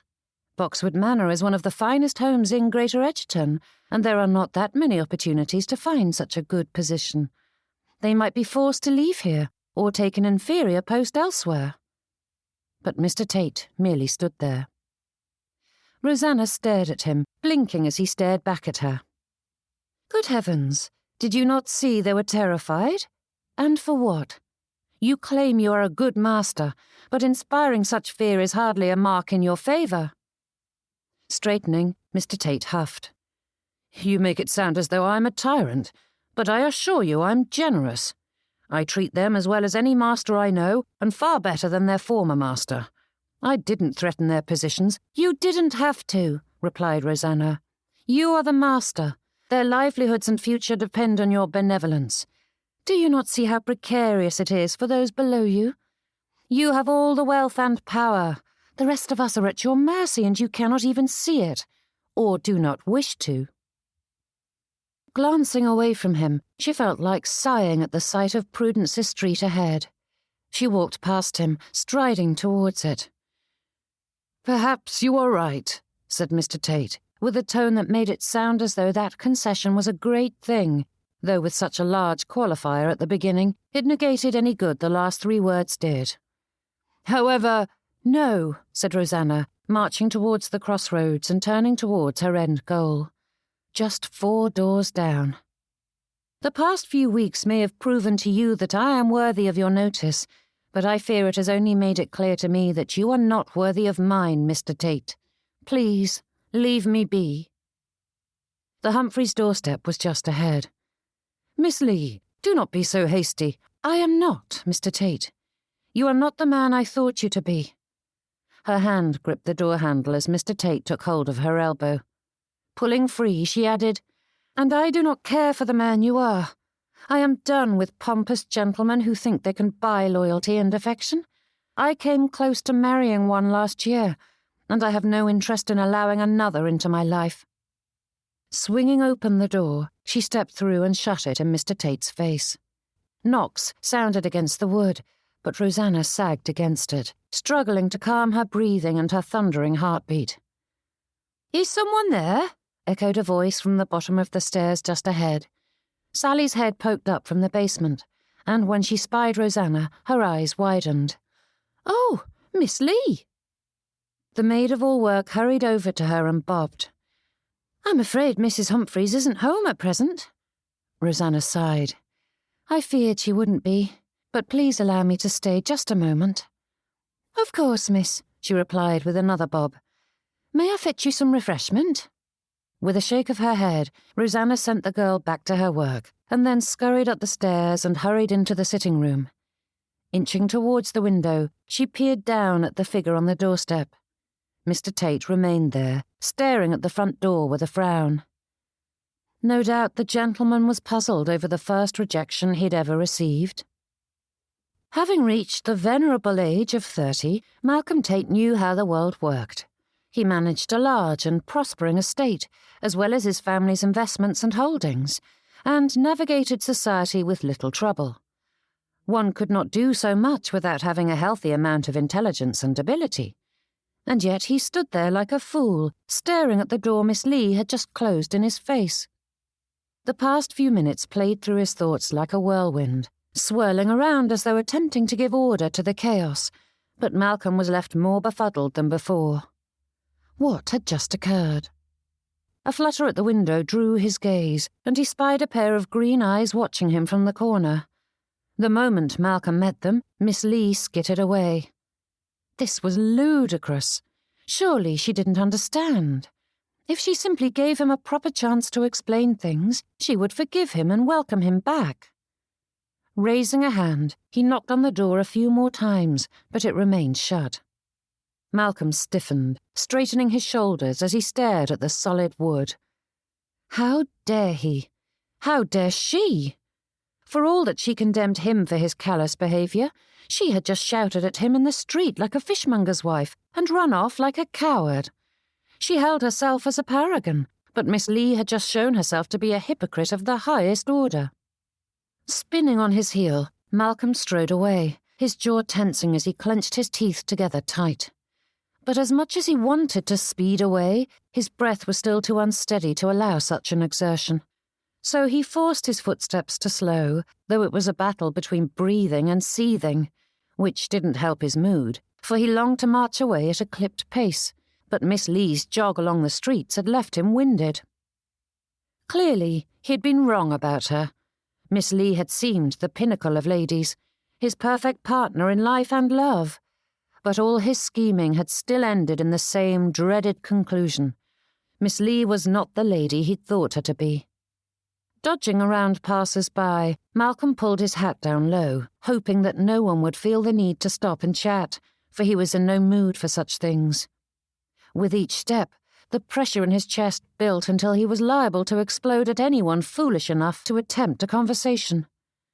Miss Leigh's anger was understandable. Malcolm couldn't deny that he had, in fact, lied to her. His reasons had been sound, but that did not mean the revelation wasn't startling and disconcerting. However, his peace offering was more than a trifle, not some mere posy or treat to cover his sin. Had she seen the phaeton?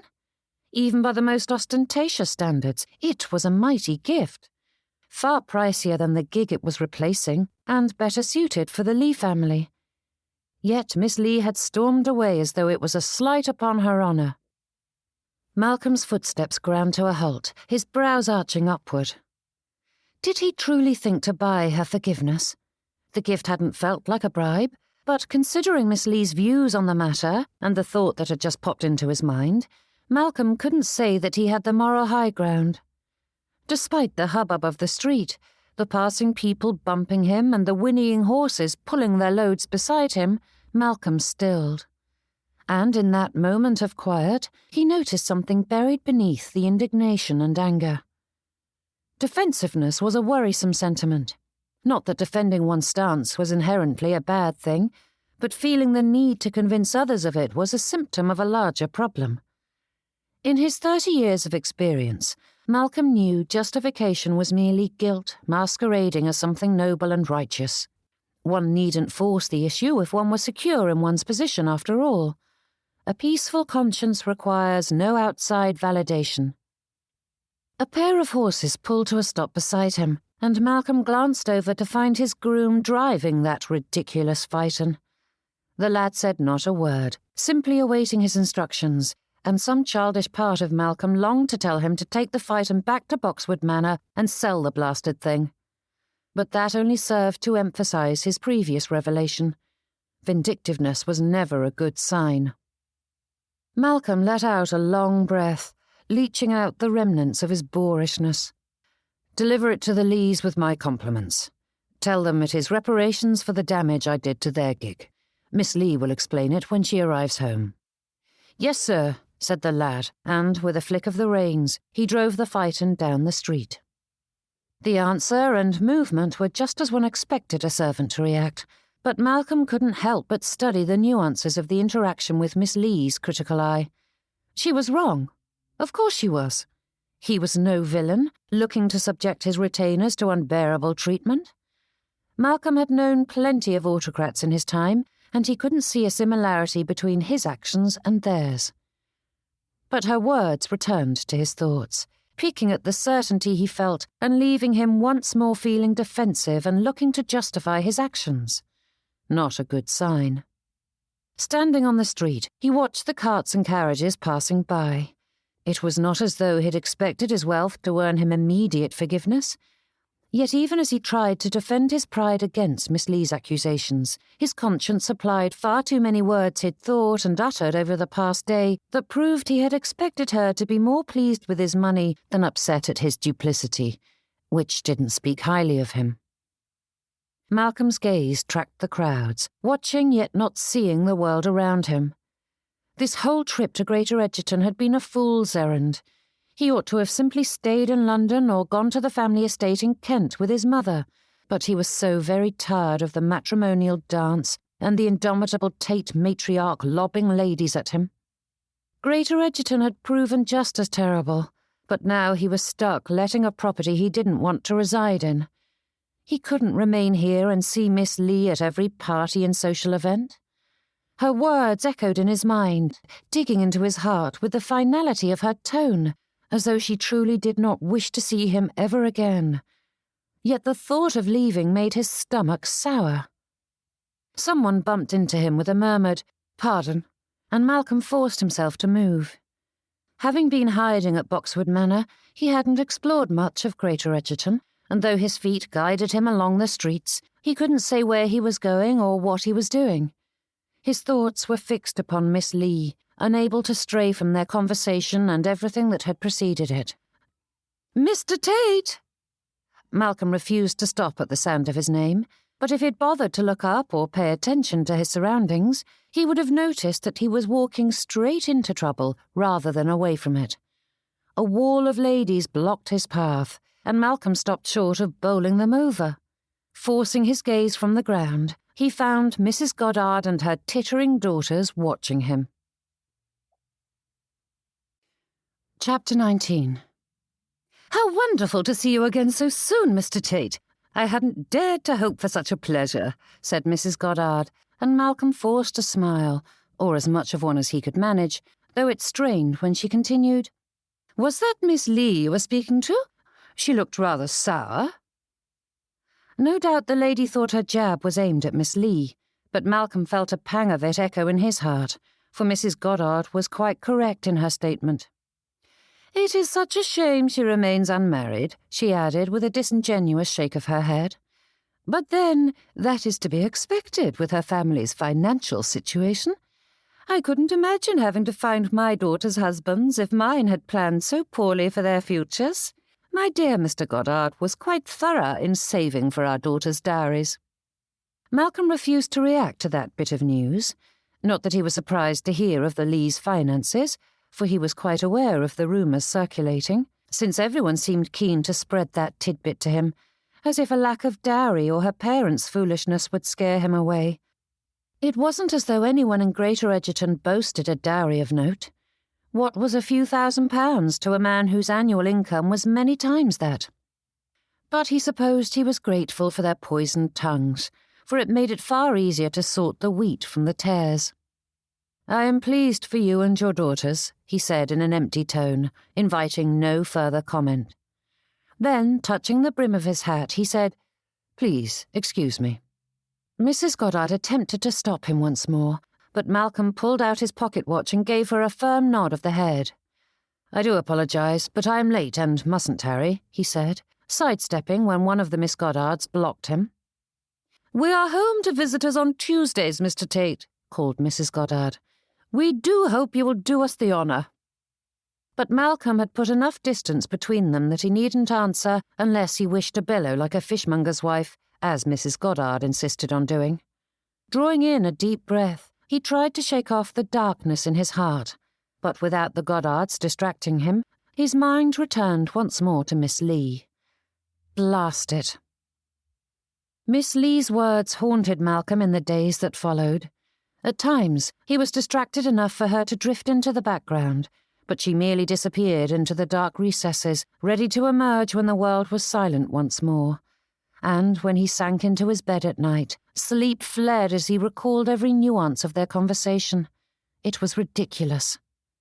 Unfortunately, he was trapped, now in a literal sense as well as a figurative one, for he was locked away in a carriage with Sidney and his wife staring at him. "I'm about ready to give up on you altogether," said Sidney with a huffing laugh. Crossing his arms, Malcolm settled into the squabs and refused to look at his so-called friend. "Are you still sulking?" said Sidney. "I am not sulking," replied Malcolm, though even he could admit that his tone was far too petulant to support his statement. With a sigh, he shook his head. "So what if I am? The past se'nnight has been wretched. Give it time. Miss Leigh will come around. The ladies enjoy making their gentlemen languish in the desolate wastelands for a few days or weeks before they finally welcome them home." Molly stiffened, leaning away from her husband. "Is that so?" Taking his wife's hand, Sidney lifted it to his lips.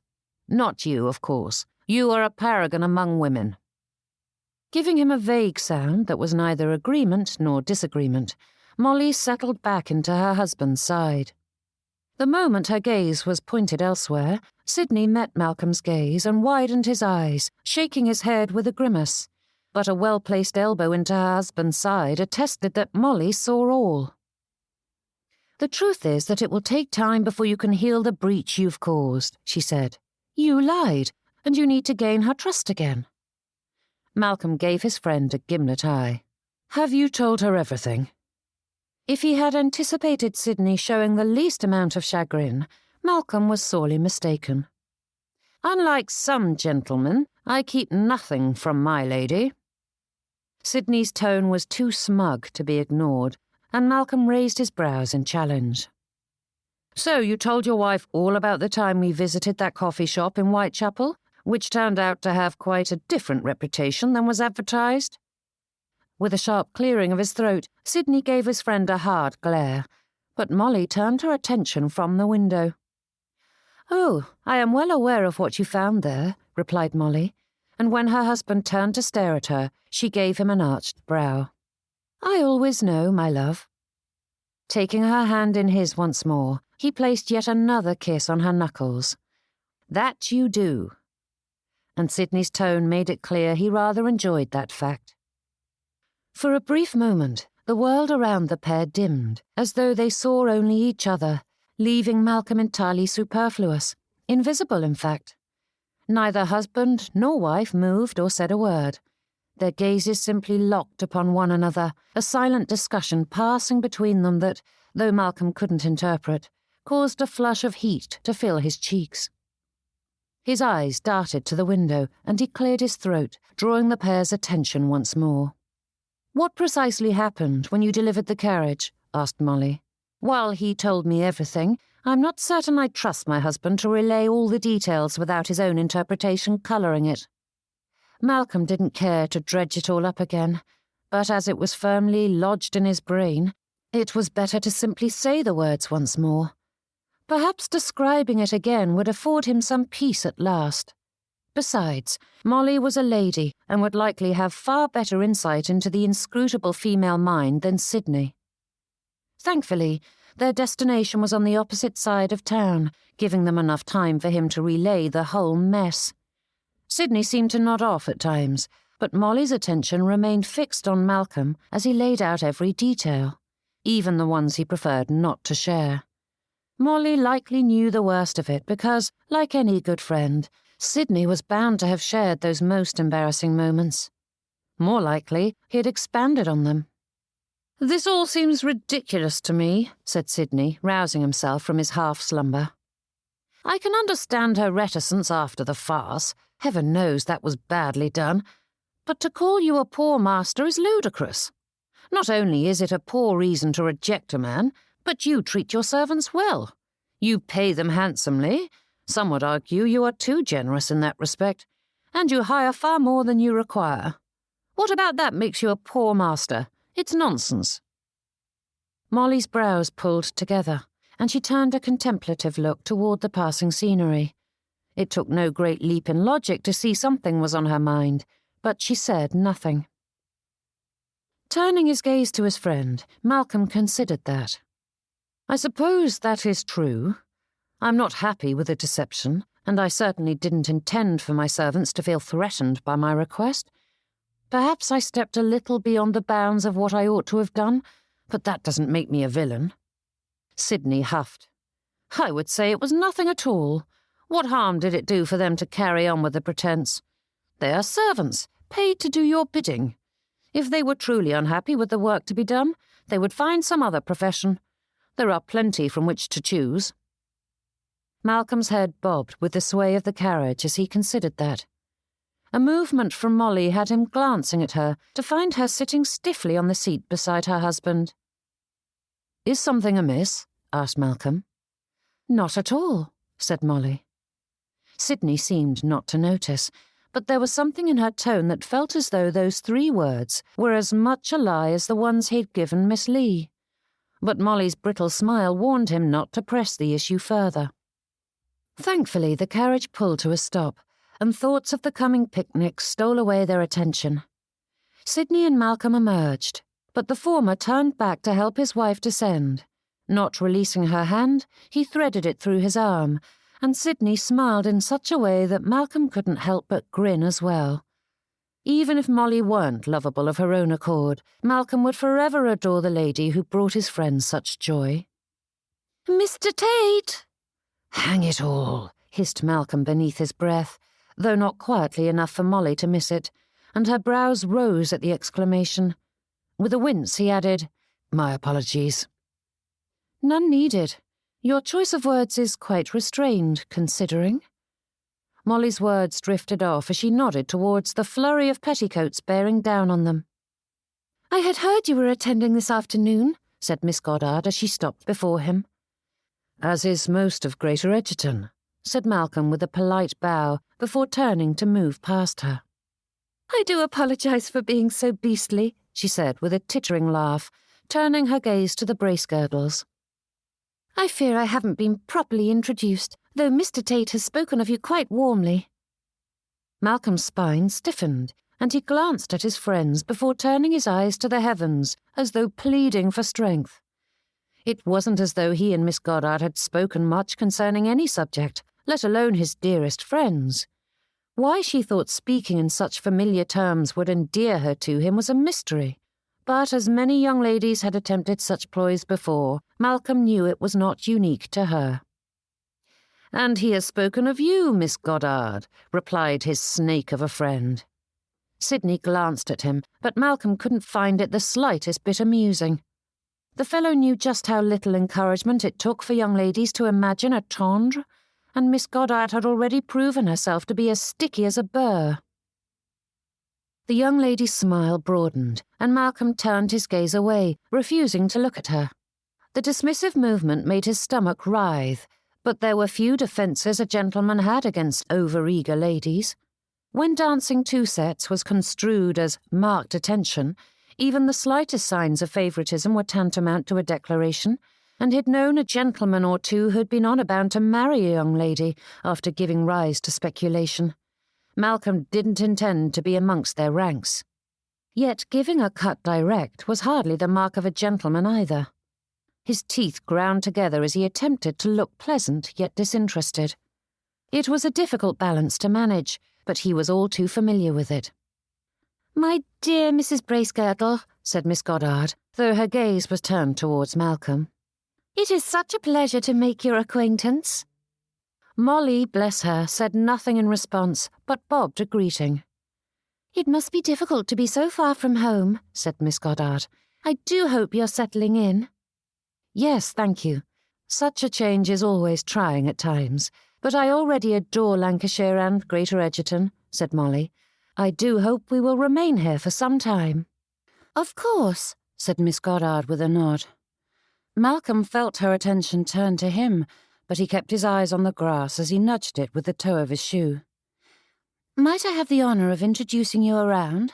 asked Miss Goddard, and Sidney gave a grunt of annoyance as he was nudged aside so she could take Molly by the arm, which served the fellow right for his teasing. But when their captor motioned for them all to follow, Malcolm held back a groan. Dash it all! This was going to be a terrible afternoon if he was expected to keep that young lady company. Molly might be trapped, and thus Sidney was as well, but thankfully Miss Goddard's gaze was directed ahead, and as his friend had no compunction about tossing him to the metaphorical wolves, Malcolm felt not the slightest twinge as he slipped away and abandoned the bracegirdles to Miss Goddard. Chapter 20. A picnic ought to be a happy thing. That was its main purpose. Entertainment was its only reason for being, after all. Yes, some hosts' motivation may have sprouted from social jockeying, pomp, boasting, or any number of reasons that had little to do with their guests enjoying themselves. But beneath it all, there was the hope that those blessed enough to receive an invitation would walk away having found some amusement. In any other circumstances, Rosanna would eagerly await the moment when the carriage came to a halt and she could lose herself in the conversation, games, and food. Balls and assemblies were wonderful as well, but the enjoyment was entirely dependent on one's partners. To be trapped in a set with a bore or irritant was interminable. In a gathering with less structure, one was free to flit about as one pleased, visiting with a myriad of people. And when that was done in the beauty of nature with the sun shining, there was nothing better. Of course, sunshine was in short supply today, as clouds marred the expanse of blue overhead, and instead of anticipation, Rosanna was focused on dread. What would today be like? Mr. Tate would be in attendance, and she had spent most of the past se'night avoiding inquiries about the nature of her relationship with the man. The townsfolk were starved for details about the mysterious gentleman, and they were determined to winkle out as much as they could from the one young lady who had captured his attention. And matters weren't helped by the fact that their conversation in the street had been witnessed. It may have only been two people of note who had spied them, but it had been the wrong two. Within an hour, everyone in Greater Edgerton knew of the interlude. Thankfully, they were privy to none of the important details surrounding the conversation, but as Mr. Tate had spent half of the masquerade affixed to Rosanna's side, it took little imagination for people to speculate wildly about it. "The carriage would have been more comfortable," said Catherine, as another bump in the road had the pair rocking side to side, which caused the iron rail along the top of the seat to dig into their hips. Their place at the back was intended for grooms or servants, so the designer hadn't bothered with comfort, and with it hardly large enough for Rosanna and her sister, it was impossible to put distance between them and the poking bits. "If you cannot say anything of value, it's best to remain silent," said Mamma, not bothering to turn about in the front seat, though Rosanna could well imagine the hard look in the lady's eyes as she spoke. Catherine's chin lifted. "I have plenty to say of value, not that anyone will listen. Have you given any more thought to how we're going to explain such a lavish gift? It's indecent, and people will talk." Mamma moved as though to face her daughter, but as she, Papa, and Francis were all squashed into the wider front seat, it was impossible. "Mr. Tate kindly offered us a new one after he damaged our old one," she said. "There is nothing indecent about that. It's gentlemanly. To give us a new phaeton that is worth 2 of that old worn gig," replied Catherine with a scowl. Papa drove into yet another hole, causing Rosanna's shoulder to collide with her sister as she said, "Dearest, I understand your concern, but nothing. Society adores you so you can do whatever you wish without them batting an eye. But Francis and I are not so lucky," said Catherine, her brows pulled tight together as her eyes pled with Rosanna to understand. "There is already enough speculation about you and Mr. Tate, and this lie is flimsy at best. This could fundamentally hurt Francis and me. Our standing is unlikely to ever alter, as you put no effort into your appearance, my dear," said Mamma. "You insist on wearing those wretched spectacles everywhere, which will never attract a husband. And why didn't you wear that red ribbon I purchased for you? The colour suits your complexion. Your hair is far too straight for that style, and you insist on wearing muted colours that do not suit you one bit." Mamma glanced over her shoulder, her brows pulled low. "No man wants a plain wife, and it's as though you are purposefully making yourself as plain as you can. With my help, you wouldn't be lost amongst the wallflowers, but you refuse any assistance, so do not snipe at your sister. There is no one to blame for your poor social standing but yourself." With a quick shift that was a hallmark of that mercurial lady, Mamma jabbered to no one in particular about the goings-on that were likely to occur at the Chorleys' picnic, but Rosanna's attention fixed on her sister. For a long moment, Catherine remained rigid in her seat, her chin held high as though the words meant nothing to her.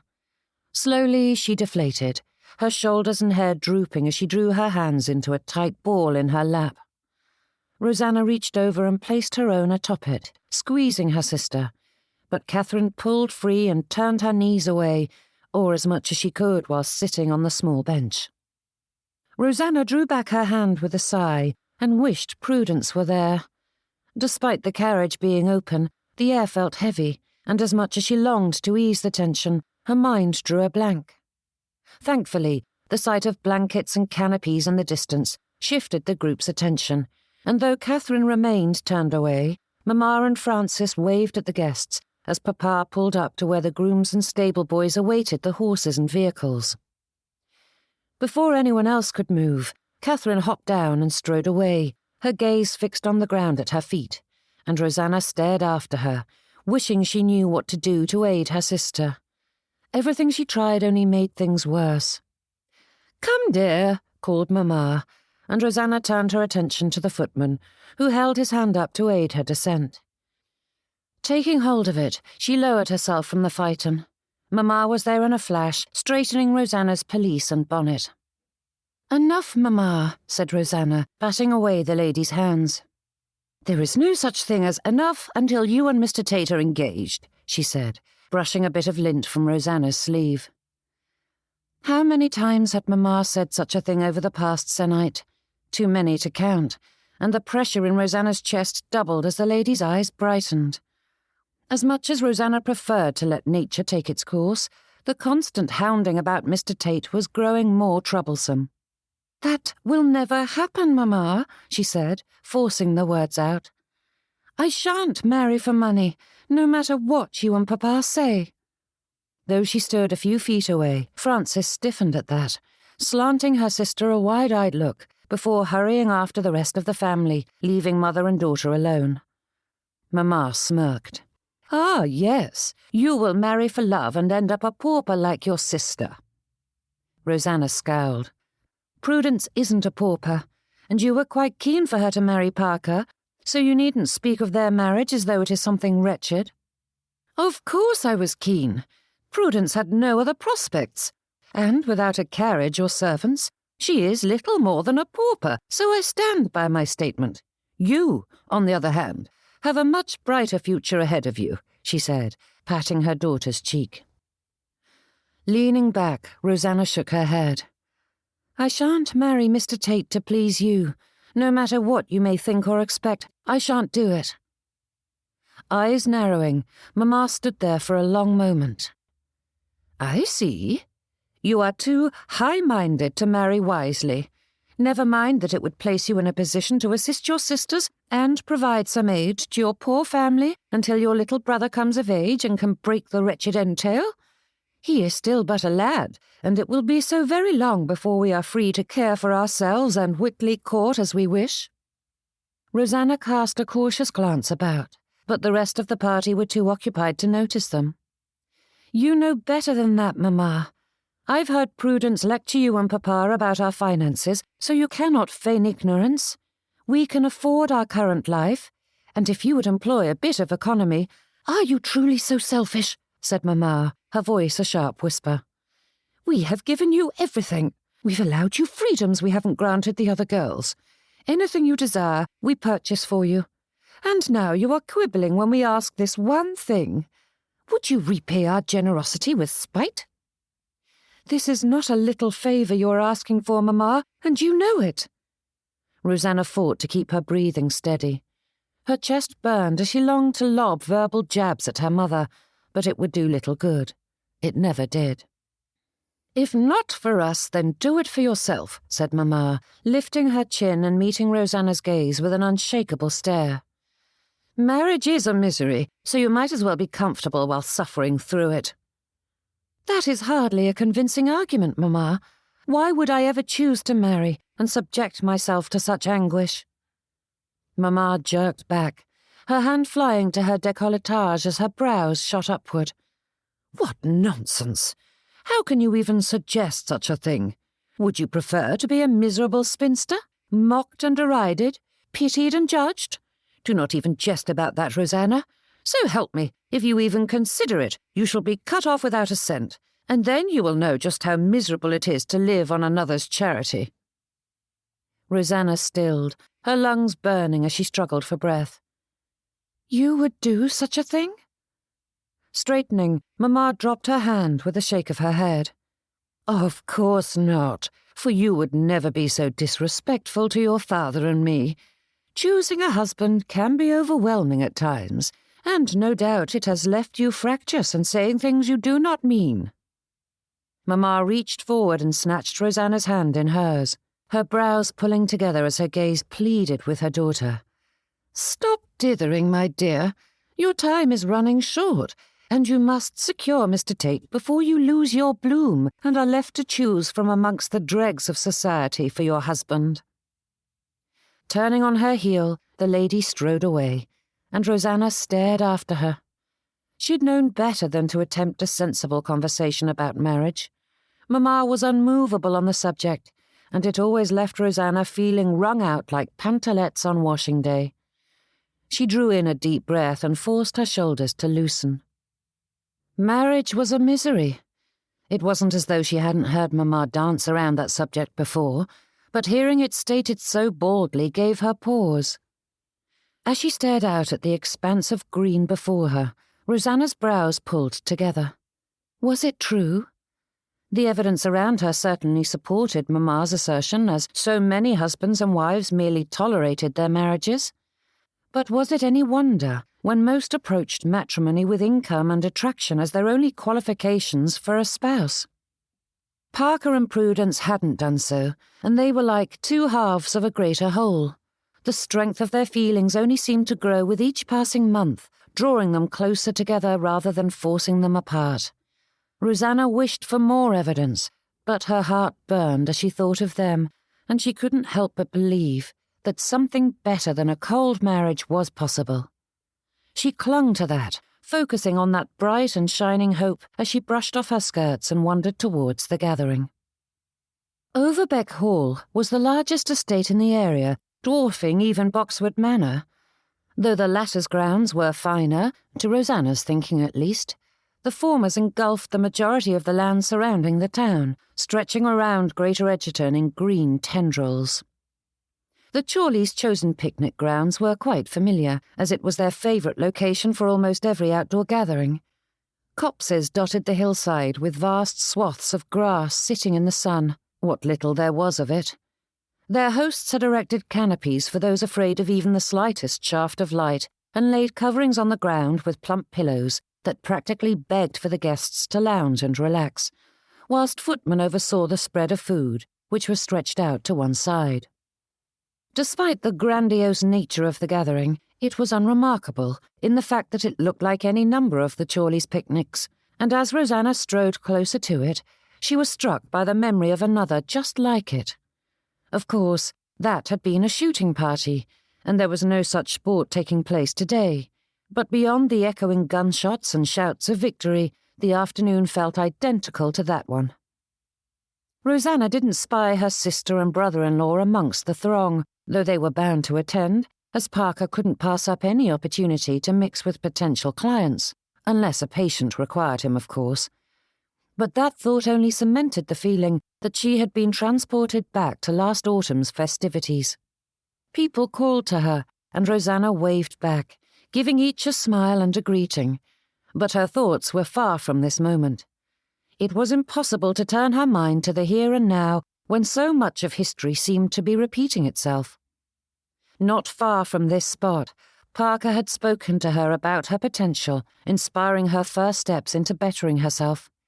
At first, she had taken a sharp decline when she had cast Prudence's feelings aside and pursued her sister's beau, and Rosanna couldn't help but shudder when she recalled those weeks, even if the end result was as perfect as she could have wanted. Prudence had won Parker's heart, and Rosanna had realized just how flawed and selfish she was. Walking with purpose, she had learned long ago that a determined stride often deterred others from approaching. She crossed the grass.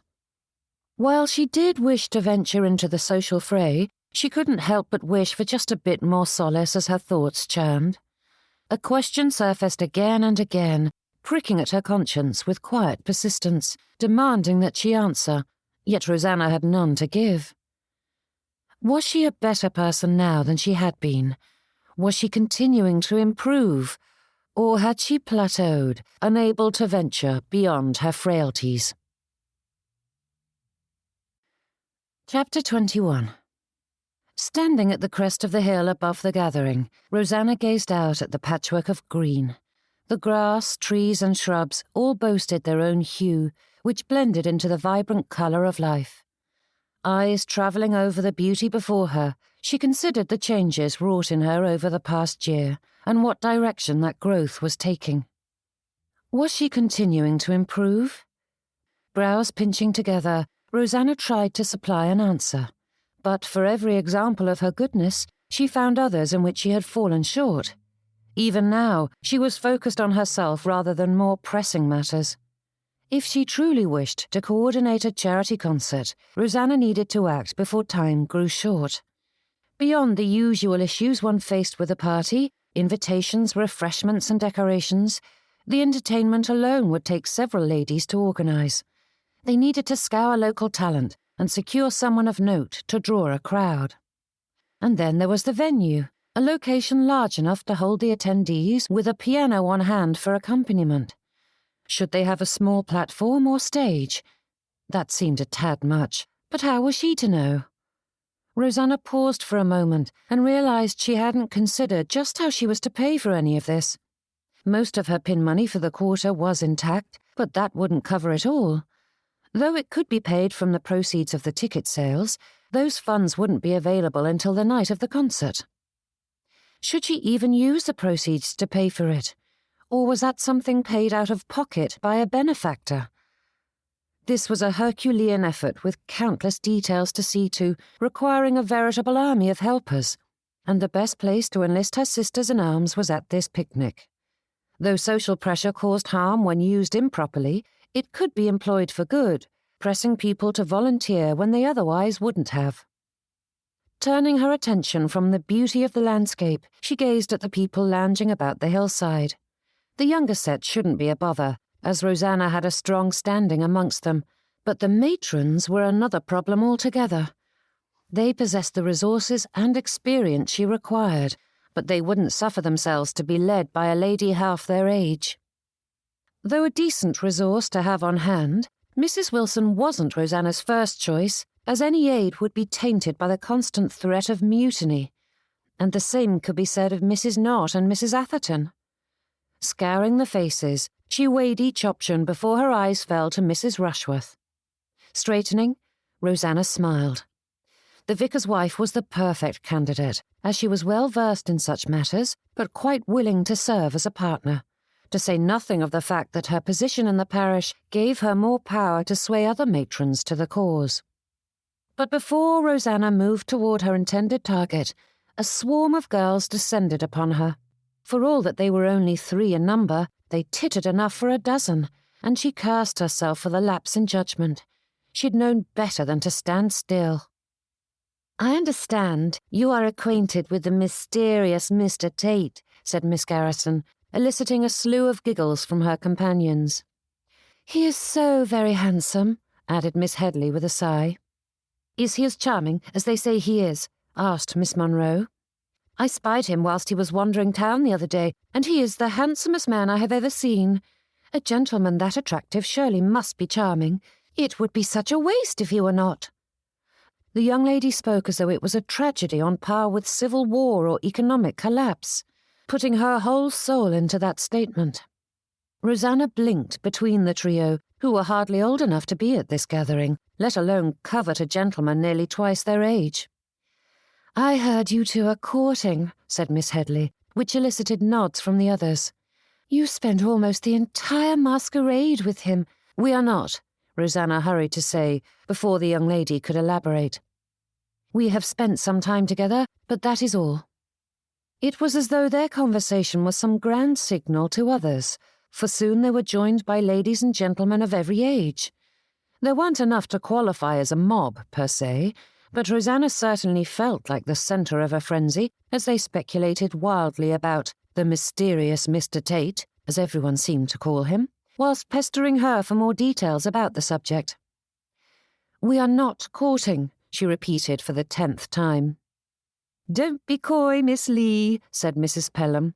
"Everyone saw the two of you thick as thieves during his ball, and then there was that little interlude in the street the next day." Rosanna held back a sigh and continued to be kind but firm about the subject. In all honesty, there wasn't much she could tell them about the mysterious Mr. Tate, even if she wished to discuss the gentleman at length. Much of what he'd told her had been a falsehood, and though the mammas and young ladies were eager for any tidbit, Rosanna didn't think that knowing he adored bilberries and reading biographies would secure his affection. And so she simply held on whilst the torrent around her raged, batting away the invasive inquiries until her audience grew bored with her prevarication and either drifted away or shifted the conversation to more pleasant subjects. "You do look lovely today, Miss Leigh," said Mr. Snowley, his gaze brightening as she met his eyes. "You are too kind," she said. "Truly a picture." With a nod away from the growing crowd, he added, "Might I entice you to take a stroll with me?" Rosanna managed to hide her grimace, only just. Poor Mr. Snowley was a fine enough fellow, but as his conversation revolved around the same insipid subjects that Mr. Woodhouse favoured, she suspected he would enjoy speaking with that gentleman more than her. But she was saved from answering when another gentleman interrupted. "I have secured a place for us on the blankets," said Mr. Ridlington, giving Mr. Snowley a gimlet eye. "That is kind of both of you, but I am quite happy where I am," said Rosanna. Not that either of them noticed as they continued to stare each other down. "I am certain she would far enjoy a walk with me," said Mr. Snowley. "I assure you she would not," murmured Rosanna. Mr. Ridlington lifted his chin. "But I have gathered blankets and pillows, should she need them, which is far more pleasing than a stroll." Was she a ghost or a phantom, here but unseen and unheard? Rosanna sighed and left the gentlemen to their squabble as it had little to do with her, and, being entirely occupied with their masculine swaggering, neither gentleman noticed when she wandered off with the other ladies. As much as she adored parties and gatherings, at times it felt as though it was a constant string of conversations without any break. Rosanna didn't require as much time to herself as Prudence, but even the most social of people needed a moment of peace from time to time, especially when one certain gentleman lurked in the back of her thoughts, never leaving her be. Matters weren't helped when the gentleman in question arrived at the picnic. Thankfully, Mr. Tate had the good sense not to approach, though it would have been difficult, as he was quickly swarmed by all the enthusiastic people wishing to further their acquaintance. But it was impossible to pay attention to what was going on in her immediate circle when her attention tracked his progress around the party. Then Miss Morton drew into her circle, drawing Rosanna's gaze. The young lady stood on the edge, her eyes fixed on the males of the group, and when one of them managed to notice her, she began batting her eyelashes as though attempting to put out a fire. Then there were the awkward smiles that were as far from coquettish as one could manage. Every time Rosanna spied Miss Morton, her heart broke a little more. The young lady tried so hard, yet she didn't have the inherent beauty or polish to garner attention, which was a shame, for she was a sweet soul. Once her nerves faded and she gained a bit more experience amongst society, Miss Morton was bound to be a favourite. It was time something was done. Weaving through the group, Rosanna sidled up next to the young lady. "And how are you settling into Greater Egerton?" Miss Morton's brows rose. "Well enough, I suppose. It is always a trial to be uprooted from the life one knows and be thrust into an entirely new one. Despite having been here for a year now, I feel as though I am still finding my footing. I cannot imagine how difficult that must be. I have lived in the same house my entire life and hardly ever left Greater Egerton. But I suppose there is something wonderful about starting afresh." Miss Morton smiled and nodded, though a hint of pain slipped into her gaze. Rosanna longed to give the poor dear an embrace, but they didn't know each other well enough for that. "Have you met Mr. Pugh?" asked Rosanna, and, not bothering to wait for the answer, for she knew what it was, she lifted to her tiptoes to see past the people around her and scour the picnic. The gentleman was here somewhere, but had slipped from her sight. Tapping Mr. Gundry, who was the only man in the circle who wouldn't take her attention as a declaration of love, Rosanna asked, "Do you spy Mr. Pugh?" Pausing his conversation with Miss Tomlinson, he glanced up and gestured towards a blanket. Mr. Pugh had banished himself to the farthest reaches of the gathering, sitting alone, but with a calm air that spoke of someone comfortable with the solitude. Rather like Prudence, and yet, like her sister, he glanced out at the others as though content for someone to intrude. And Rosanna was quite happy to oblige. Taking Miss Morton by the arm, she guided the young lady towards Mr. Pugh. "Hello there," said Rosanna with a smile, which the gentleman matched as he stood to greet them. "Good afternoon, Miss Leigh, and how do you fare?" "I'm quite anxious to introduce you to a friend of mine," said Rosanna, patting Miss Morton's arm before giving the introductions. "Just the other day, she was telling me about a book about the local flora and fauna." Miss Morton stiffened. "You recall that?" "Of course," said Rosanna with a smile. "You spoke so eloquently about the subject that I cannot help but remember. However, I fear I was entirely the wrong audience for such a discussion, as I know not a single thing about nature and am too much of a dunce to understand that field of study." Then, motioning towards the gentleman, she added, "I overheard Mr. Pugh speaking about that same subject at the Hendersons' card party, and I knew I needed to introduce you two." Miss Morton stiffened the slightest amount, her eyes jumping between Rosanna and Mr. Pugh, and then her lashes began to thrum.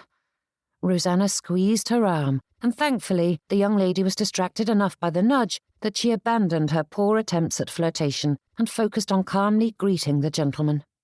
In quick succession, they spoke about the book in question, comparing it to others they'd read on the subject, and Rosanna tried hard to focus on the conversation, but it was so interminably dull that she struggled to hear one word in three.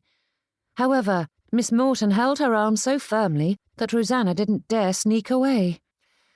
Mr. Pugh laughed at something the young lady said, and Rosanna followed suit without understanding the jest. As the words flowed, Miss Morton's hold slackened, and soon enough she was merely standing at Rosanna's side rather than fused to it. "Would you care to sit?" asked Mr. Pugh, and Miss Morton beamed, taking his hand as he helped her to the cushions. Despite being a gentleman of the highest calibre, his attention was so fixed on his companion that he sat down beside her without a second thought for Rosanna until Miss Morton drew his attention to the oversight. With a word of apology, he offered his hand to her as well, but Rosanna waved it away. "That is very kind, but I need to speak with Mrs. Rushworth, and for the first time since we've arrived she is unoccupied. I ought to seize my opportunity while I have it." Glancing at Miss Morton, Rosanna searched the young lady's gaze. She seemed far more at ease than she had been before, so with a final farewell, Rosanna left the two potential sweethearts to fall in love over discourses on birds, insects, flowers, and who knew what else. As she strode away, she took one more look over her shoulder at the pair. They were quite well matched, and she couldn't help the spring in her step at seeing them so comfortably situated. Unfortunately, before Rosanna arrived at Mrs. Rushworth's side, she was waylaid by yet another pair of ladies wishing to know more about the mysterious Mr. Tate. Why must they all refer to him in such a manner? No doubt the gentleman would laugh at it. Mr. Tate was quite free with his joy after all. And for all the contentment she'd earned by aiding Miss Morton, Rosanna felt her heart sinking once more as she had to relay the same words, the same excuses, and the same evasions as before, made all the harder when she kept spying Mr. Tate from across the picnic. She wished Prudence were here. They'd hardly had any chance to speak about what had happened, and she needed her sister's guidance. She was always so clear-sighted and knew precisely what ought to be done. But even if she arrived, Rosanna would be hard-pressed to secure time alone with her, as she couldn't go more than 5 minutes without someone demanding her attention. As she nodded at some inanity, Rosanna's gaze drifted to Mr. Tate. It was truly startling to see him dressed like the London gentleman he was, yet in the same breath it seemed natural.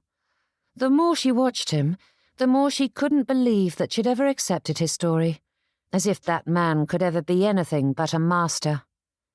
And then his gaze found hers, and Rosanna was struck once more by the blueness of his eyes. They were quite a perfect shade, drawing one in with their warmth and clarity. Mr. Tate smiled, and his face lit up, as though they shared some secret jest.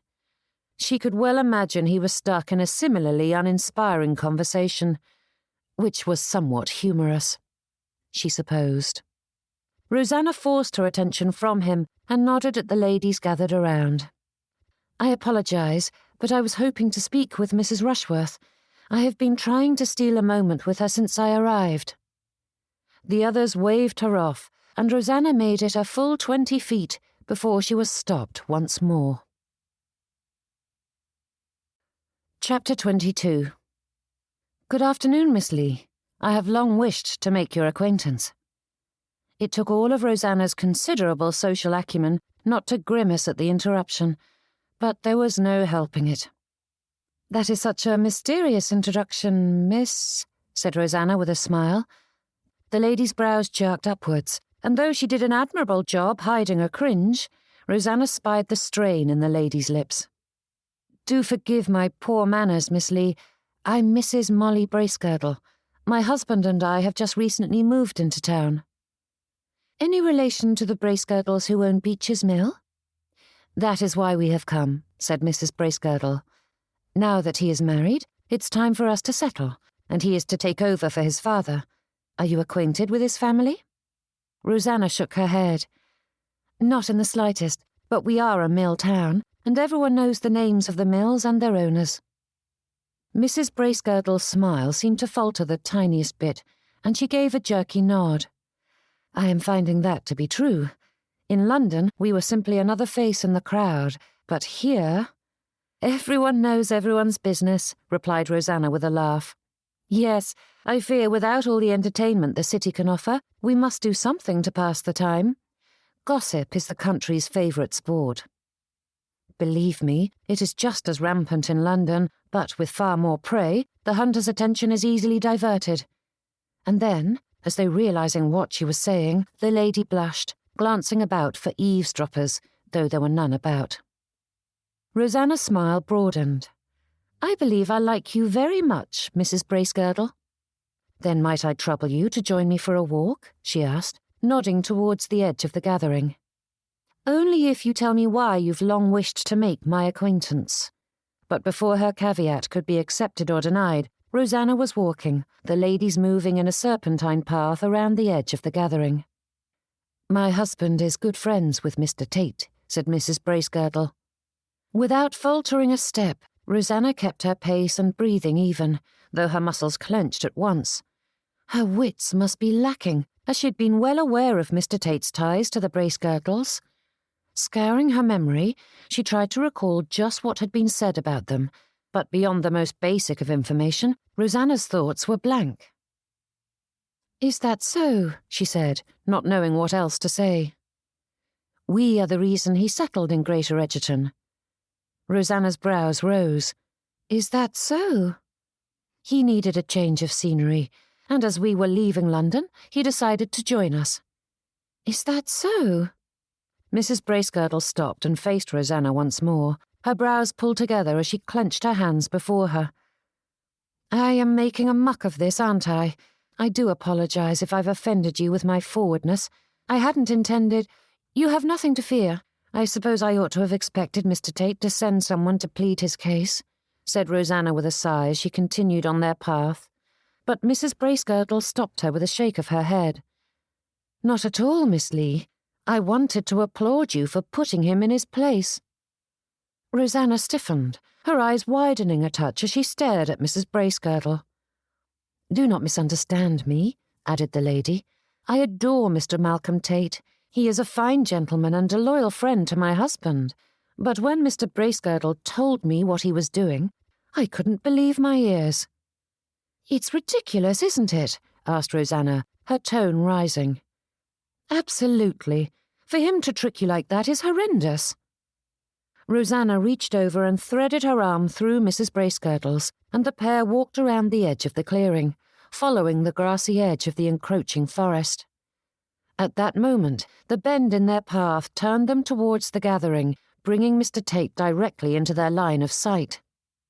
Though he did an admirable job of appearing engrossed in his conversation with Mr. Isaacs and Mr. Mandrel, his eyes tracked their progress. "Did he tell you about his apology?" asked Rosanna. "You mean how he attempted to buy his way out of his mistakes?" replied Mrs. Bracegirdle with an arched brow. "He relayed the whole mess as we were coming here, and he still cannot comprehend why it failed." Mr. Tate turned a smile towards them and raised a hand as though they were the oldest and dearest of friends. The ladies' grins didn't falter as they nodded in return, though Mrs. Bracegirdle let out a sharp huff when his attention was turned away. "No doubt he believes I am trying to convince you to forgive him," she said. "Mr. Tate is a good man, and I adore him and my husband, but they were raised to believe themselves infallible. Their puffed-up pride knows no bounds, and I welcome any assistance in humbling them." Rosanna huffed a laugh, glancing at her companion from the corner of her eye. "There is no doubt about it, Mrs. Bracegirdle. I adore you, and we are to be the best of friends." Despite the pinking of her cheeks, Mrs. Bracegirdle's smile broadened. "Then, as your friend, I advise you to remain firm. Working to secure the good opinion of his sweetheart will do Mr. Tate good." "We are not sweethearts." "Yes, but—" Rosanna stopped, pulling her companion to a halt as well. "I have not accepted Mr. Tate's suit, nor do I have any intention of doing so." Mrs. Bracegirdle paused before saying, "He can be a fool. All gentlemen are in some fashion. But Mr. Tate is a good man, one of the best I've ever known. Although he doesn't own the land or profit from it, when he saw the suffering of the labourers whilst delivering those charity baskets, he couldn't help but do something to aid them. It is in his nature." Unable to meet the lady's eyes, Rosanna stared off at the rolling hills around them. For all that she had cursed and railed against Mr. Tate, she had often found herself wondering about that bit of goodwill he'd bestowed without any fanfare. Had it not been for the recipients praising him to the skies, no one would have been the wiser, although he had done far more than Rosanna's charity baskets. What sort of man did that? If not for his lies, that question would have been easy to answer. "And, Miss Leigh, I've never seen him go to such lengths to win over a lady before. He is clearly smitten." "Of course he is," replied Rosanna in a flat tone. "I'm beautiful and have proven myself to be easily manipulated. What more can a man desire in a wife?" "Not at all." Mrs. Bracegirdle frowned and turned away, pulling Rosanna along their chosen path. "I have known Mr. Tate for some years now, and I have witnessed how society treats him. He is surrounded by those who will do anything to trap him into marriage. Ladies have lied to him again and again, feigning affection when their hearts belong only to his bank account." "So, his solution was to lie to me?" "I never claimed him to be an intelligent man," replied Mrs. Bracegirdle with a wry tone. "He is a fool of the highest order, but I assure you his deception was born of stupidity and is not an indication of his worth as a suitor." Rosanna's tone matched her companion's as she said, "And you aren't here to convince me to forgive him?" Mrs. Bracegirdle's cheeks pinked as she laughed. "I suppose I have drifted far from my original intentions. I wished to meet the lady who has so captured Mr. Tate's attention, not insert myself into your courtship." "We are not courting." Mrs. Bracegirdle nodded. "Of course not." And then the conversation drifted into a weighty silence. Though Mrs. Bracegirdle's arm remained looped through Rosanna's, it was stiff, and the lady's gaze turned to the grass at her feet. Despite the meddling, or perhaps because of it, Rosanna's heart felt heavy at the discomfort rife in the lady's posture and reticence. They were nearing the end of their circular path, and Mrs. Bracegirdle stepped away as though to leave, but Rosanna held tight. "Is this your first visit to Greater Egerton?" Mrs. Bracegirdle glanced at Rosanna with brows raised. "Yes. I met my husband in London, and we remained there for business after we were married. We haven't had the opportunity to return to his home until now." "Are you from London?" asked Rosanna. There was a slight pause before the lady answered, "I was born and raised there." Rosanna felt like she was holding a cup of tea that was filled to the brim, carefully walking forward so as not to spill it. "And how do you like Greater Egerton?" "The country is a bit of a shock after living in the city my entire life, but it is a lovely town." Something in the lady's tone gave Rosanna pause.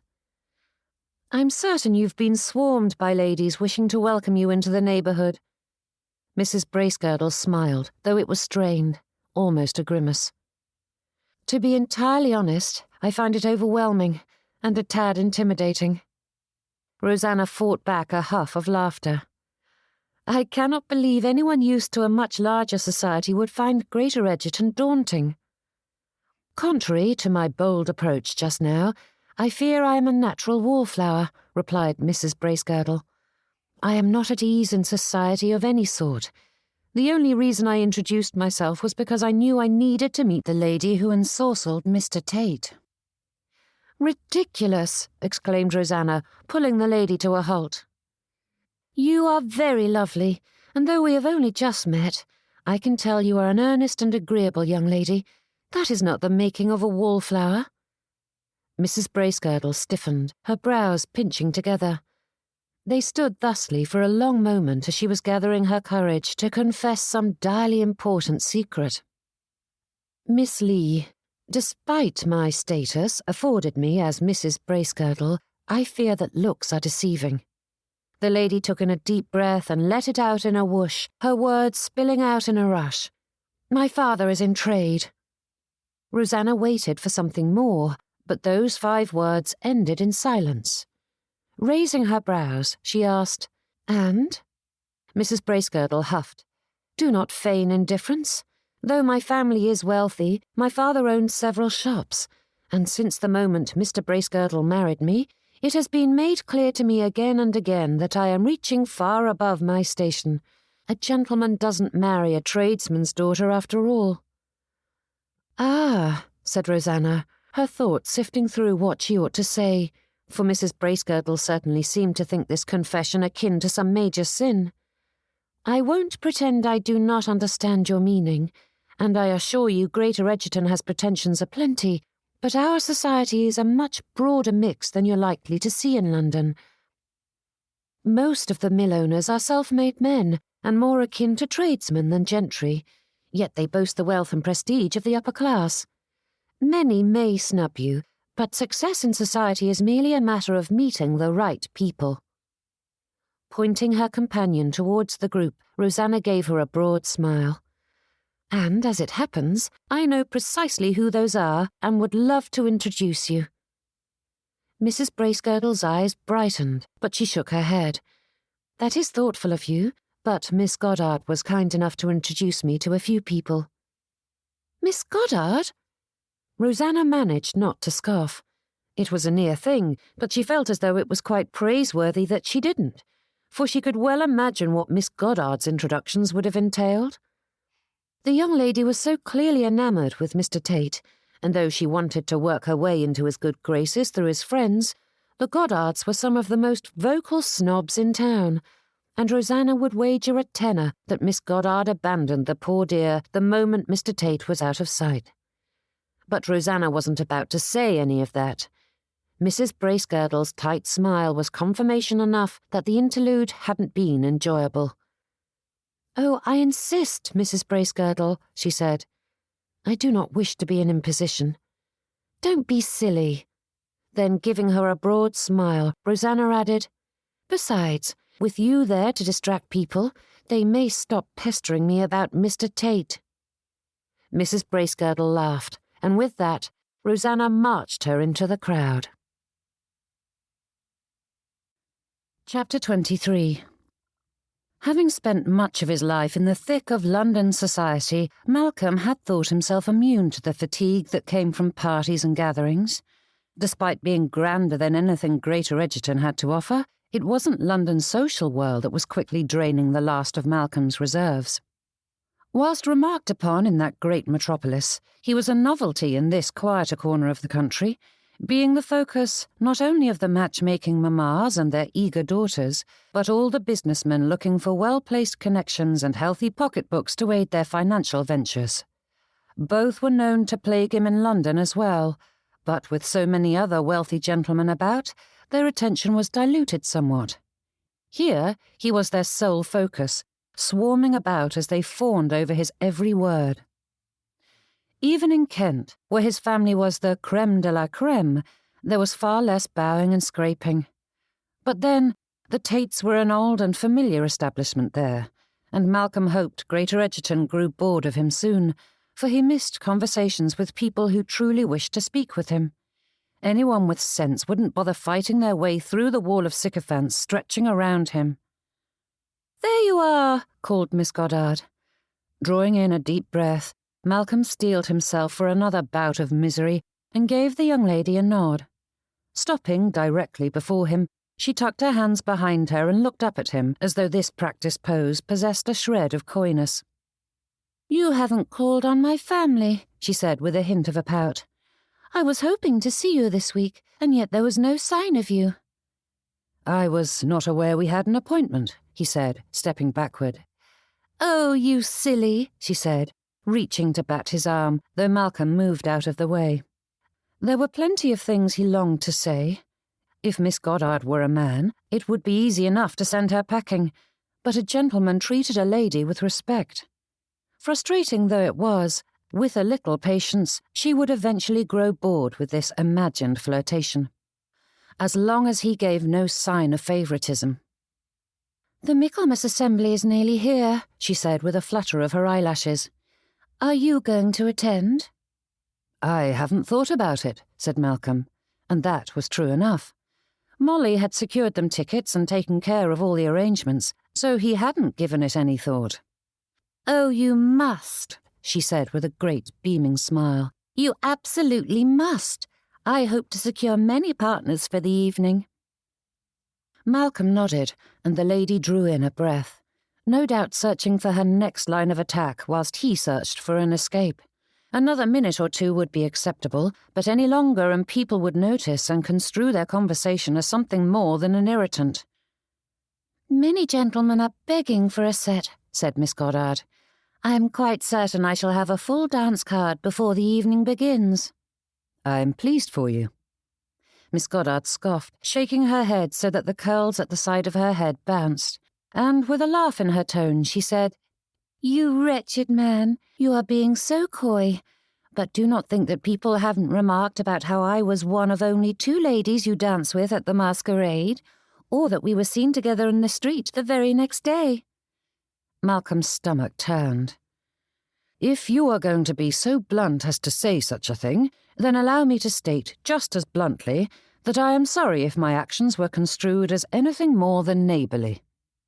Shoulders dropping, Miss Goddard gaped at him, and had he spied even the slightest bit of embarrassment in her gaze, he might have felt the slightest bit guilty for the misunderstanding. However, there was more irritation than hurt burning in her eyes.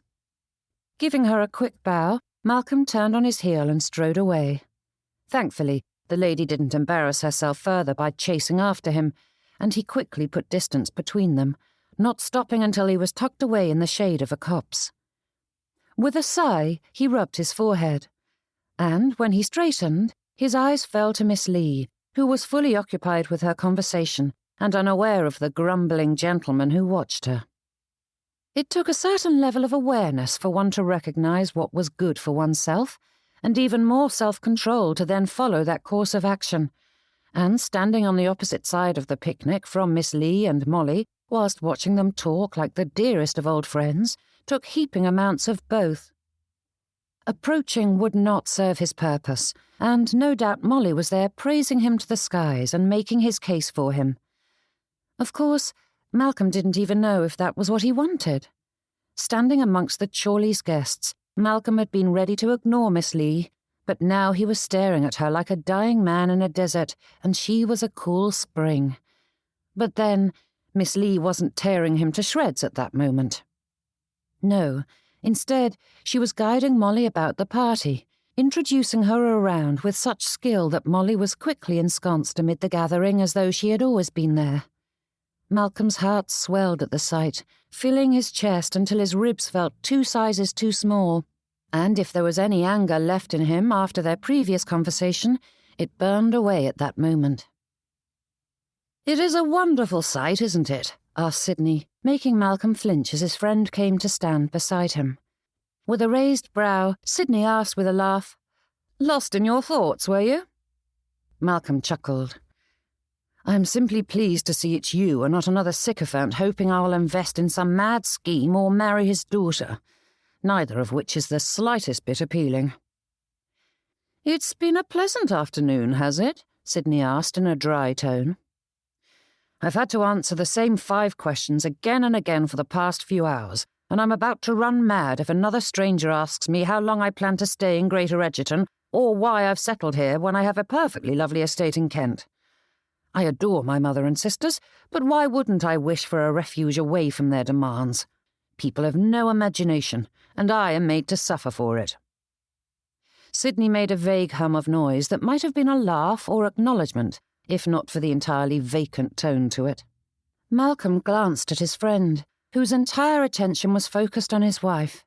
Having witnessed their courtship, Malcolm had thought such looks would eventually fade from everyday life once the pair married.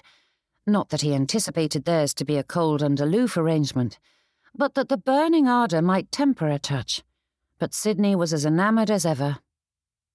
Which was one of the many reasons Malcolm had decided to let Boxwood Manor rather than stay with his friends. His home could hardly be called a refuge if he had to spend all his days trapped with a pair of lovebirds. "I should have found some excuse not to come," said Malcolm.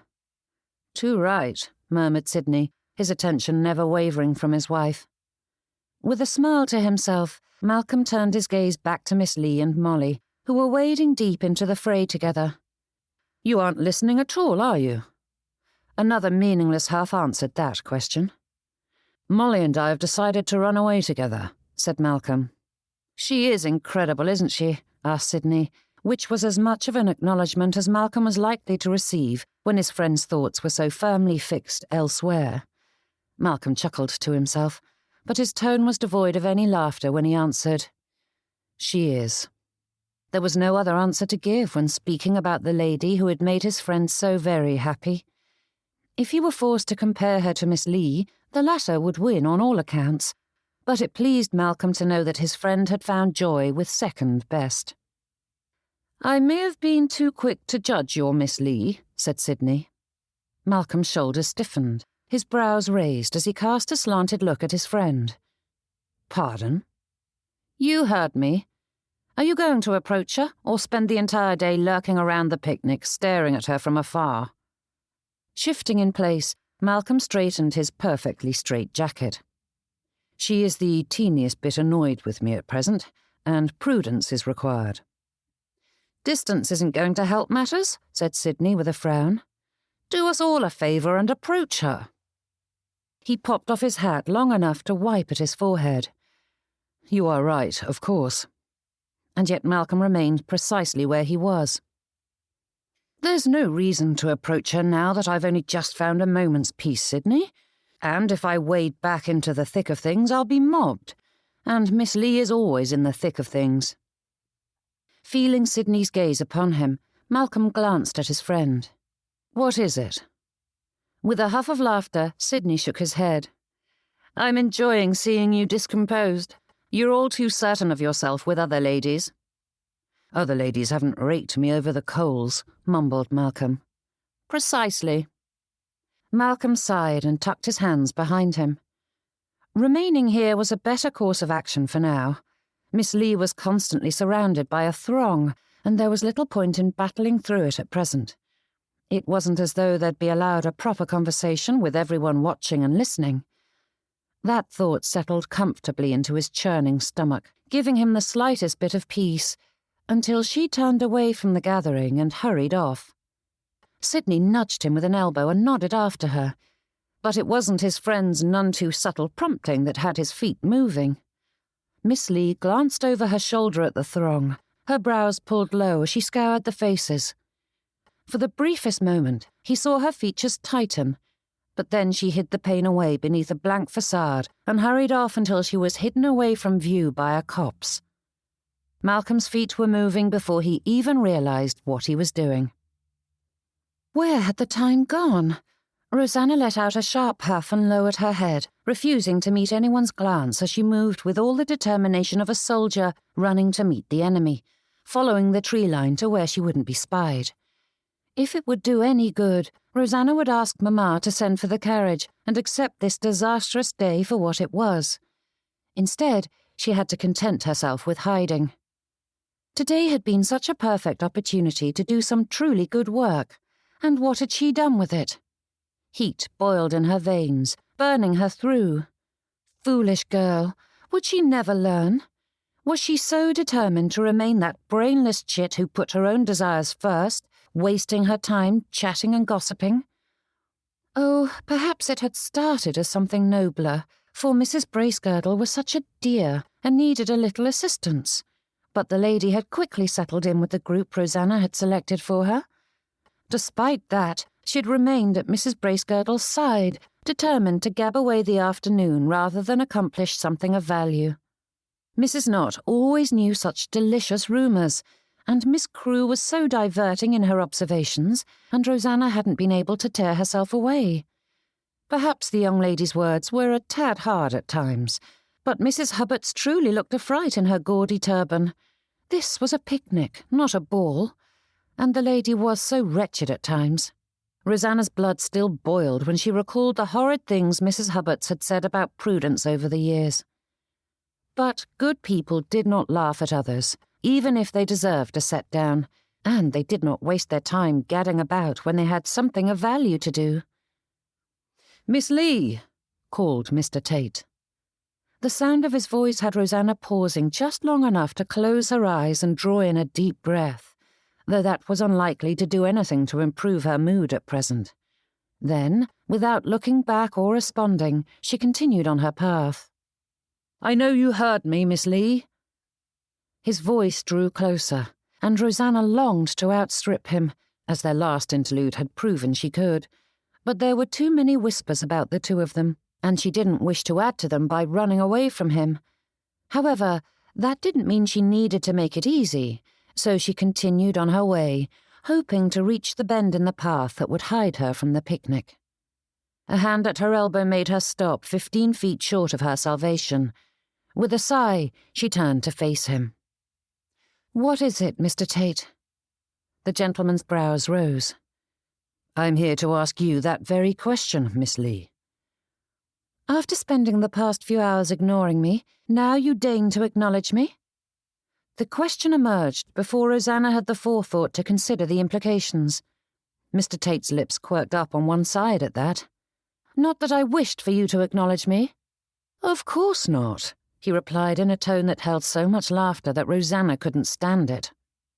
Whirling about, she tried to flee again, but Mr. Tate grabbed her by the elbow once more. "Please, Miss Leigh, I didn't come over here to twit you." "No, that was simply an added blessing." Rosanna thought she'd kept her tone dry and disinterested, but Mr. Tate's brows pulled together. "I came to see what is the matter." She paused and glanced over her shoulder at the gathering. Good heavens! Had she just made a fool of herself in front of everyone? Need she compound her sin even further? "I don't think anyone else noticed your distress," said Mr. Tate. Her gaze snapped to his, her brows rising. Could the gentleman read minds? Then, as though to prove his preternatural abilities, he gave her a commiserating smile. "Most of my life, I've been one of society's darlings. I don't think many people understand what a precarious burden that can be." Mr. Tate scuffed the grass with his boot. "So many people are eager to see you fall and crumble to pieces." "It is not society's opinion that matters at present," replied Rosanna with a shake of her head. "It is my own." Chapter 24. Rosanna's shoulders fell with a sigh. I had a task to fulfill today, but I was more fixated on socializing than doing my duty. Now Mrs. Rushworth is gone, and so is the opportunity for me to discuss my charity concert with her. The whole thing rushed out under its own steam, dragging forth more than she'd intended to say. "Can you not simply call on her tomorrow?" asked Mr. Tate. "That is not the point." Rosanna scowled at herself. I was distracted from what was important, allowing the moment to slip away rather than forcing myself to do what I must. "You are being too hard on yourself, Miss Leigh." Mr. Tate's voice was low and calm, with just a hint of a smile in its depths. Turning to face him with narrowed eyes, she found him watching her with unmistakable laughter in his gaze. "You are mocking me." "I am not, but I cannot help but find your reaction a little humorous," he said. "You made a minor misstep, and you are ready to sacrifice yourself like the martyrs of old." Rosanna straightened, lifting her chin as a spark of fire burned in her veins. "I suppose it would be impossible for you to understand such an impulse. Why would the master of a manor need a conscience? Why bestir yourself to think of others and how your actions might impact them?"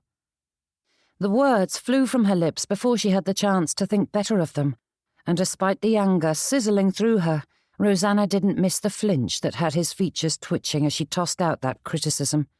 Snapping a hand over her mouth, she winced and lowered her head. When she could trust herself to speak again, she said, "I apologize.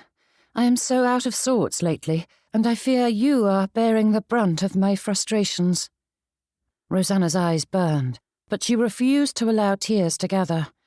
Why must Mr. Tate always see her in such moments?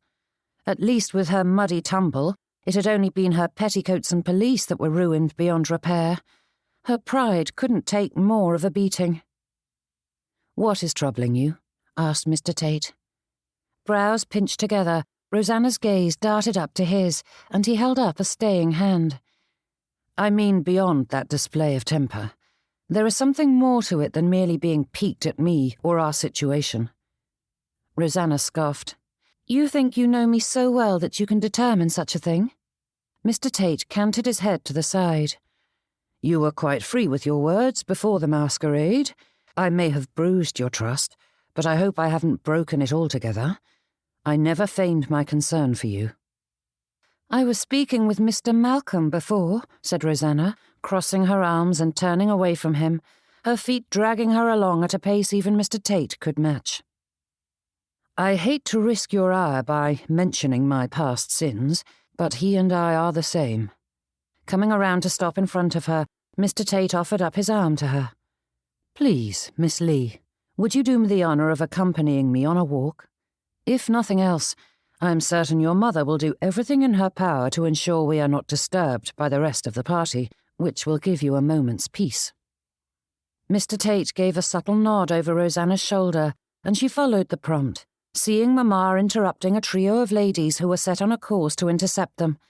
Rosanna couldn't help a halting chuckle. But her attention was drawn back to the gentleman at hand when he nudged his arm at her and added, "And should you wish to unburden your heart, I am an excellent listener." Rosanna glanced at his proffered arm, and then Mr. Tate gave her the smile that had captured her attention again and again, waggling the appendage at her. "Have you ever seen such a fine specimen, Miss Leigh? I am quite proud of it." Despite the nagging voice that warned her not to, Rosanna couldn't help but take hold and allow him to guide her along. Things had altered greatly since he'd been the mere Mr. Malcolm, but there was something so familiar about him, something that begged her to confide. Rosanna was in sore need of a listening ear, and when one presented itself, she couldn't fight the allure. Especially when Mr. Tate asked, "Now, what is troubling you?" His voice was low and tender, as though the answer mattered greatly to him, and Rosanna couldn't resist any longer. One did not navigate society successfully without being able to play act. It was a necessary skill to maintain one's position. Wealth and beauty were helpful, but if one could not school one's expressions in times of distress, one became fodder for the gossips. Malcolm Tate had been raised amongst the backbiting and jockeying, and for all that Miss Leigh and the other residents of Greater Egerton thought their society quite elevated, it was nothing to London, where Malcolm had received the bulk of his education. And so he was quite capable of acting nonchalant, or so he thought. However, when Miss Leigh took his arm and allowed him to guide her away from the rest of the picnic, Malcolm's control fought his desire to preen. It was a small victory, perhaps, but it was a victory nonetheless, and in the face of their previous disastrous interactions, he would revel in the territory he gained, however little. Despite her reticence a moment ago, Miss Leigh began to speak, and the words tumbled out in a torrent, leaping from one thought to the next with little coherency. Malcolm struggled to comprehend her verbal acrobatics, but thankfully the emotion was clear enough. Her frustration wasn't directed at him, for once.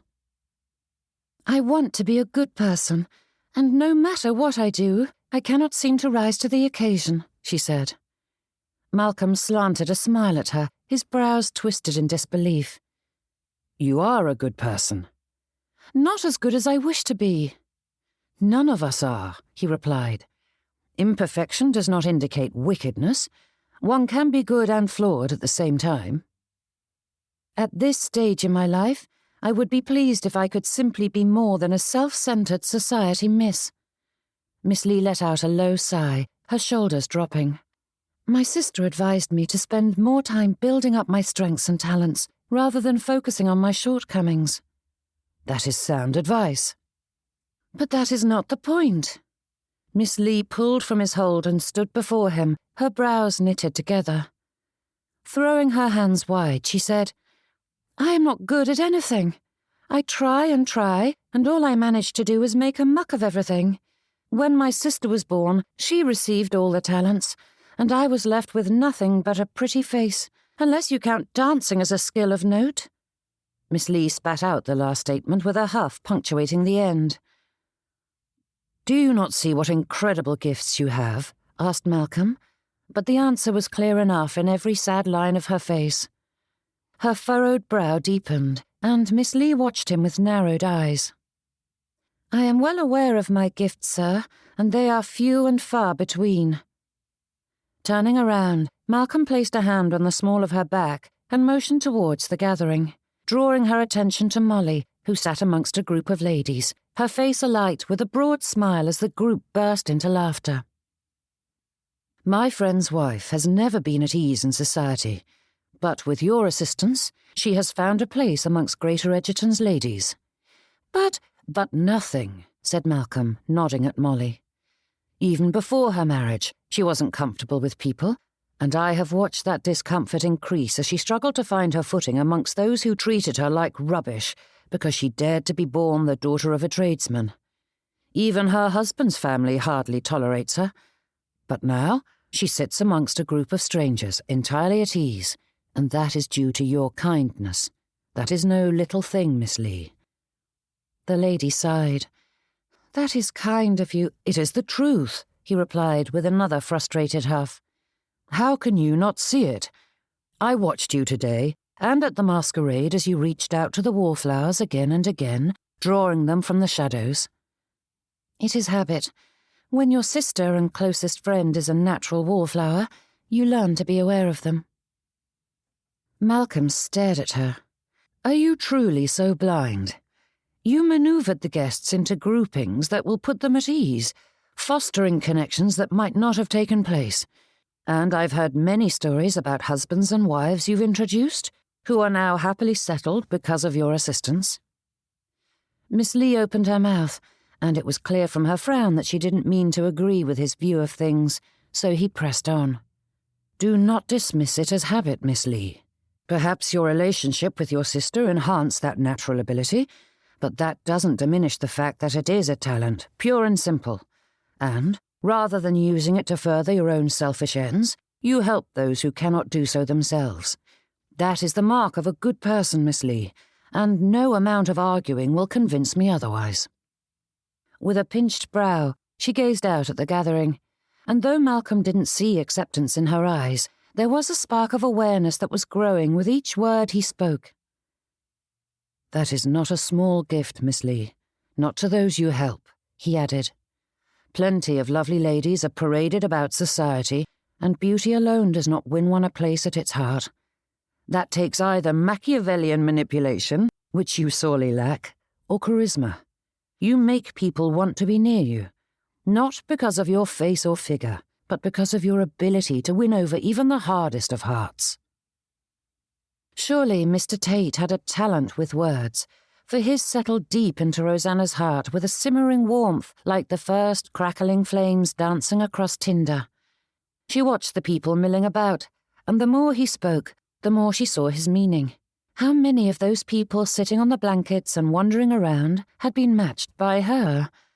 It was so second nature to her that Rosanna hadn't given it a second thought. But what did it signify? Compared to Prudence's abilities, being good with people was hardly worth noting. Rosanna's thoughts halted in place as she realized just where they were leading her again. The fire in her chest roared to life as she watched Mrs. Bracegirdle laugh and smile at her companions. It brought with it memories of Prudence at balls and parties, and of countless other timid young ladies and gentlemen she'd met over the years. "You make people feel welcome, which is no small thing," added Mr. Tate. "More than that, you make them feel good about themselves, and that is an incredible talent to have, and far rarer than anything steeped in music, art, language, or literature."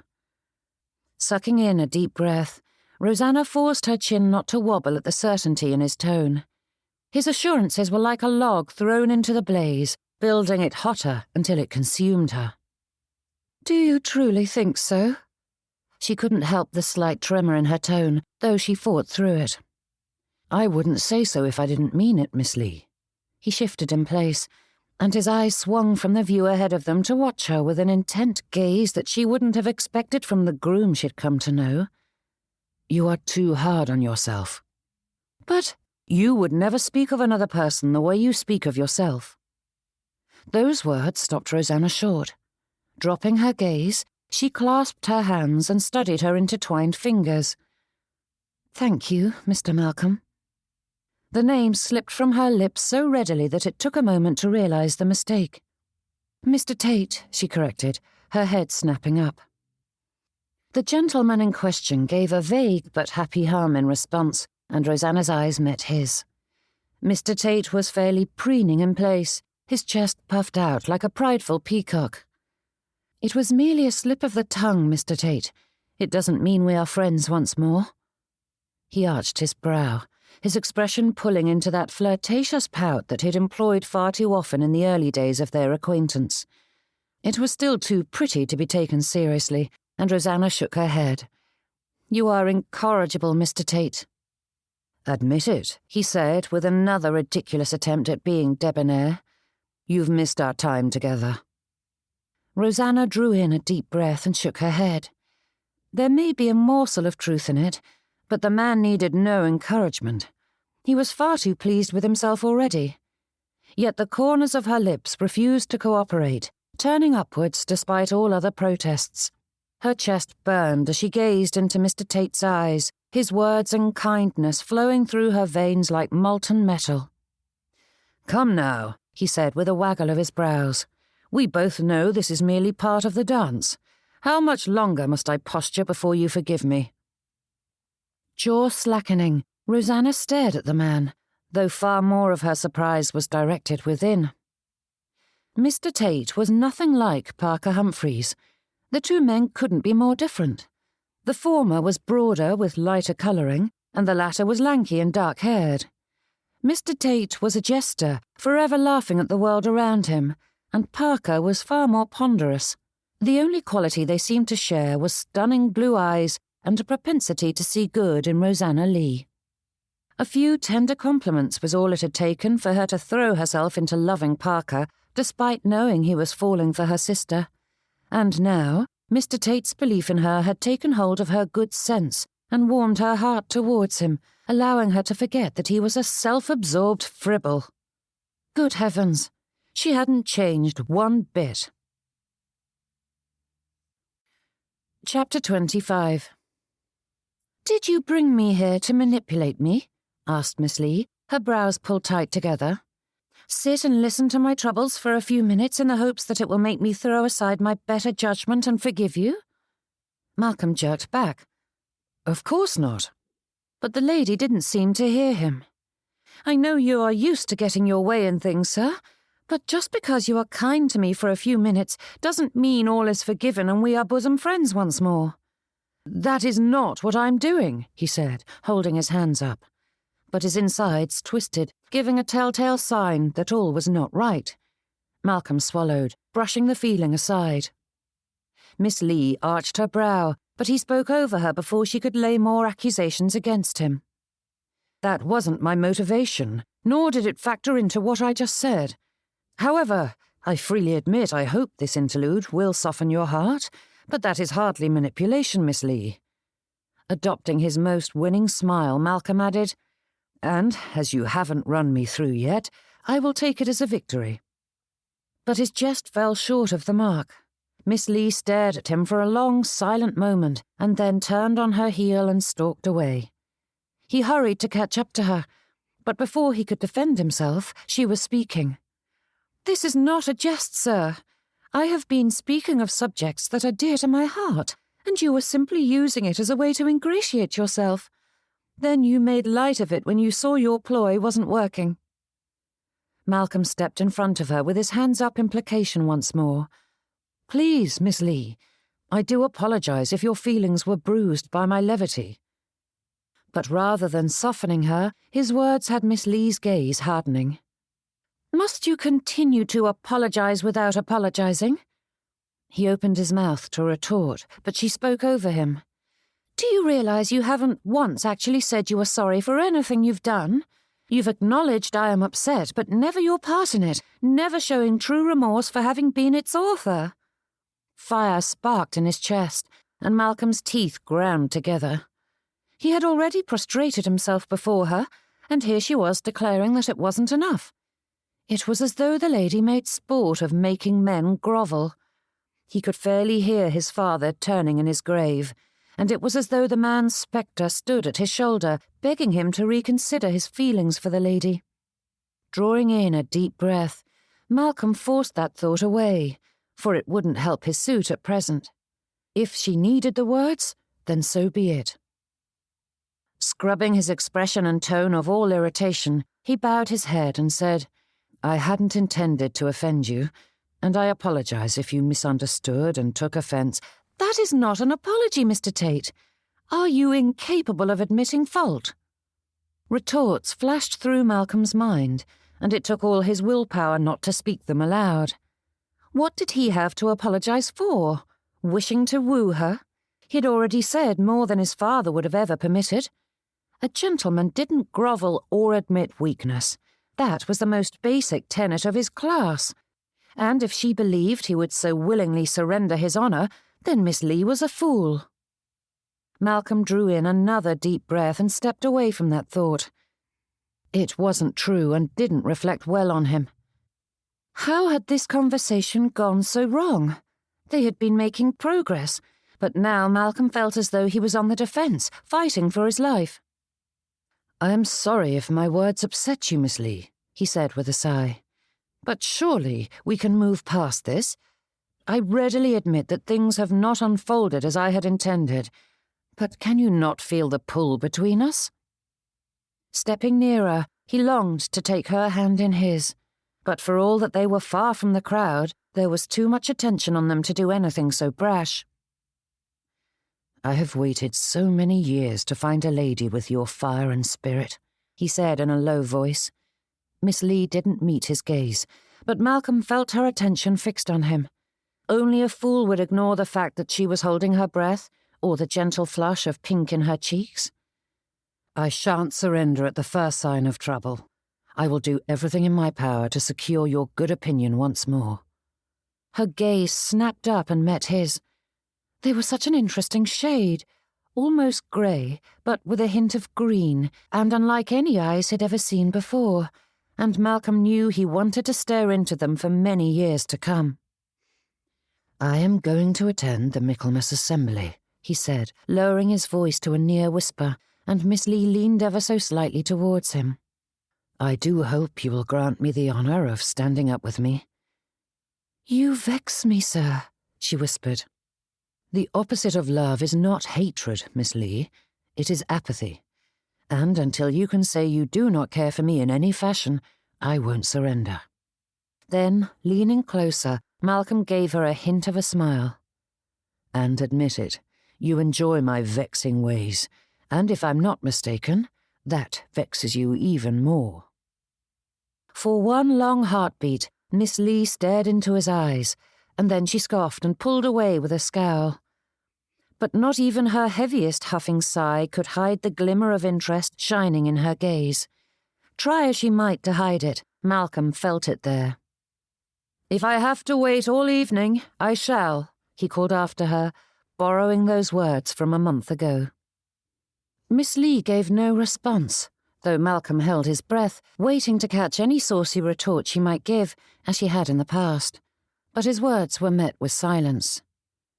He watched as she rejoined the others, and everything inside him wanted to follow after her like an obedient dog nipping at his master's heels, which was ridiculous in many ways. Firstly, he was not some lovesick puppy tripping over himself to catch the eye of a young miss.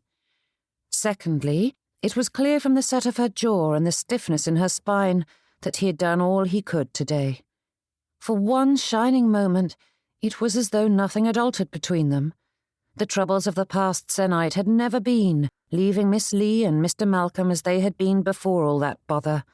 That was enough for now. But knowing that in his head didn't keep Malcolm's feet from following after her. Thankfully, he caught himself before he did anything embarrassing and turned himself in another direction. Hands tucked behind him, he meandered off into the distance, avoiding the rest of the party. "Are you incapable of admitting fault?" Malcolm frowned at the question and battered it away. Miss Leigh was a tempestuous lady, and he couldn't fault her for a sign of temper when her spirit was one of the things he adored most about her. Mother certainly wouldn't have raised her voice to father in such a manner, and Malcolm doubted she was capable of doing so. Not that the gentleman would have permitted such disrespect. Standing on the crest of the hill that overlooked the gathering, his eyes quickly sought her, and once more Miss Leigh was in the thick of things with Molly at her side. The pair wove through the guests, slipping along with such ease and comfort that even Malcolm couldn't help but be impressed by Miss Leigh's skill. Could she truly not see how incredible she was? The thought was baffling, and Malcolm stood there for a long moment, trying to make sense of her confession, for it seemed entirely impossible that Miss Leigh would battle with self-doubt.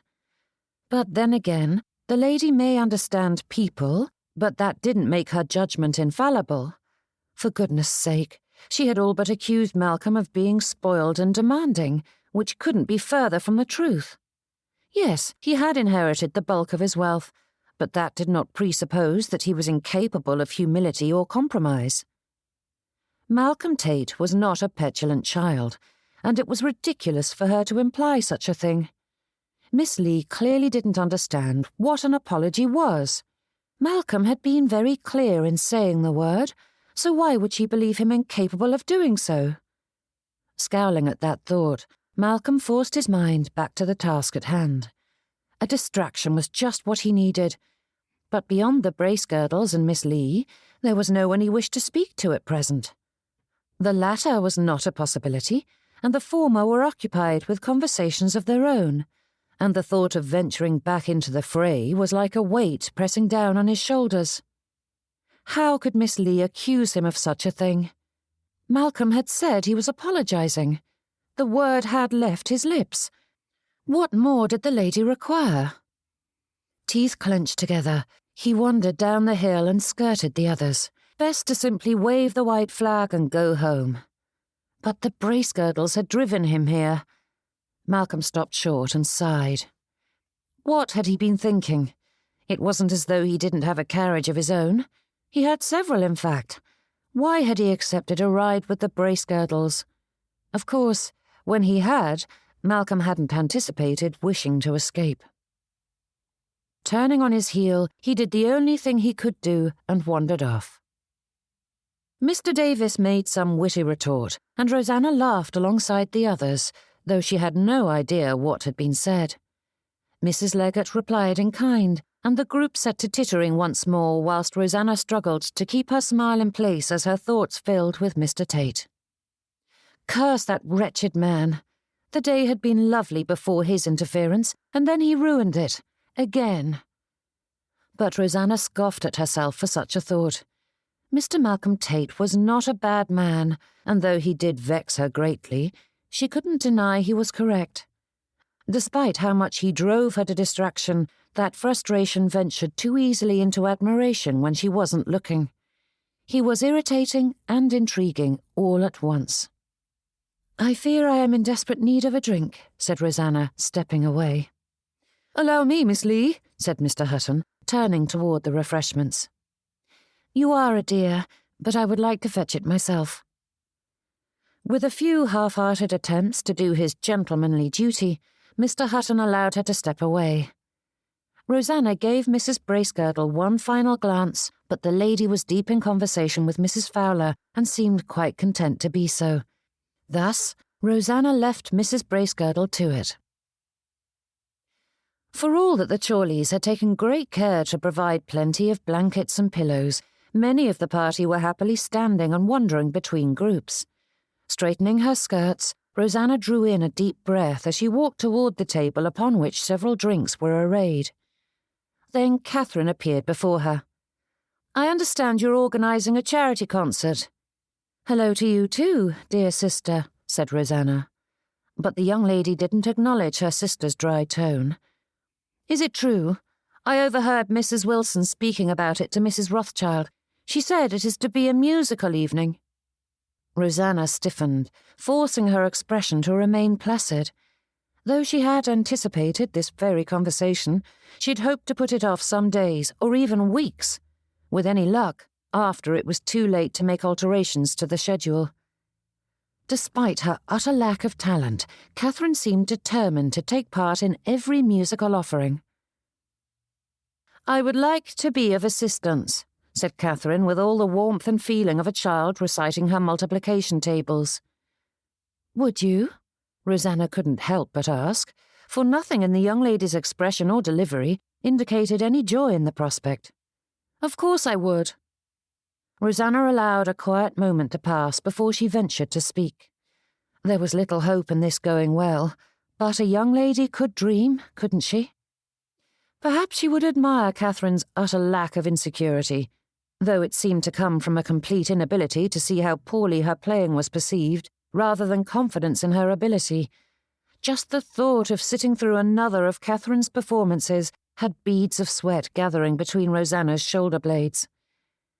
"That is very kind of you," she said carefully, "but I have chosen my assistants already, and I do not know if your particular talents will be useful."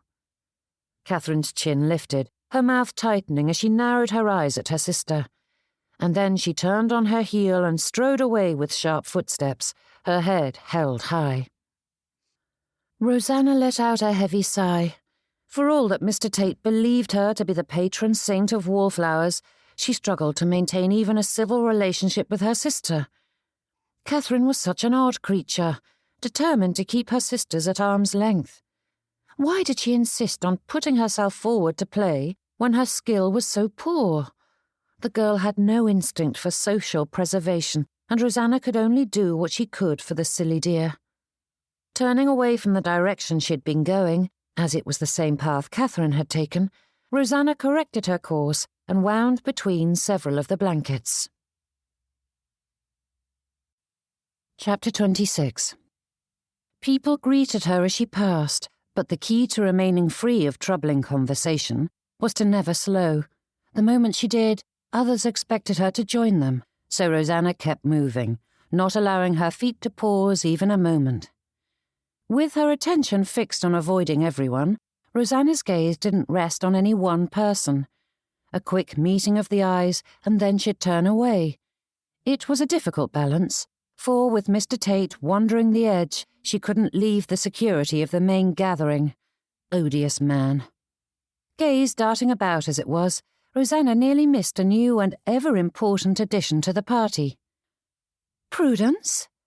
Hurrying around the others, Rosanna struggled not to run to where her sister and her brother-in-law were approaching. She longed to hitch up her skirts and sprint to her, but she contented herself by sweeping Prudence into an embrace the moment they were close enough. "Good heavens, Rosanna, that is a greeting," said Prudence. Parker came up beside his wife, and once Rosanna released her sister, Prudence stepped back to take his arm. "I didn't think you were coming. How did you get away?" said Rosanna. With a smile, he said, "It was an effort to get her to agree, but between Robert and myself we managed. He has a nursemaid, after all, darling." "A young woman who seems more determined to catch Robert's eye than care for his child," replied Prudence, with the cadence of an old argument. Turning to Rosanna, she asked, "What have we missed?" Though her sister clearly meant the party, Rosanna couldn't help the swell of emotions that followed her sister's little question, as everything that had passed between her and Mr. Tate flooded her mind and heart. Rosanna held Prudence's gaze for a long, silent moment as she tried to organize her thoughts, but she couldn't think where to begin or what to say. With a look at her husband, Prudence released his arm and took Rosanna's. "Find me when you're ready to leave," called Parker as the pair wandered along the edge of the party. Once out of earshot, Prudence leaned closer and glanced at Rosanna. "Now, tell me what is going on. You have so much on your plate. Surely you do not want to add your sister's troubles to it?" "Stuff and nonsense," came the reply, and Prudence held tighter to Rosanna's arm. "No amount of burdens would keep me from wanting to know, especially when you come running towards me as though the hounds of hell were at your heels. Please, talk to me." Rosanna drew in a breath, attempting to gather her scattered thoughts, but it was like herding kittens. They skittered this way and that, not allowing her to lay hold of more than one at a time, and she certainly couldn't put them in any coherent order. Her ribs tightened as though under some great strain, and though she took another deep breath to ease the pressure, it did no good. Words tumbled free in a whirlwind, detailing everything that had happened. All the while, Prudence remained at her side, steering them away from others as Rosanna fought to keep her voice from rising. Anyone with eyes would know she was agitated, but she was beyond caring what they did or did not suspect. Let them know she was angry. What did it matter? "He refuses to apologize. It's as though he's incapable of acknowledging any wrongdoing. Oh, he feels terrible I am upset and discomforted by what he's done. But heaven forfend that he should actually say, 'I apologize for my behavior. It was wrong of me.'" Rosanna drew in a deep breath, her brows knitting together. I have tried and tried to explain it, Prudence, but he is too stubborn and prideful.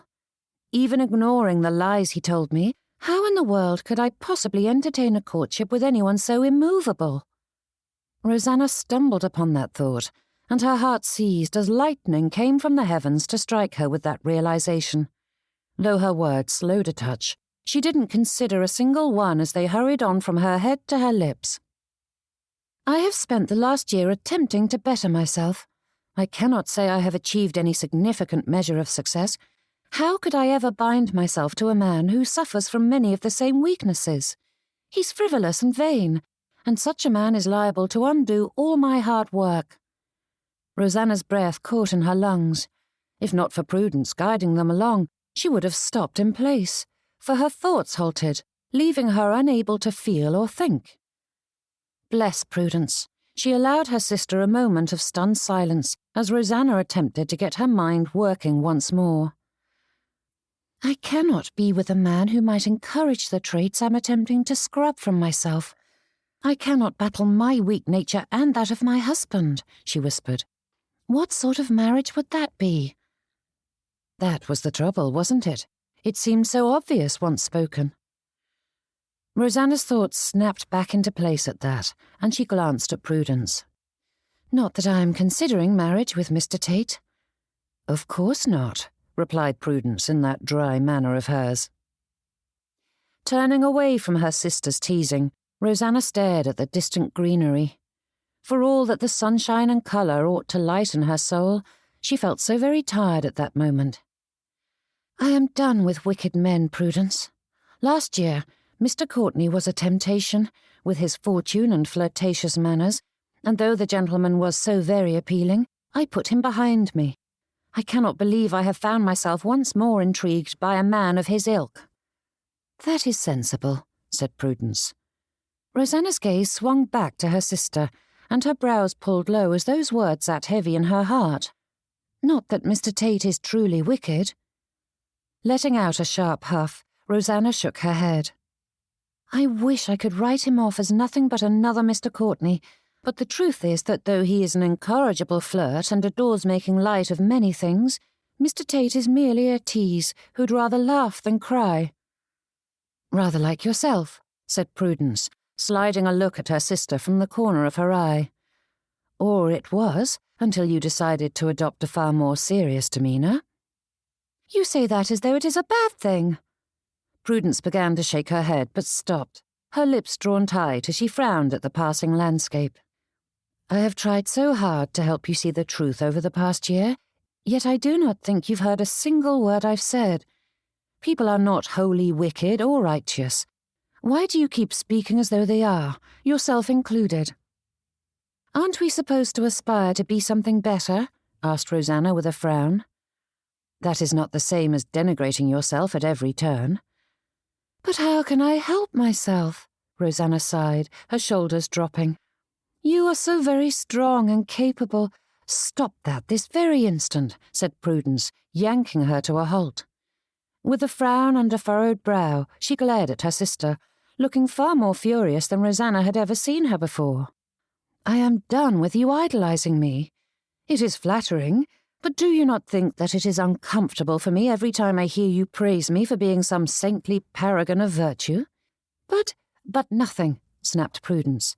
I have feet of clay like anyone, and to be entirely honest, one of my greatest flaws is how much my pride inflates every time someone praises me over you.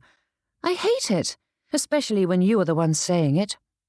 Rosanna stiffened and stared at her sister, uncertain what to say to that. Softening her tone as her gaze warmed, Prudence pulled her lips into a sad smile.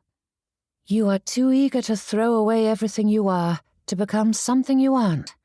And while that desire for self-improvement is admirable, you are ignoring a very simple but important adage: moderation in all things. Rosanna's brows creased. Do you truly believe so? You weren't a terrible person before, so why do you wish to erase the good alongside the bad? Said Prudence, giving her a tender smile. You have flaws, so do we all. The answer isn't to cast aside everything and start anew, but rather build off the good you have, and stop devaluing your strengths. Despite your upbringing, which ought to have turned you into a pampered princess, you are a caring and generous person. You always have been." Rosanna pressed her free hand to her stomach, but there was no calming the flutters which moved through her like a kaleidoscope of butterflies. Brows pulling low, she thought through the conversations of this afternoon, and more the words aligned. "Are you reaching an epiphany, dear sister?" asked Prudence. Swallowing to clear her throat, Rosanna blinked rapidly whilst trying to grasp the words to describe this moment. Epiphany felt too small a thing. "Do you think I undervalue myself?" she asked. A puzzled frown pulled at Prudence's lips. "You know I do. I have said so many times before, including right this very moment." Rosanna's throat tightened, the feeling drifting into her chest. "Mr. Tate said the same thing this afternoon." "And now that he has said so, will you finally listen?" asked Prudence with a raise of her brows. The jest flew past Rosanna's ears without making any impression, and she quickly began to recite all that the gentleman had said to her. "Some part of me wants to forgive him, but how do I know it isn't my weaknesses wishing me to give in to a comfortable life, or that I'm drawn to any man who treats me like a proper person and not just an ornament?" Rosanna shook her head. "I am at odds about what to do, and any time I make a decision, doubts flood my mind and pull me in the opposite direction. Tell me what to do, Prudence." Drawing in a deep breath, her sister held her gaze. Those dark eyes were warm and understanding, but even before Prudence spoke, Rosanna knew no answer was forthcoming. "I cannot, dearest. Forgive Mr. Tate or don't. That is your choice." Rosanna's shoulders fell as she sighed and nodded. "You are right, as always." "No," said Prudence with a shake of her head. "Please do not say that any more." "You aren't right?" asked Rosanna with a pinched brow. "I am not always right about things," said Prudence. "You cannot have a conversation without saying it, and it's always with this tone that implies you are always wrong. I do not like it for either of our sakes, and I will not allow you to denigrate yourself any longer. You are stronger and kinder than you believe, and I am certain you will sort this all out, both yourself and Mr. Tate." Rosanna nodded, and taking her sister's arm once more, Prudence led her along the swath of green, allowing the silence to settle between them. And for all that such pensive moments hadn't brought her peace in the past, Rosanna's heart felt lighter as she considered the counsel she had received. Was it truly possible? As much as habit rejected the thought, buried beneath that roiling blackness that threatened to drag her under was a light, a flicker, really, but it was strong enough to drive back some of the shadows and leave her with a weak perhaps, which may seem like nothing at all, but it was something, and Rosanna clung to it. Chapter 27. Malcolm's London friends thought letting Boxwood Manor was a foolish decision. He couldn't blame them. With an estate in Kent, it made little sense to take on the expense of another property, but with Sutterley Court overrun by his mother and sisters, Malcolm had no choice but to seek quieter pastures elsewhere. That his current home was close to the Bracegirdles, yet still allowed him some distance from the newlyweds, was an added blessing. Usually. The library door opened and Sidney swept in, dropping into the seat opposite Malcolm with a huff. "Curse Miss Leigh!" Malcolm's gaze narrowed. "What the blazes do you mean by that?" Crossing his arms, Sidney frowned. "Ever since the Chorleys' picnic, that wretched lady has kept my wife so occupied that I've hardly seen her in the past 2 days. At this very moment, Molly is sitting in some society matron's home, leaving me all alone, yet again." "Am I such terrible company?" asked Malcolm with a smirk. But Sidney matched his expression. "Firstly, there is no better company than my wife. Secondly, you are terrible company when you are sulking." "I'm not sulking." The gentleman's brows rose, and he nodded at Malcolm's slumped position in the armchair, where he had been sitting for some time, staring at the empty fireplace. "Ah, yes," added Sidney. I know how much you enjoy spending your days sitting in solitude. You are the picture of quiet reflection." He longed to scowl, but that only proved his friend's point.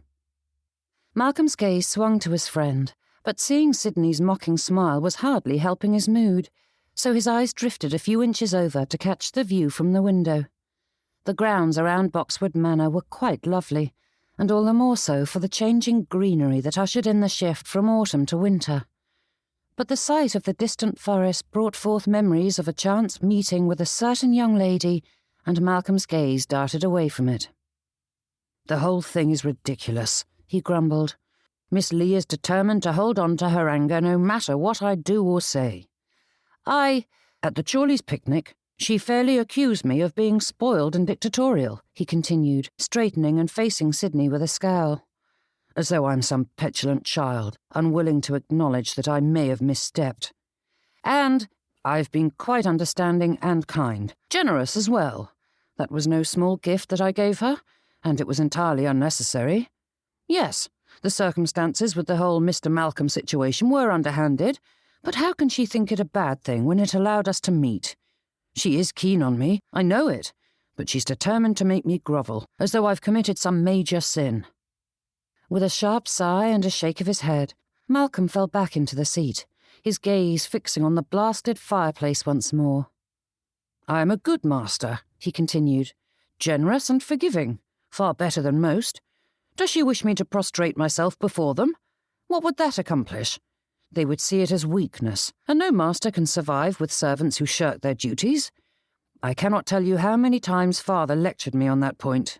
Do not go soft, my boy, or they will take advantage of you every time. Even doing something like giving them new furniture in their quarters was tantamount to signing over the house to them. My own father— It is ridiculous." Silence followed that, and Malcolm's jaw set in a hard line as his eyes bored into the logs sitting inside the grate, awaiting the strike of a match.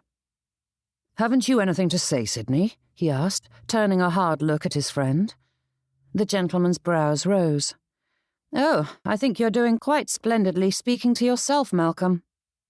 He didn't think it was possible to scowl more, but his mood had grown ever darker since the interlude, and his frown deepened. "I fear I need to apologize," said Sidney. Malcolm huffed, his lips pulling into a faint smirk. "Your father would suffer an apoplexy if he heard you admit such a thing." "And that just proves Miss Leigh's point." Only when Malcolm's attention turned entirely onto Sidney did he continue. The gentleman shifted in his seat and straightened his jacket before settling once more, and all the while he didn't meet Malcolm's gaze. "After the picnic, my wife gave me quite the lecture about what I said during the carriage ride there." Sidney gave his friend a chagrined smile. "She is far more patient than I deserve, and though I wish to be good, for her sake if nothing else, I fear she will always be a far better person than I am. Thankfully, she adores me beyond all reason, or she would quickly realize she could have done much better." "I will never cease to be amazed that any lady was willing to marry you." "Indeed," replied Sidney in a dry tone. But as the silence lingered for a moment, the gentleman's gaze grew pensive as he turned and stared at the shelves along the far wall, which were quite empty at present as the owners of Boxwood Manor had taken their keepsakes and Malcolm hadn't brought any with which to fill them. "It is far too easy to take my life for granted and forget my wife's humble origins." Malcolm arched a brow. "You speak as though she's from the lower orders." "But you know as well as I that in society, money doesn't matter as much as breeding. Enough income will allow you entrance to a degree, but those from new money are labelled as gauche social climbers, and her family's money is as new as you can get," said Sidney. "Her father built an empire from the sweat of his brow, and unlike the rest of his kind, he's proud of his history, and Molly was instilled with the ideals and virtues her parents prize." Sidney paused for a moment and frowned as though searching for the next words. "You and I are the products of our class, raised to believe being the master means you needn't apologize or concern yourself with your servants' well-being. Molly has tried to make me see reason for some time now, gently nudging me in the proper direction. But hearing my advice to you forced her to abandon subtlety and pounce." Drawing in a deep breath, Sidney leaned forward, his elbows resting on his knees. "The truth is that Miss Leigh is entirely correct. Your behaviour has been appalling, and not just your deception. What would you do if a gentleman asked you to blacken your honour by supporting his lies?" Malcolm stiffened.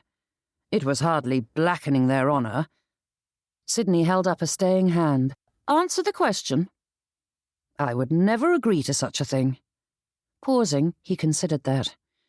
"And I would frame my rejection in a manner that ensured the gentleman would never ask again." "And if that man possessed the power to force your compliance?" asked Sidney with a significant tone. "The servants have their free will just as any man does.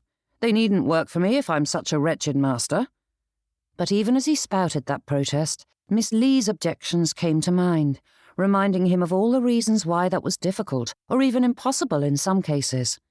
Yes, the choice was always there, but it was hardly worth noting when the alternative was so bleak and dismal. "I don't need you staring daggers at me," said Malcolm with a frown. "It is clear you think me in the wrong." Sidney gave a low hum in the back of his throat and watched Malcolm with narrowed eyes. "As you've said before, defensiveness is often a sign of guilt. If you were confident in your course of action, then you wouldn't feel the slightest need to convince me. A peaceful conscience requires no affirmation." The pair sat in silence, broken only by the sound of the ticking grandfather clock in the corner and footsteps in some distant part of the house, which was for the best, because Malcolm didn't trust himself to speak at that moment. Defending his honour was hardly being defensive, as though he needed the approval of everyone around him to act as was right. Servants were his retainers. They were paid to do as he asked. But even as he considered those thoughts, his stomach twisted. Yet another sign that all was not right. Despite his father's spirit whispering to him that he needn't concern himself with such matters, Malcolm couldn't help the niggling guilt that tugged at his heart and brought him back again and again to this subject. It didn't help matters that Sidney was throwing Malcolm's own words at him. If he felt firm about his behaviour, then why did he feel the need to defend his decision to others? Validation was only required with an unsteady resolve. He sighed, letting it out in one long breath that puffed out his cheeks and had him sinking further into the armchair. "After watching you and Miss Leigh, I find myself wondering how often I have tested my wife's patience by not apologising," said Sidney with a distracted air as he stared at the wall opposite. "What reason does a gentleman have to apologise?" The question slipped from Malcolm's mouth before he had reason to question it, and his friend's brows rose at that. "It's as though your father has risen from the grave," said Sidney. Malcolm's frown deepened. "He was a good man." "I never said he wasn't. But being good doesn't mean infallible, and a flawed man ought to apologise when he's done wrong." Malcolm's words froze on his tongue. For as much as that made sense, he couldn't help but hear his father's spirit calling from beyond the grave, telling him to be strong and immovable. Glancing at his friend, Sidney rose to his feet. "I came to invite you for a ride. I cannot stand to sit idle all afternoon and must do something." "My thanks, but I'm in no mood for it." "You're not in the mood for a ride?" asked Sidney with raised brows. "What of it?" Rather than replying, the gentleman merely huffed and gave a wry smile, which made Malcolm's hackles rise. Striding to the door, Sidney called back over his shoulder. "Suit yourself, but you ought to ask yourself whether it is the ride you object to or seeing your stable staff." And with that, he disappeared, leaving Malcolm scowling at the fireplace. Sidney Bracegirdle was a fool who found far too much enjoyment in needling others. With a shake of his head, Malcolm scoffed at the thought that he would avoid riding simply because he didn't wish to see his stable staff, who had borne the brunt of his machinations within the household. Ludicrous. Simply ludicrous. Chapter 28. Reaching to the side table, Malcolm pulled out his book. He only wanted an afternoon to himself. That was all. As he opened the cover, his eyes fell to the words on the page, following them along with his usual speed without absorbing a single word. Malcolm forced himself to focus on the black print, but another attempt yielded no results. It was difficult enough to ignore Miss Leigh's assertions, but Sidney's now joined in with hers, making it impossible to shake free of them. The hands of the grandfather clock inched along as he considered their words, unable to make them fit his world as he knew it, but unable to dismiss them entirely. "Come in," called Malcolm as a knock sounded on the door, and a footman stepped in with a salver in his hands. Silently, the young man stood before him and offered the missives, sitting atop it. Malcolm took the post and waved the footman off, and the servant bowed and withdrew, leaving Malcolm alone once more as he perused the letters. For all that his detractors claimed him to be a demanding master, they had simply seen him at his worst, and few people looked saintly at such times. Had they witnessed this interaction, they would have sung a different tune. Malcolm wasn't irritated that the letters had been delivered so late in the day, nor would he complain that the post was haphazardly organised, though clearly his mother's correspondence deserved higher precedence over a tailor's bill. Malcolm had seen many a master who needed no excuse to rail at his staff, curtailing their pay and half-days without compunction. He couldn't ever recall himself or his father behaving in such a manner. Yes, they demanded loyalty, and might make requests that their servants found distasteful, but the Tate masters weren't monsters. Was being not a monster enough? It was as though Miss Leigh had appeared at his elbow to whisper the question into Malcolm's ear. The words were clear and entered his mind without hesitation, halting that previous thought with the implacability of a stone wall. He tossed his book aside and rose to his feet.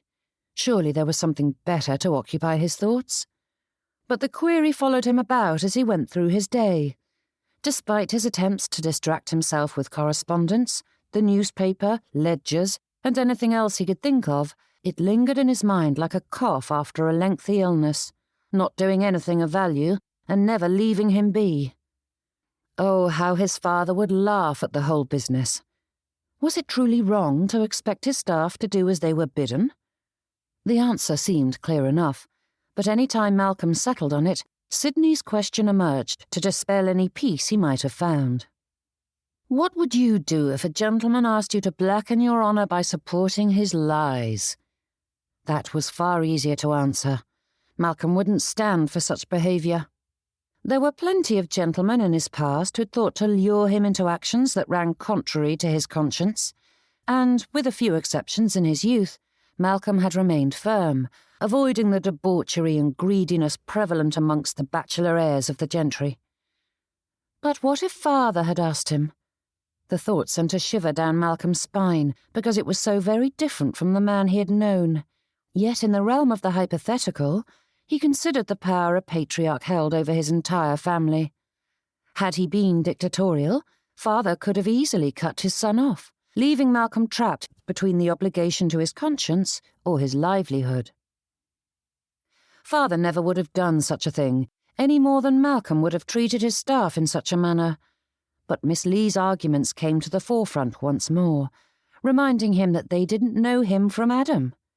Too many masters were vindictive enough to not only sack a servant, but destroy any chance they had of gaining other employment. Masters didn't need reasons. They did as they pleased. As the hours and days passed, Malcolm found himself sneaking about his house, avoiding the staff as often as he could, which his father would likely find even more ridiculous than this entire debate. It wasn't as though servants had honour to blacken. Malcolm dropped his quill on the ledger, belatedly cursing himself as the droplets of ink scattered across the entries. Where had that thought emerged from? His head had been so full of Miss Leigh, Sidney, and his father that he hardly had a thought of his own of late. But those words couldn't be attributed to anyone but himself.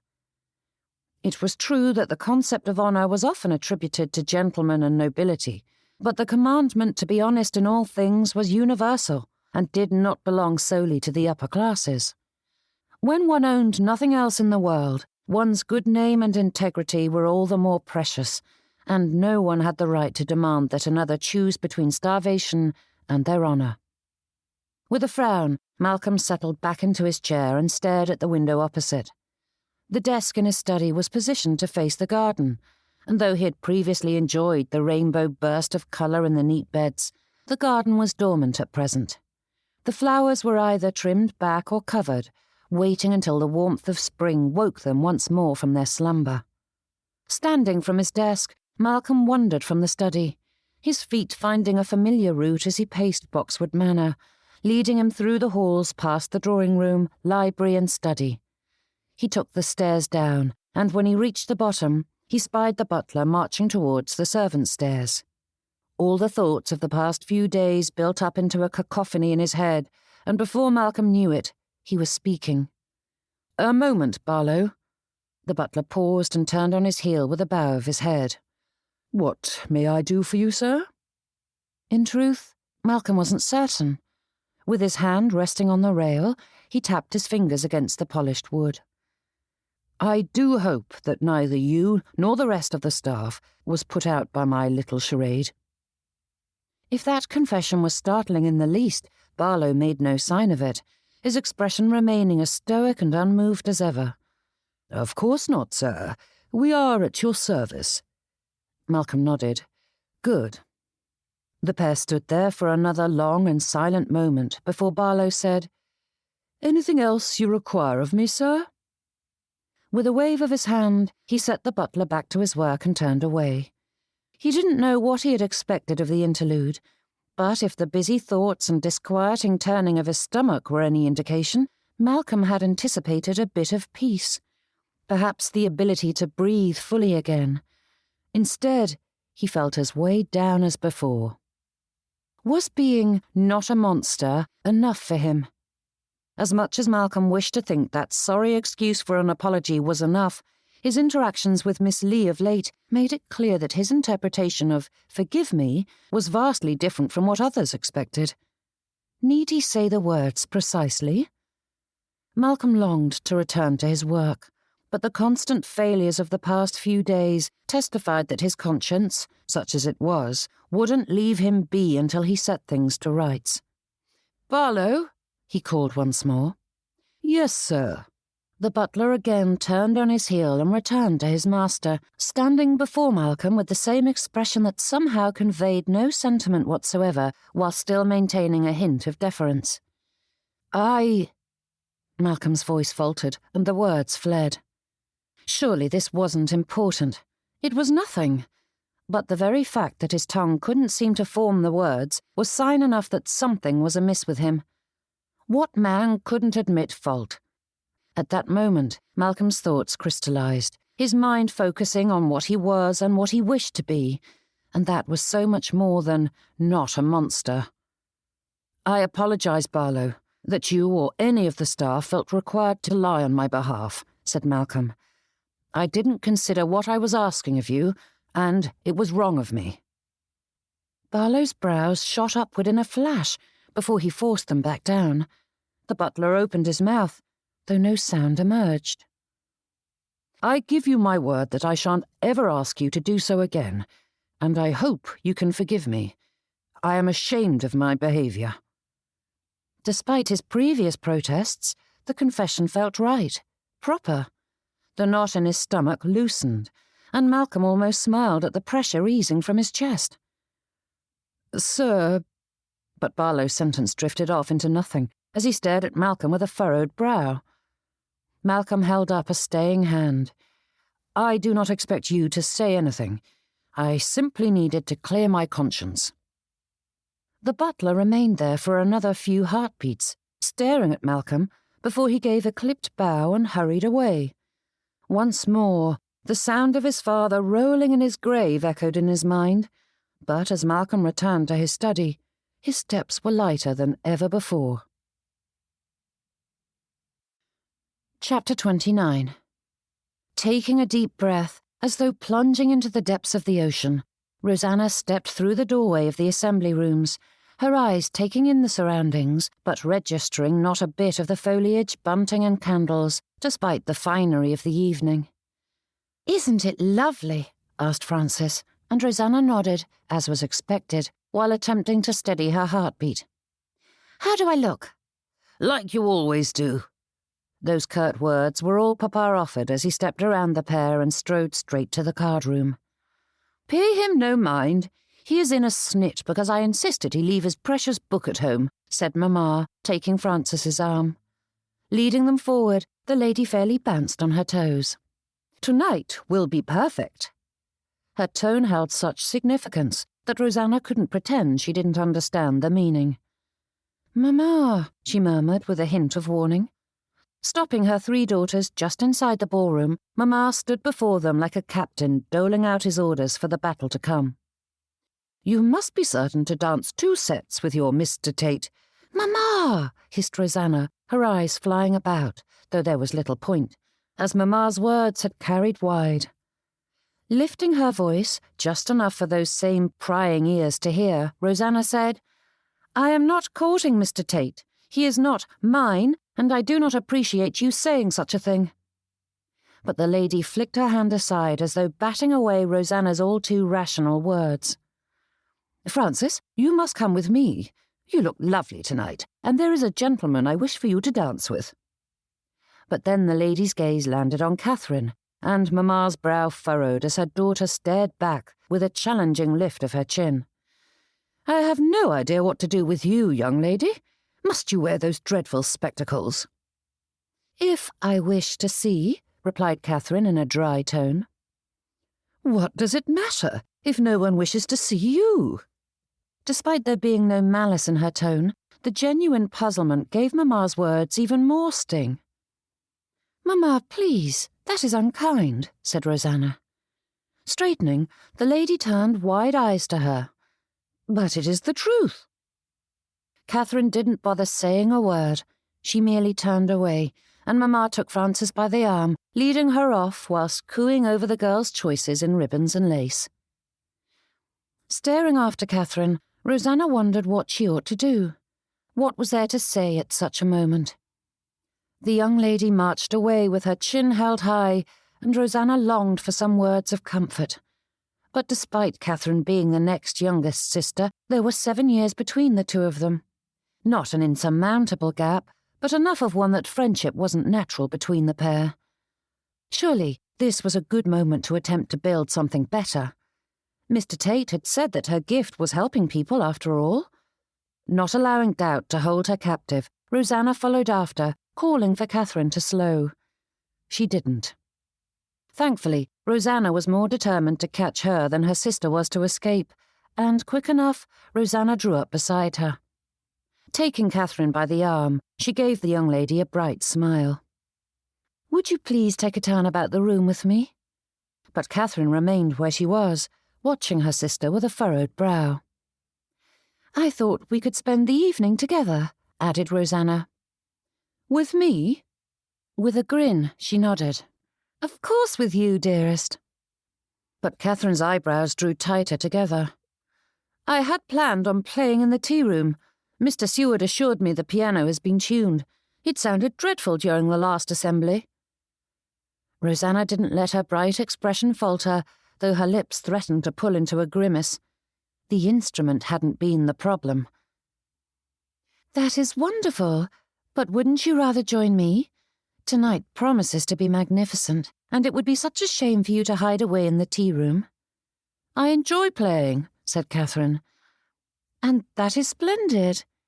Rosanna paused for a moment as she searched for some deterrent to give. But we shall have such fun together.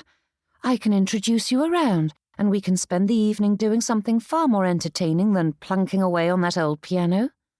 She laughed and nudged her sister towards the gathering, but Catherine didn't budge.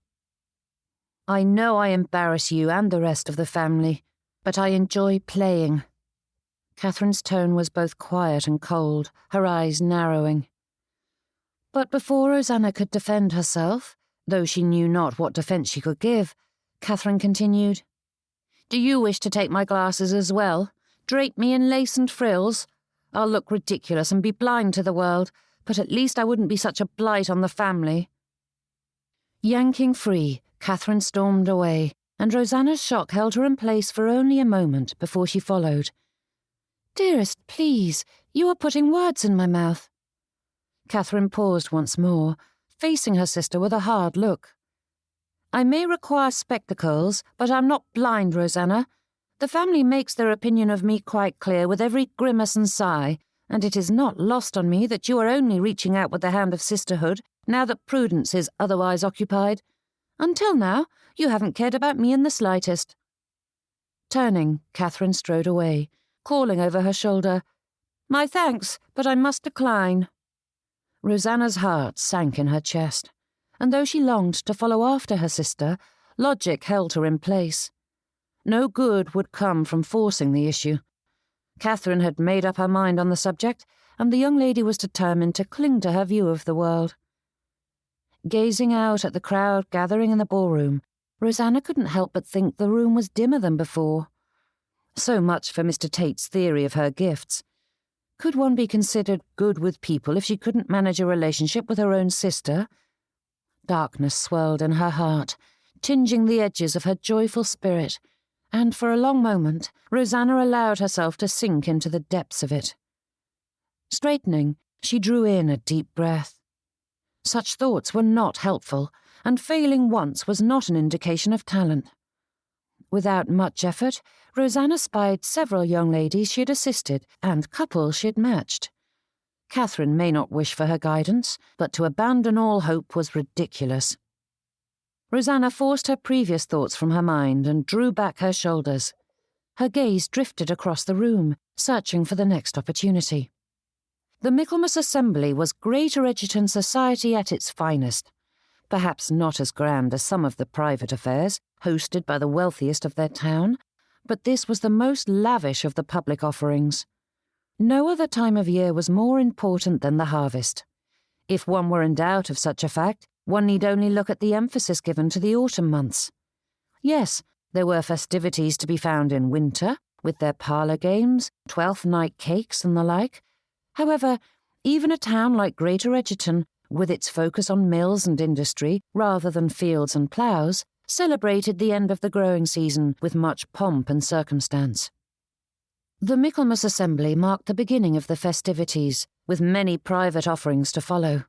There would be picnics and shooting parties, as the weather allowed, balls and card games, music and food, with each day filled to the brim until the harvest festival brought the season to a close.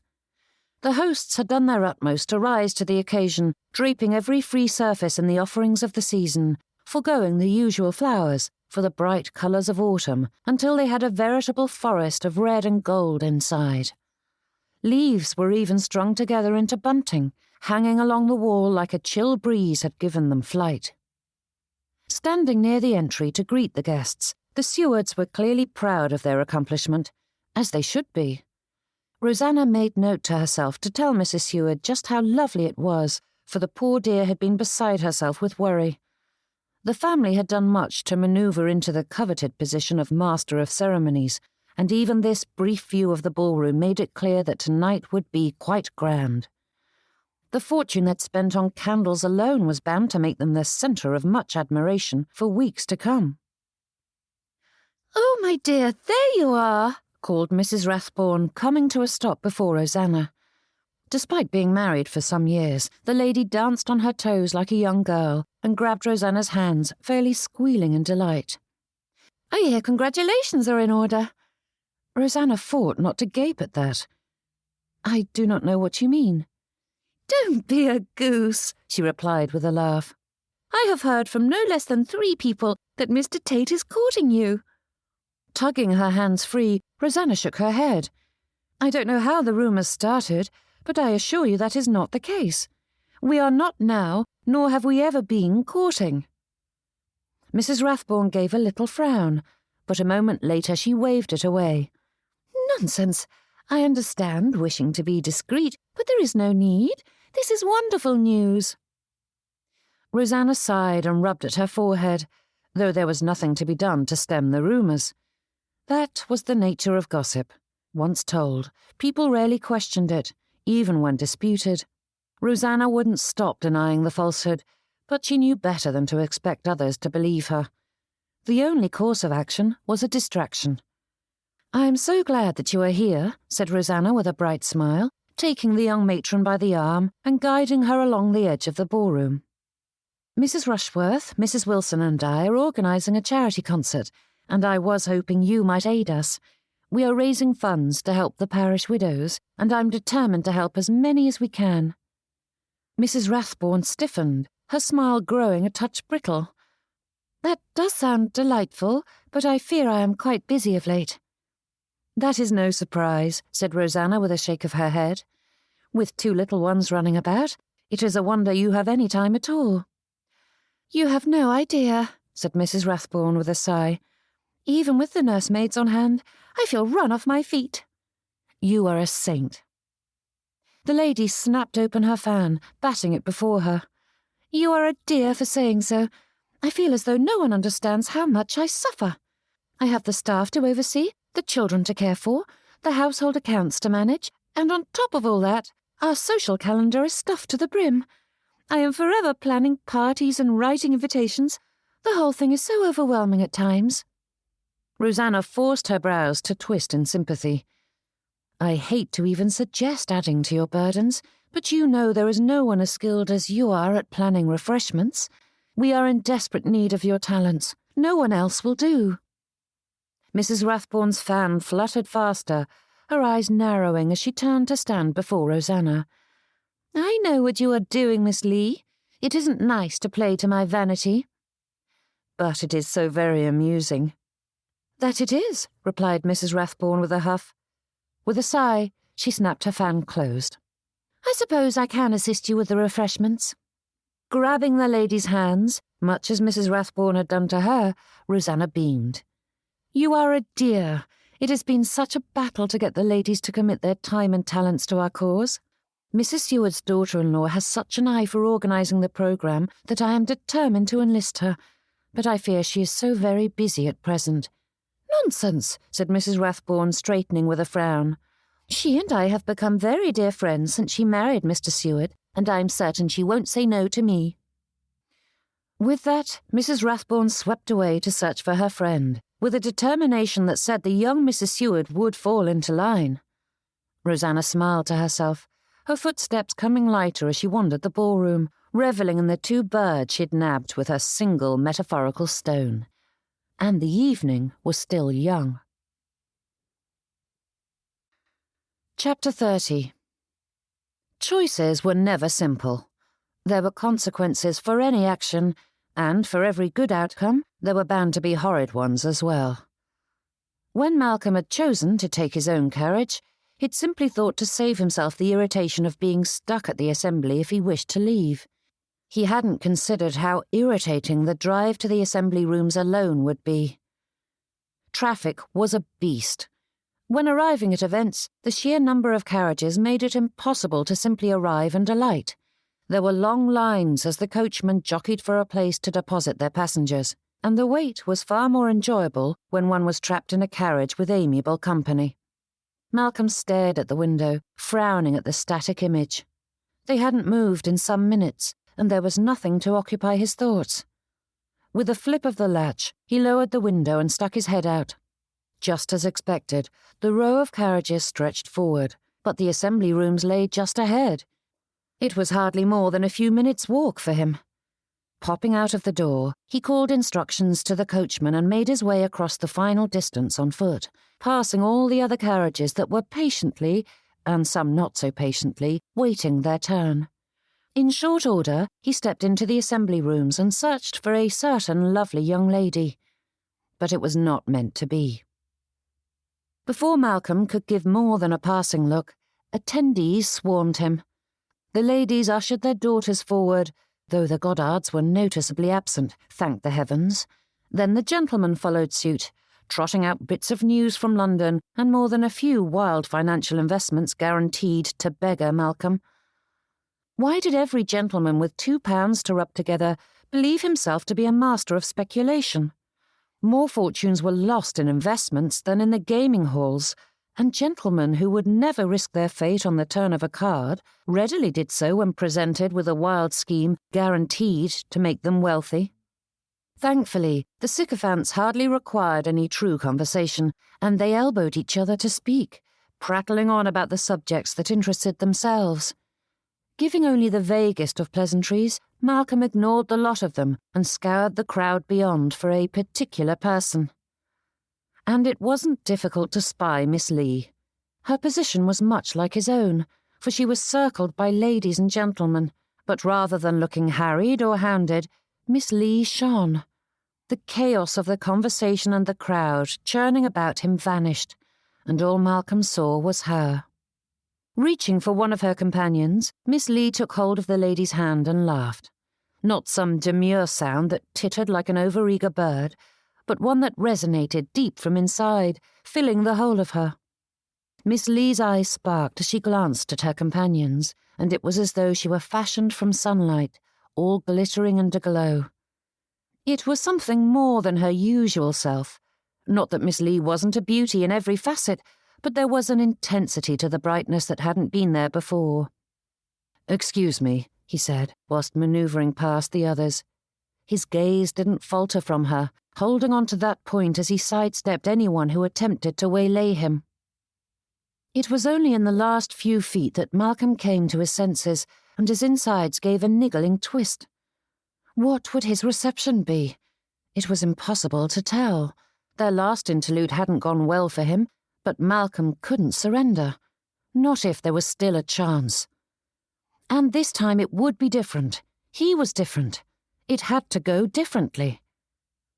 Her light eyes met his while he was still some steps away, and the laughter in her expression fled like a fox before the hounds. Malcolm struggled to keep his smile in place, and he felt it tighten, but there was nothing he could do about that. His ribs constricted, making it difficult to breathe, but he forced his feet forward. Though his mind whirled with all the reasons this would be a disaster and supplied various methods of escape, Malcolm forced his feet forward. Nothing ventured, nothing gained, as they say, and winning Miss Leigh's good opinion was well worth venturing far more than bruised pride. "Miss Leigh," he said, sweeping into a bow. "Mr. Tate." The lady greeted him appropriately, but there was a pinch to her brows that bespoke surprise or doubt. Malcolm couldn't say which, nor could he ascertain why she felt uneasy. "I was hoping you saved me a set this evening," said Malcolm. Miss Leigh's brows rose at that, and he refused to fidget as the silence drew out. "You wish to dance with me?" she asked. Malcolm had imagined this moment, including her possible responses, and not a single one of those possibilities had included that one. His brow furrowed for a brief moment before he smoothed his features. There were too many eyes and ears trained on them to question her about it. "Of course I do," he replied with a smile. "If you have one available." It felt as though an hour passed as he waited for Miss Leigh to respond. She stood there, watching him with thoughts clearly passing through her mind, though none of them passed her lips. "I do," she replied, "and it is yours if you wish it." Again, Malcolm fought to keep the question from his lips. With her companions all watching them, he couldn't venture into personal subjects. And finally, his mind provided something useful. "As the dancing hasn't started yet, might I entice you to join me for a game of cards, or some refreshment perhaps?" "Certainly, Mr. Tate." Thankfully, the answer came quicker now, and when he motioned for her to precede him, she did so without hesitation. "But I would much rather walk a bit."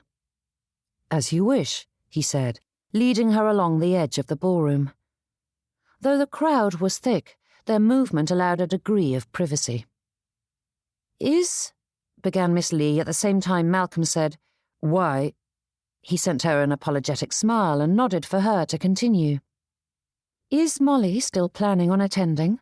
asked Miss Leigh, her gaze darting between the path ahead and Malcolm. "She assured me she was, but I haven't spied her yet." "I expect them to arrive any moment, with excuses about how long it took to ready themselves," said Malcolm. Miss Leigh gave a half-quirked smile. "I hadn't thought Molly was the sort to spend hours at her vanity." "It is her husband who is the culprit. He's a notorious peacock and cannot leave the house unless his cravat is perfect.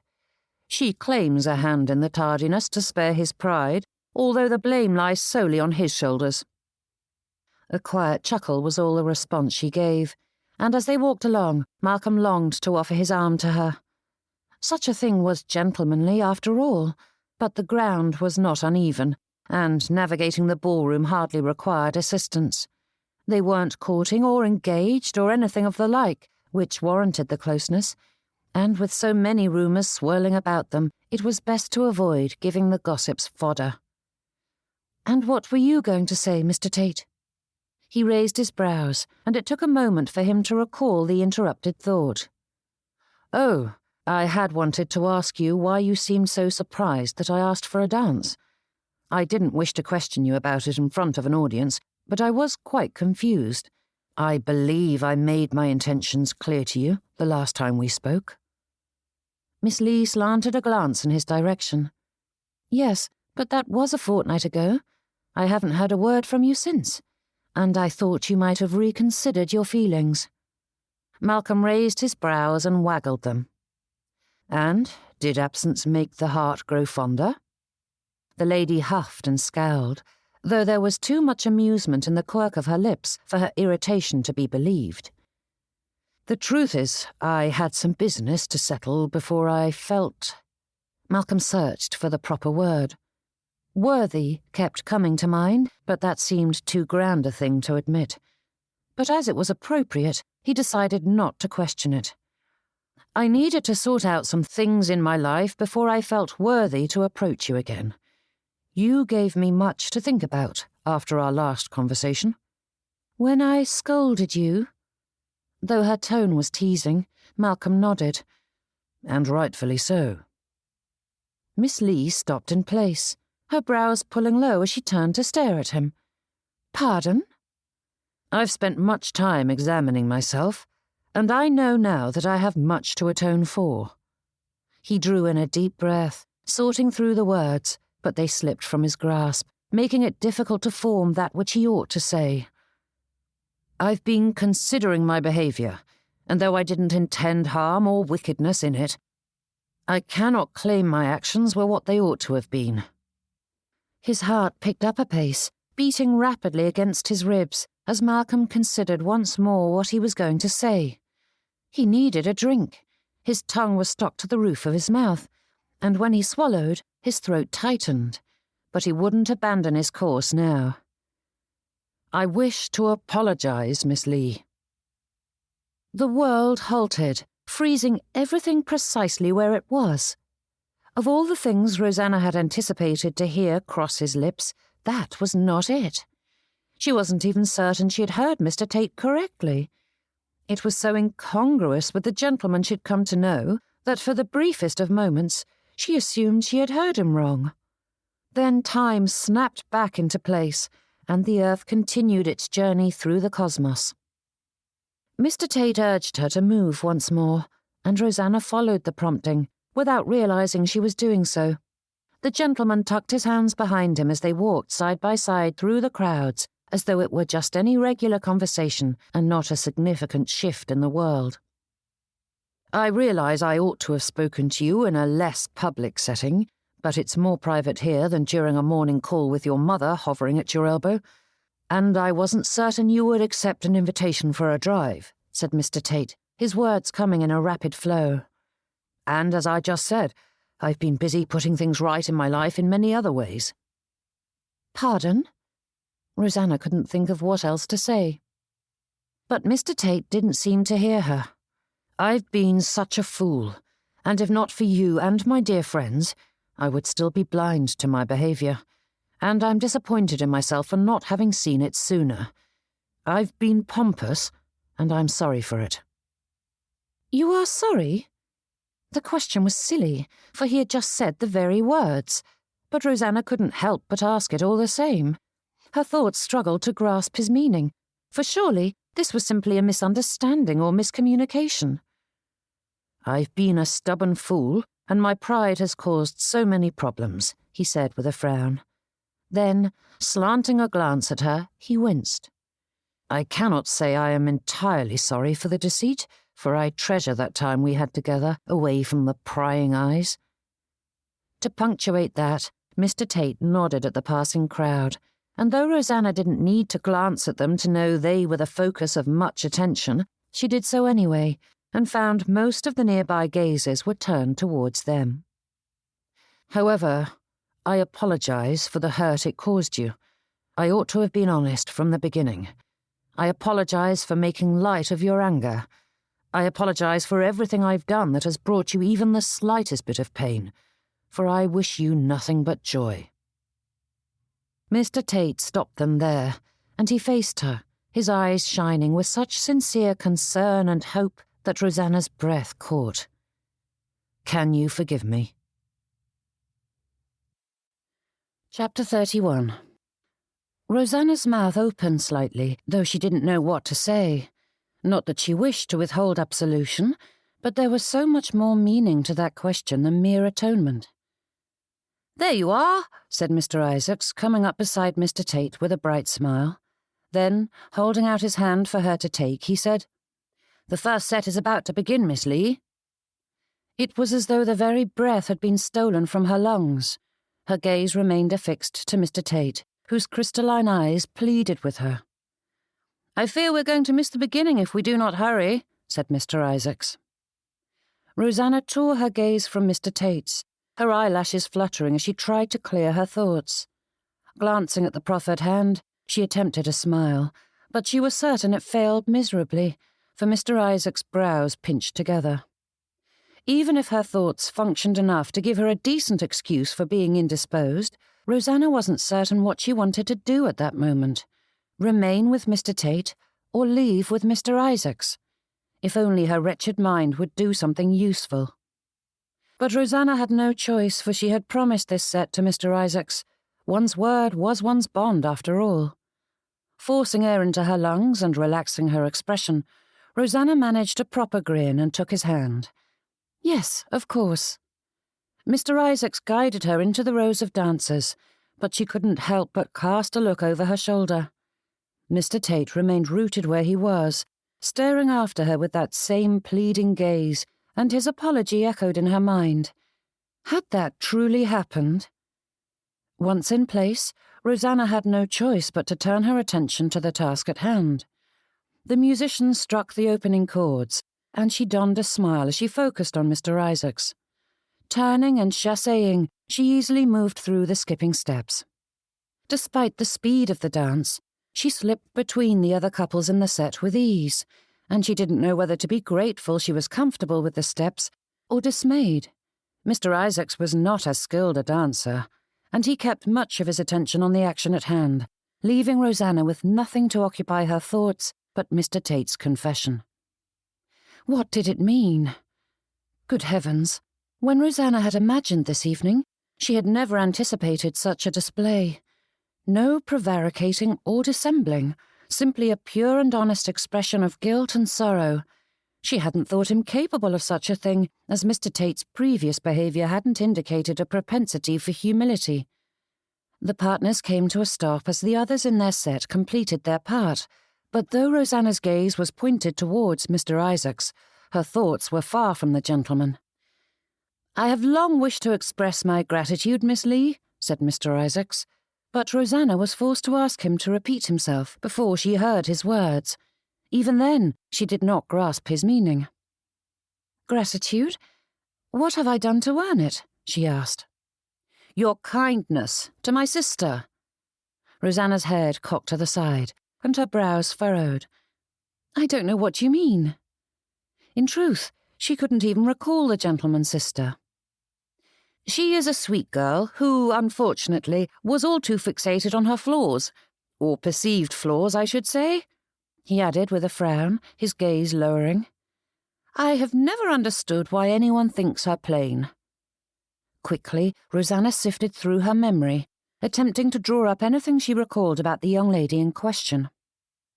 Mr. Isaacs sighed and shook his head, turning his eyes back to her. "She is forever praising you to the skies and speaking of how your kindness helped her." Something about that clicked within her thoughts, and Rosanna saw the young Miss Isaacs in her mind's eye. Truly, the praise was more generous than she deserved, but her heart warmed none the less. "And how is she faring?" asked Rosanna with a smile. "She and her husband are eagerly anticipating another addition to the family. The gentleman puffed out his chest like the proud uncle he was, his grin growing to match Rosanna's. Despite the dance drawing them in once more, Mr. Isaacs continued to give an account of his sister's felicity, albeit in a broken manner as he struggled to dance, breathe, and speak all at the same time. Rosanna nodded at the appropriate moments, giving him little signs that she was listening. However, her thoughts were far from the conversation. Her gaze drifted through the crowd as memory surfaced of all the people in the gathering she had aided in some fashion. Some young ladies simply needed a friend to bolster their confidence, like Miss Isaacs. Others required more assistance to navigate society's treacherous waters. Gentlemen who only lacked the proper introductions to gain a better understanding in their professions or their matrimonial endeavours. Reputations she had repaired, friendships she had forged, courtships she had fostered. Though not prideful enough to claim she had touched every life in this room, as Rosanna searched the crowd, she could easily say she had had significant impacts on many of them. Dozens, if not hundreds, of good deeds that seemed insignificant at the moment, but like the tiny seeds planted in springtime, they brought forth mighty fruits in the autumn. Rosanna's eyes stung, and her breath hitched as a palpable warmth spread through her. It was as though someone had lit a bonfire in her chest, and the heat seeped into her soul, burning away the fear that had taken hold of her heart since the Chorleys' picnic. Mr. Tate hadn't brought out the worst in her, and the evidence of it blazed in her heart. Giving a vague smile to the lady at her right as Rosanna chassed around her, she fought to keep her brows from pinching together as she considered that thought. It wasn't right, not entirely, for Mr. Tate had nothing to do with Rosanna's behaviour. It had been established long before he ever arrived in Greater Egerton. However, it was he who had made her see that talent for what it was, something she had never recognised until his tender words. Goodness, the world was shifting too often and too rapidly tonight. Thankfully, Rosanna was adept at feigning attention when hers was occupied elsewhere, for there was no other way she'd be able to dance about the floor, smiling and laughing with the others, whilst the metaphorical ground beneath her feet twisted this way and that. Mr. Tate's apology and this epiphany had come too close together, for they eroded her good sense and begged her to find him and embrace friendship, courtship, or whatever else he wished to give. But could this be believed? Could he? Rosanna didn't know what was happening to her world, but she needed direction. Turning in place, she caught sight of a familiar face in the crowd that might be able to offer that very thing. Forcing her thoughts to the here and now, Rosanna threw herself into the dance, whilst urging the notes to move faster. When they finally ended, she struggled not to hurry off to manage her business. Instead, she dutifully took Mr. Isaac's hand and allowed him to guide her out of the dancers, all while searching the crowd for that face once more. A quick farewell, and she was free, only to be stopped by a gentleman who swept into a bow. "I believe the next set is mine, Miss Leigh." Rosanna held back a sigh. "Yes, Mr. Potts, of course. Perhaps you might grant me a moment.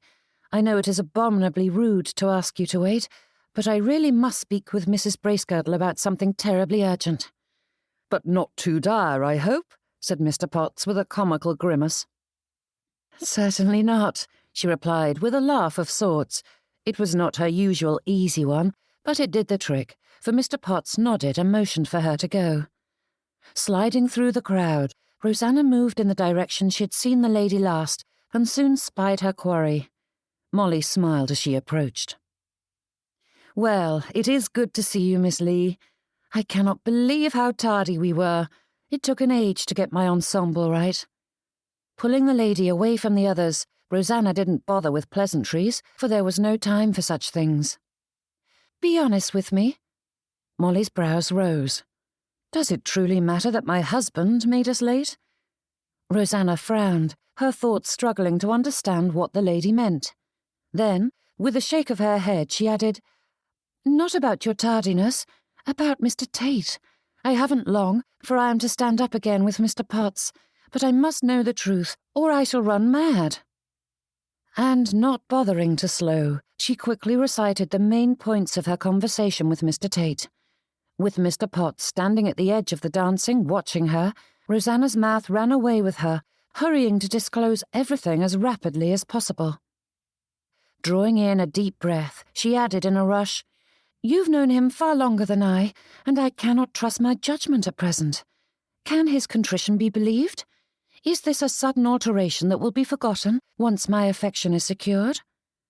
With each word, Molly stiffened, her eyes widening, and when the final question was asked, she stared back at Rosanna with her brows pulling tight together. "That is a question," she murmured, shifting in place as her gaze darted away from Rosanna. And at that moment, she realized just what it was she was asking of her new friend. Drawing in a deep breath, Rosanna closed her eyes for a brief moment to gather her wits about her once more. As she let out a long sigh, her shoulders sagged. "I realize I'm putting you in a difficult position.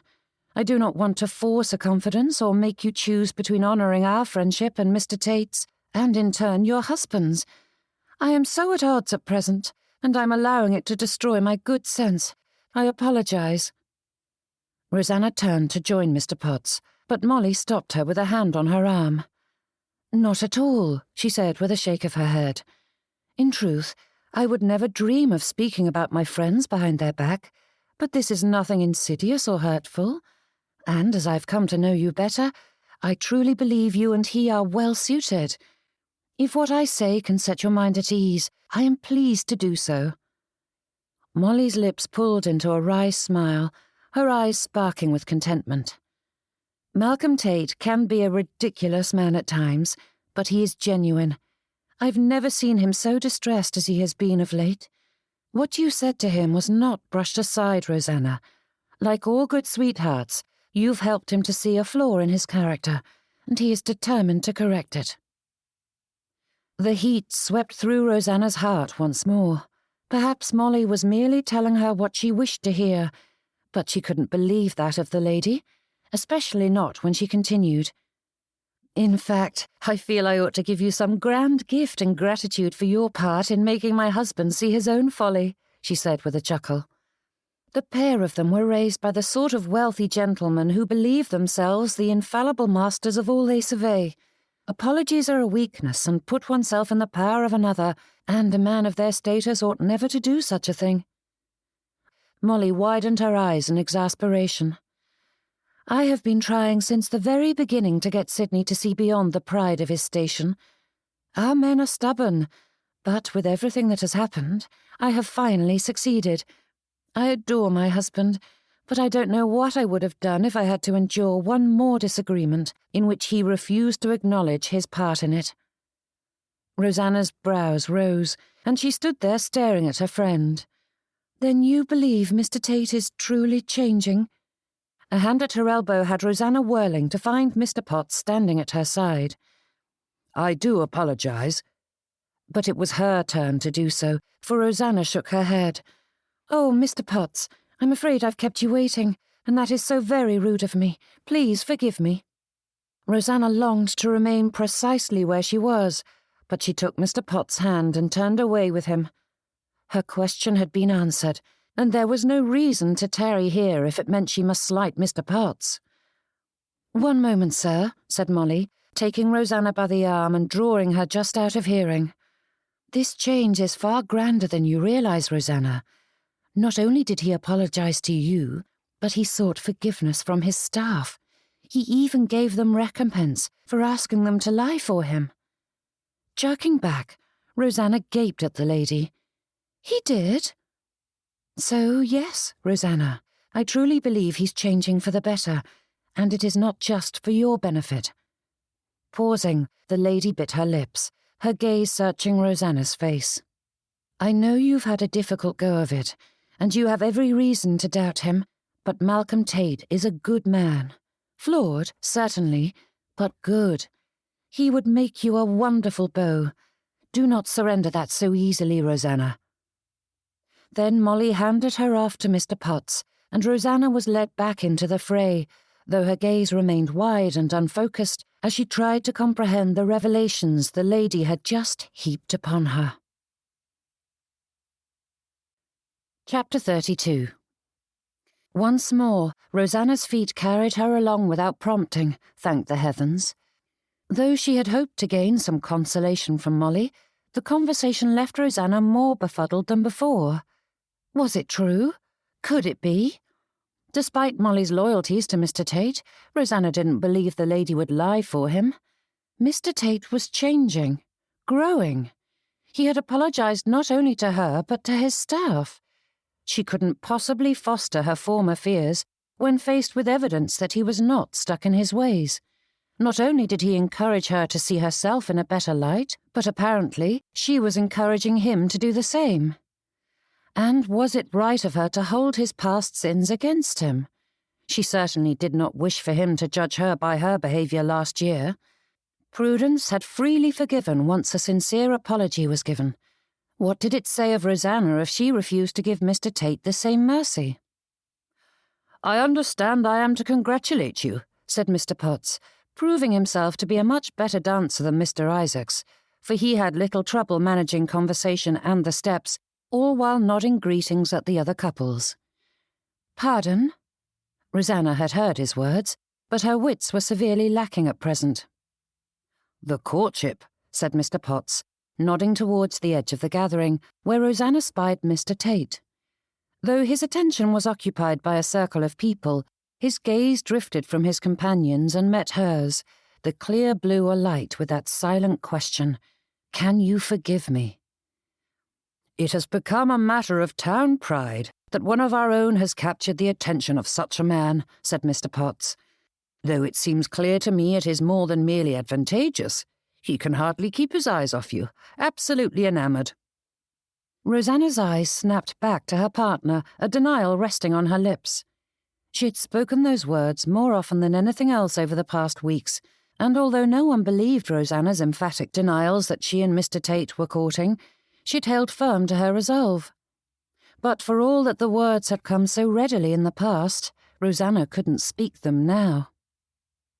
When he was young, Malcolm's nursemaids often used sweets to bribe him and his sisters into good behaviour. Long carriage rides were punctuated by cakes and candies, making them all the more enjoyable. Even the most excruciatingly boring moments were made sweeter with a bit of sugar, but no amount of goodies could make this interminable evening better. Malcolm hid in a corner of the room, blocked somewhat by an arrangement of autumnal branches. It had taken some time to find himself such a prime position, out of sight of most of the guests, yet allowing him glimpses of the dancers. With such a mob, he couldn't keep his gaze trained on Miss Leigh throughout the evening, but it afforded flashes of her. However, despite the intention of entertaining himself whilst waiting for his promised dance to arrive, Malcolm's teeth ground together as he watched as yet another gentleman swept Miss Leigh away. The lady hadn't a spare moment since the music began, and Malcolm's mood grew darker with each passing hour. Just 5 minutes with her would do more for him than a mountain of licorice and fudge had done for that younger Malcolm. Perhaps he ought to hide in the card-room and not torture himself further, yet Malcolm couldn't leave the spot. A few sets with other ladies had allowed the time to pass a little quicker, but for much of the evening he'd found himself surrounded by people, all demanding his attention whilst he wished them to Hades. Thank heavens for this corner. Then another set began, and Malcolm's heartbeat picked up its pace. Only one more. With those opening strains of music, he felt himself shift into another childish version of himself. It felt as though he was staring at a package all wrapped up, uncertain of what lay beneath the brown paper and twine, but knowing it was something delightful, waiting and desperate to open it. His attention was fixed on the lady flitting through the dance. Despite how often she was lost amongst the sea of people, it was as though the rest were simply accessories to her movements. Miss Leigh stood centre stage, demanding all gazes be fixed on her by the sheer magnetism of her personality and liveliness. "There you are," said Molly, poking her head around the tree-like decoration. Hushing her, Malcolm pulled her up beside him. The space was not quite large enough for the pair, but at least she wasn't quite so conspicuous. "I see you are hiding," she said in a dry tone. "You would too, if you were hounded every moment since you arrived." But Molly waved the excuse away. "I didn't come to chat with you. I came with news." Malcolm raised his brows, but before he could ask her what it was, she leapt into an explanation. "I am not one to gossip." Molly paused and then waved a hand as though to dispel those words. "Well, I suppose I do enjoy a bit of scandal as much as anyone, but I am not one to bandy about secrets or spend my days hoarding rumours and whispering behind people's backs. And I would never dream of breaking a confidence, but I did disclose something to Miss Leigh about you, so telling you something in return is only tit for tat, so to speak." "What did you tell her about me?"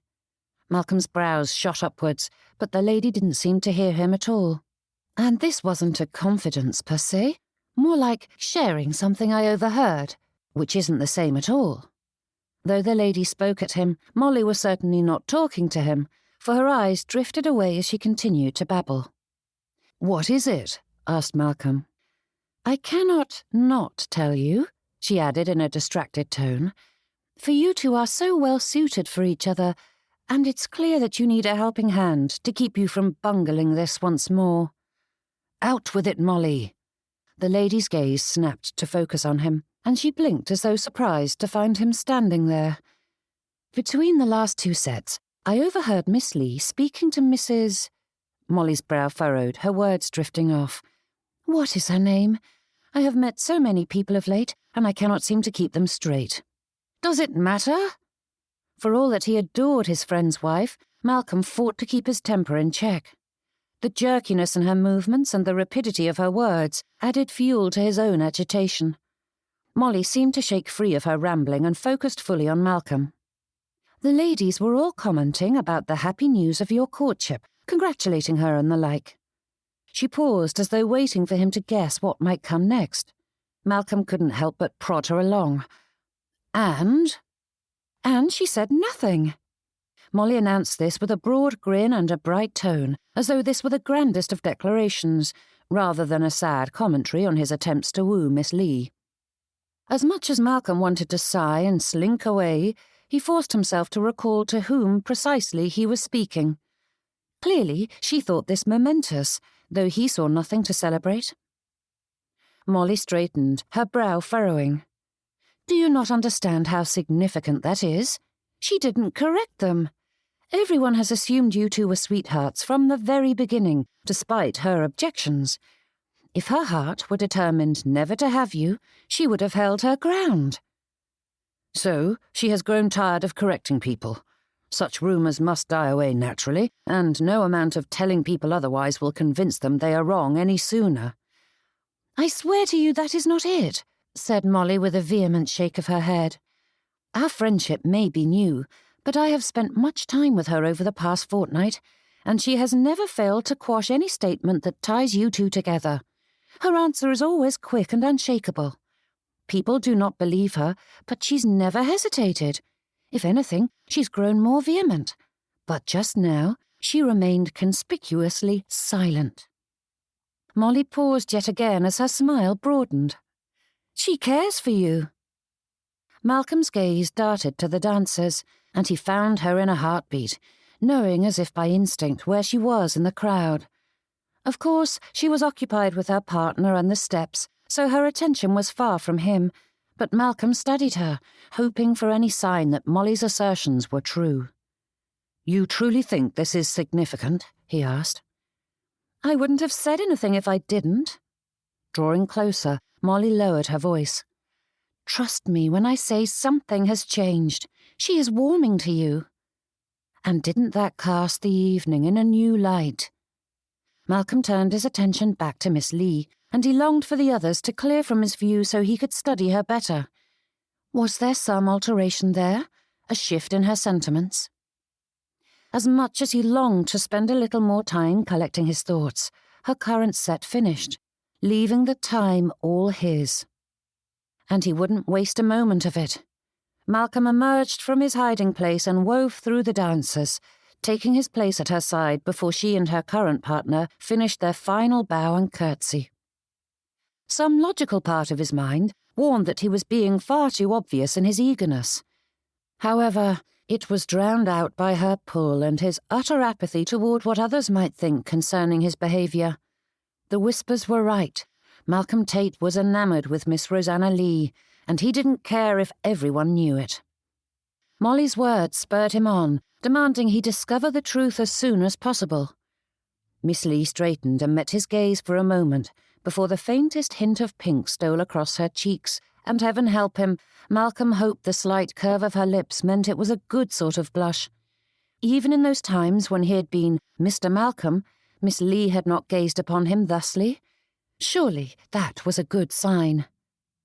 When had he become a fractious youth, scouring for any morsel of proof that his lady love returned his affection? Malcolm had managed to avoid that whilst a lad, and in all his courting attempts, those doubts and fears had never tainted his heart. But then, that organ hadn't been fully invested in any of those ladies. For all that Malcolm had believed himself to be in love with various misses over the years, not one of them had the power to discompose him so, nor had their determination to catch him been in doubt. Despite Miss Leigh having promised him this dance, Malcolm held out his hand and prayed as fervently as any sinner seeking absolution that she might accept it. Chapter 33.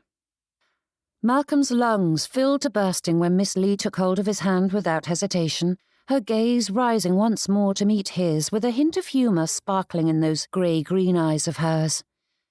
Giving her former partner the barest of acknowledgement, he led her into the dancing, though they moved only a few steps over, as she had never left their ranks. The other gentlemen and ladies exchanged partners and righted themselves for another set, and Malcolm clung to Miss Leigh's hand, unwilling to release it. Saying not a word, she held his gaze, but it was as though her voice echoed in his thoughts, whispering to him that Molly's assertions were true. Of course, that could very well be his desperation mocking him, but Malcolm refused to allow anything so dark and morose to touch his heart at that moment. There was no room for it with hope burning bright. There were still some minutes before the dance would begin, and he knew he ought to say something. Their previous conversation had been cut short, and there was still more to be said on that score, but Malcolm didn't wish to tread those murky paths once more. Miss Leigh seemed just as inclined to remain silent, but he couldn't quite help himself when Molly's assertions were ringing through his thoughts. "So, we are courting, are we?" he asked with an arched brow. Miss Leigh's eyes widened, the softness in her gaze vanishing. "I never agreed to that, sir." Malcolm's grin grew. "Ah, but when people mention it, you're not correcting them any longer. I heard it from a very reliable source, and everyone knows silence is an admission." "Society takes the denial as a confirmation, so there is little point in saying anything. It signifies nothing," she replied in that tart tone of hers, but Malcolm's heart snuggled into his chest at the clear signs of laughter in her gaze. For all that he felt as though his soul might burst from the joy of it, Malcolm's smile dropped away, his brow furrowing as he held her gaze. "As yours is the only opinion that matters, what does it signify to you, Miss Leigh?" The gentleman behind him cleared his throat, and Malcolm silently cursed at the man. But when the pairs around them took the first hopping steps into the country dance, he was forced to relinquish his hold on Miss Leigh and step into place, albeit a few beats behind the rest. The dancers around him laughed and whooped, clapping their hands and throwing themselves into a controlled frenzy. Miss Leigh managed to step into the turn without a missed beat, weaving between the others and turning in place without taking her gaze from him. Despite Malcolm's talent for dancing, he struggled to keep his feet in their proper place, for his attention was fixed on that dear lady. When she chassed around him, Miss Leigh leaned close to say, "I think we might have very fine weather tomorrow." She came to a stop across from him, and it was his turn to echo her steps and travel around her, but Malcolm couldn't think how to respond to that insipid comment. "We've had quite fine weather of late," he said. Let us hope that we have some more of it before winter sets in. When he paused before her, he had only a moment to see her expression, and there was that saucy raise of her brow once more. Then they stepped forward, taking each other by the hand, and chassed together down the line.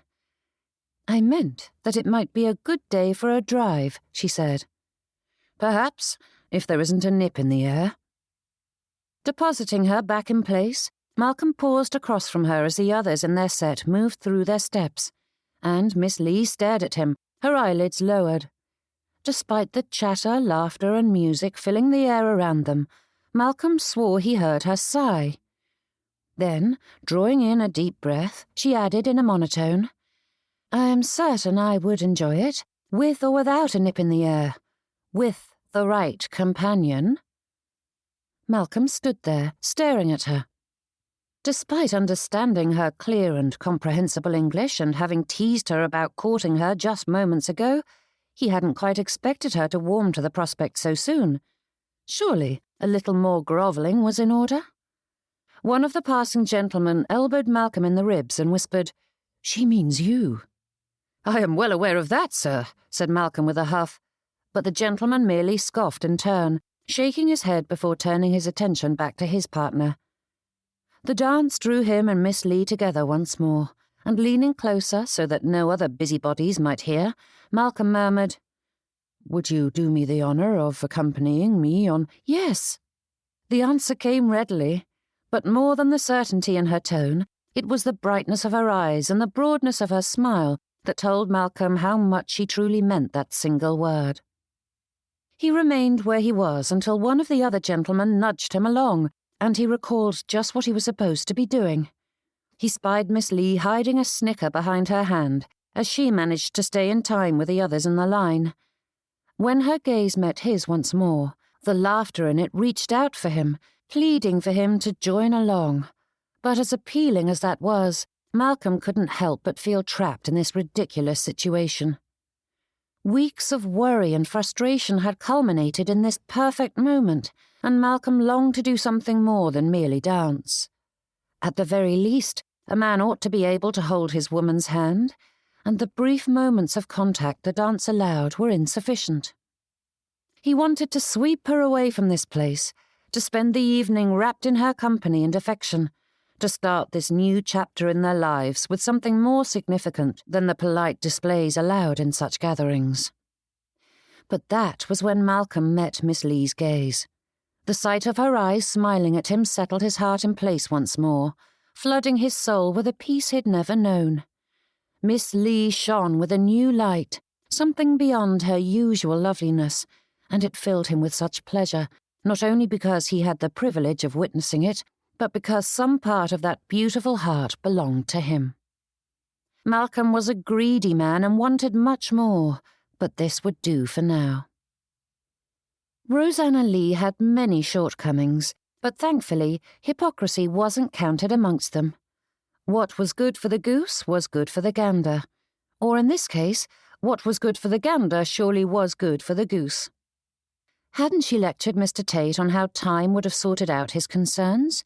That he needn't have resorted to such extreme measures when patience was all that was needed? How could she then dismiss him as unsuitable without actually testing it out? She needn't rush off and marry him this very moment, and neither ought she to condemn him as being unchangeable and detrimental to her own growth without testing that theory. If Mr. Tate was a poor match for her, Rosanna would discover it, but only if she allowed herself the opportunity. And whatever doubt she may have had about this course of action fled the moment Mr. Tate looked at her. Such a proud and powerful man, yet anyone with eyes could see how much she mattered to him. And whatever came of this moment, Rosanna could not regret embracing the possibility. Wasn't trying and testing the relationship the entire point of courtship? Fears, doubts, and questions all faded into the background, and she threw herself into the moment. Mr. Tate followed the steps that took him around her, and the gentleman dared to wink at her as he passed, which set Rosanna blushing once more as she ducked her face and laughed. Gazes all turned in their direction, but she ignored them, not allowing the world outside to taint this moment. For now, it was just her and Mr. Tate, enjoying a lively dance. Her Mr. Tate. She didn't fight the smile that stretched across her face at that thought, and the lightness of her heart added an extra bounce to her step as the set drew to a close. When she straightened from her final curtsy, Rosanna didn't bother to ask before slipping her arm through his, as was her right to do as his sweetheart. No doubt, every eye in the room marked the movement, and Mamma was likely in raptures at this very moment, but the only reaction she noted was Mr. Tate's. His brows rose for the briefest moment before he drew his free hand up to rest it atop hers. "Perhaps I might steal you away for a few moments before your next partner comes to claim his dance," said Mr. Tate. Rosanna's cheeks blazed at that, and though her heart shuddered at the thought of admitting her vulnerability, the truth would come out one way or the other. "I do not have a partner for this set." Mr. Tate's brows rose. "Pardon? The amazing Miss Rosanna Leigh has an unclaimed set?" Forcing him along the edge of the gathering, she raised her chin and said in a prim tone, "I may have been saving it for someone special." "2 sets in a row?" he asked, a laugh rife in his tone. Rosanna allowed just one more moment of fluster to keep her silent, but in the interest of honesty, she offered him some of her own vulnerable truth. "I didn't know what would come of this night, but I hoped for something good." "And I am honoured to be worthy of that hope," he murmured.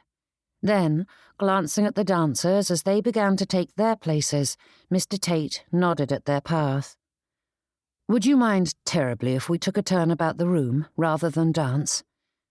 "I thought you enjoyed dancing," she said. "I do, even more so when you are my partner."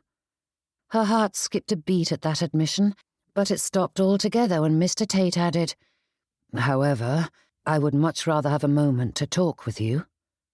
He slanted a glance at her and, with a chagrined smile, said, "I have missed our conversations." Throat clamped tight, Rosanna struggled to keep her eyes from pricking with tears. Such a small, simple statement, yet it meant more than any number of the flowery declarations she had received throughout her life. This was no man seeking out a pretty lady to hang on his arm. This was a man who valued her company. Her Mr. Tate. Struggling against the rising emotions that flooded her heart, threatening to make it burst, Rosanna nodded, her voice quiet as she whispered, "I would love that."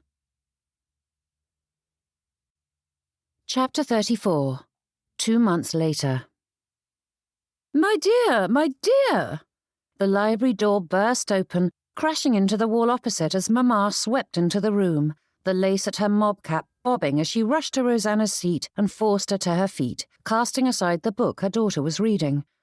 Then Mamma's arms wrapped around her, and the lady fairly trembled with excitement, bringing to mind Miss Poole's lapdog, who often grew so agitated over any alteration in the world around him that he lost all control and made little messes everywhere he went. "Such wonderful news, my dear, dear girl," said Mamma, and though the lady still hadn't said a word concerning what that news was, Rosanna was no fool. There was only one reason Mamma would be ready to expire from delight. "Mr. Tate is speaking with your father at this very moment," she said, finally drawing back, though not relinquishing her hold on Rosanna's arms. Mamma's eyes shone, and she released Rosanna long enough to dab away those tears. "Here," she said, dragging Rosanna away from her previous seat and to the sofa. With frantic movements, Mamma fluffed her daughter's skirts, smoothed her curls, and fluttered about as she readied the sacrificial maiden. Sunlight streamed through the window to her right, and Rosanna knew from experience that the glow caught her blonde hair in a very becoming manner. Hiding a smile, Rosanna let her mother have her way. That was the entire point of this charade, after all. Yesterday had been for her and Malcolm alone. Those sweet declarations and kisses were a treasure she would carry for the rest of her life, untainted by the ridiculousness that would undoubtedly unfold today. Mamma and Papa didn't need to know that the question had already been asked, the answer given, and though no one knew, Malcolm and Rosanna were well and truly engaged. One tender moment that was all theirs, pure and unsullied. And thank heavens for that. This afternoon was already unfolding as miserably as she had feared. Rosanna slanted a look at her mother and wondered if the lady had any recollection that this was precisely what she had done when Mr. Courtney had arrived at Papa's study door to ask, or demand rather, Rosanna's hand in marriage. It seemed strange that Mamma would employ the same tactics, given how that proposal had fared, and how desperate her parents were for this one to come to pass. "You will be a good girl this time, won't you?" asked Mamma, the brightness of her tone fading as she took Rosanna by the chin to force her gaze to meet her own. "Don't be selfish, my dear." Rosanna fought to keep her breathing steady as she hid away the spark of anger that flared in her chest. Refusing to say a word to that, she remained silent, and Mamma nodded and smiled, patting her daughter on the cheek. "My good girl," she said, before turning away in a flurry of petticoats, leaving Rosanna alone once more. Drawing in a deep breath, she forced the ugly feelings from her heart. They had no place here. Most changes came in increments, slowly shifting and altering one's life until the world was entirely different from before. Eventually, some grand moment shed light on the alterations, making one aware of how much had changed. And at this moment, Rosanna was struck by just such a revelation. She had always despised the library. Though Prudence had often fled here to find peace from the chaos and noise, Rosanna had avoided the solitude. Silence had not been a happy thing, and she had never understood why Prudence sought it out. Then, when her world had shifted and set her on a new course, Rosanna had longed for that peace, but had been unable to find it. But now, sitting on the sofa with only the distant sound of movement to intrude upon the quiet, she finally knew what it felt like, and it was little wonder that Prudence enjoyed it so very much. Breathing deeply, Rosanna felt the prickle of tears forming as her heart filled with such peace. Prudence's frustrations had come from outside herself, but Rosanna realized much of her own troubles came from within. For all that she was a beauty and had confidence aplenty, Rosanna Leigh hadn't been comfortable with herself, and she didn't know whether to cry over that sad realization or revel in the fact that the strength was now woven through her heart and soul. When had that happened? Rosanna couldn't begin to answer that, for it had crept upon her over the past 14 months. But it was easy to see the difference when she found herself once more in the same position that had spurred so much of that change. 14 months ago, she had sat here in a state of agitation as Mr. Courtney's wretched proposal threw her life into chaos. Now, peace wrapped around Rosanna's heart, filling her with certainty and joy as she sat and awaited her husband-to-be's arrival. "Go on," though Mrs. Leigh's whisper was intended not to be overheard. The urgency in her voice when Malcolm's hand paused on the library door's handle gave her away. Straightening, he longed to turn and stare at the lady, who was hiding behind the corner and watching him as Mr. Leigh nudged him forward. Malcolm opened it and was brushed aside as Rosanna's father swept in, and then hooked Malcolm around the shoulders, dragging him forward and setting him in front of his love. "Here is your Mr. Tate. He wishes to speak to you, and you will hear him out," said Mr. Leigh, his voice holding more than a hint of warning. Sitting on the sofa, bathed in light, Rosanna looked like a queen holding court, but when she met his eye, she arched a brow, and he could fairly hear her voice in his head. "I told you so." Then Mr. Leigh swept out, shutting the door behind them and leaving the pair blessedly alone. The moment the latch clicked, Rosanna leaned forward with a sigh. "I told you so," she whispered with the exact inflection he had imagined.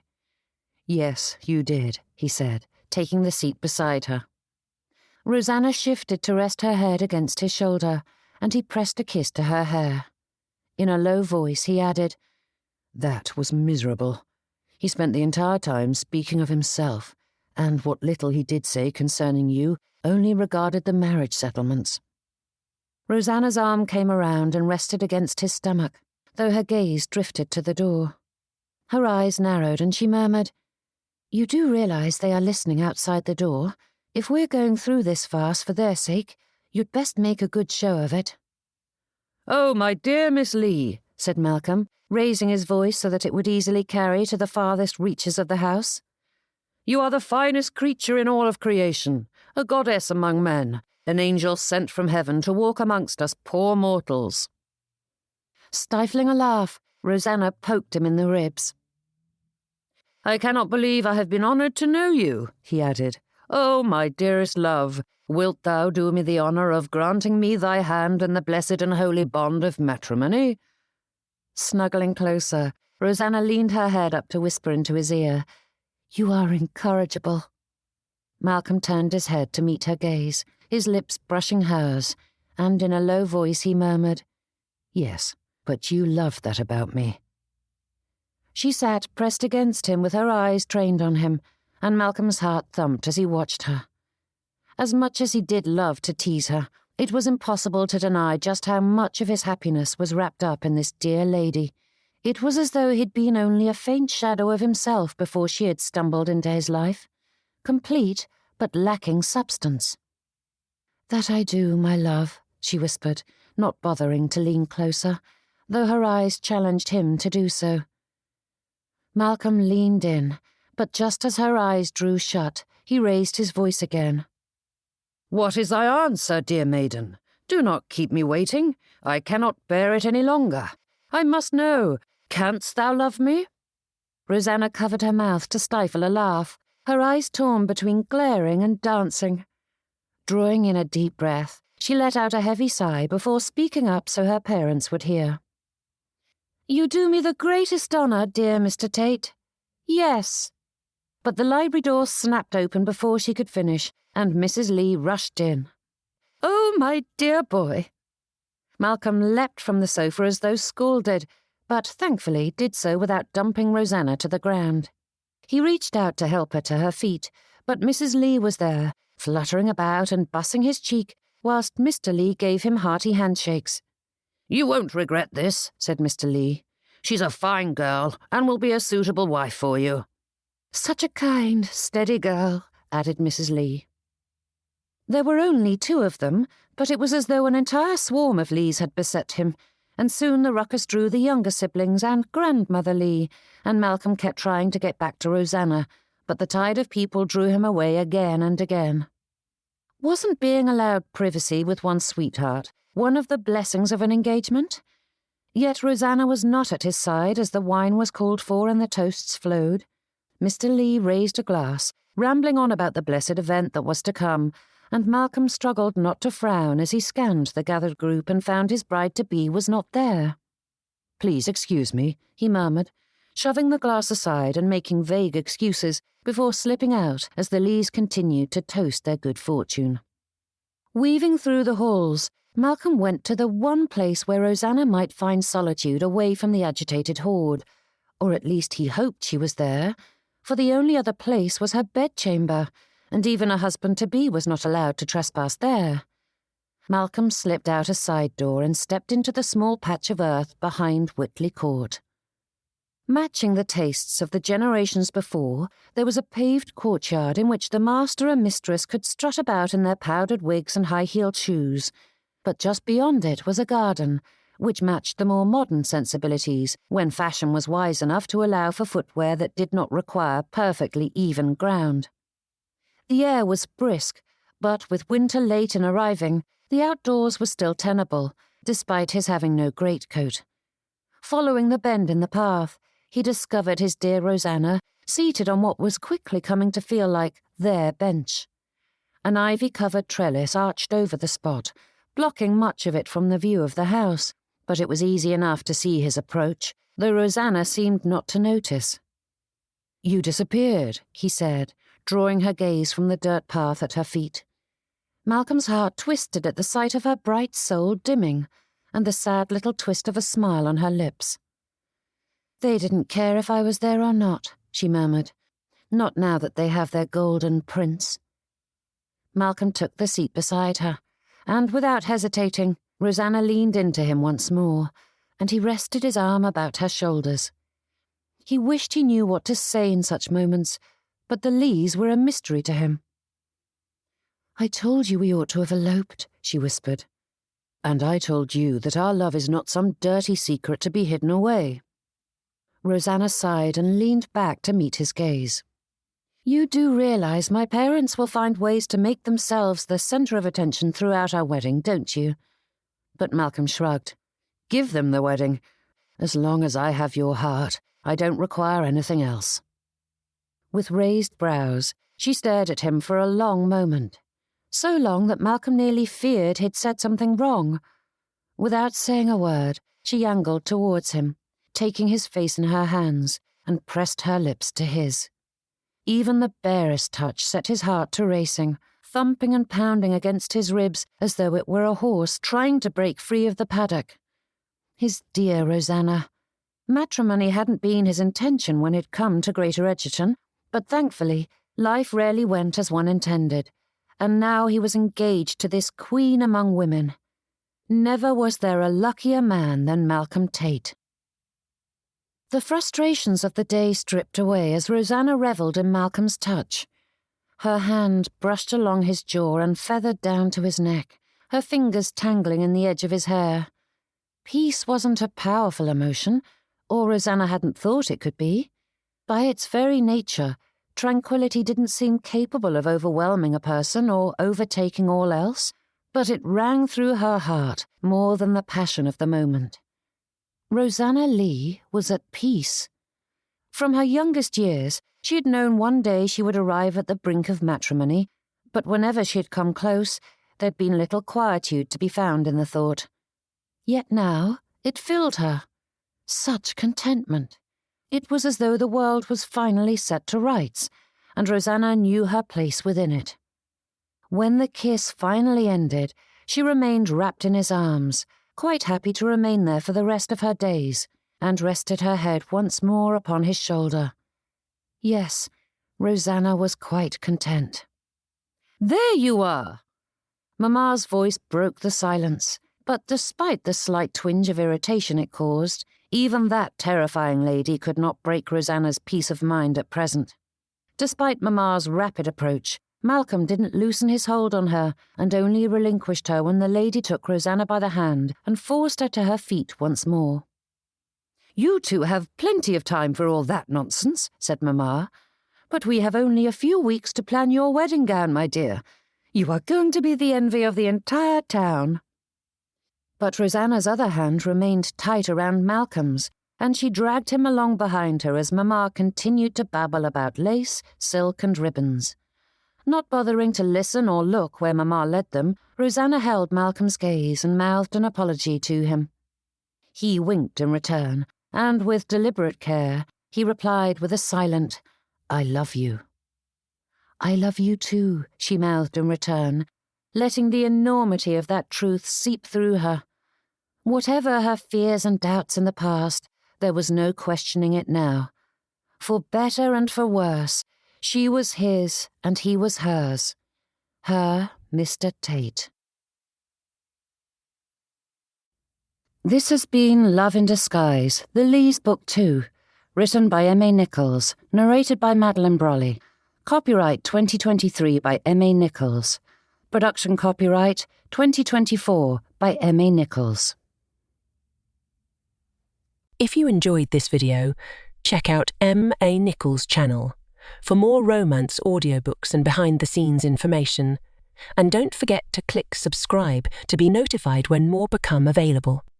All of M.A. Nichols' romances take place in the Generations of Love universe. Each book is a standalone story and can be read in any order, with the titles being grouped together into family sagas, which span the Regency and Victorian eras. For more information about the rest of the series, check out the links below. All her books are available to purchase on Amazon and Audible.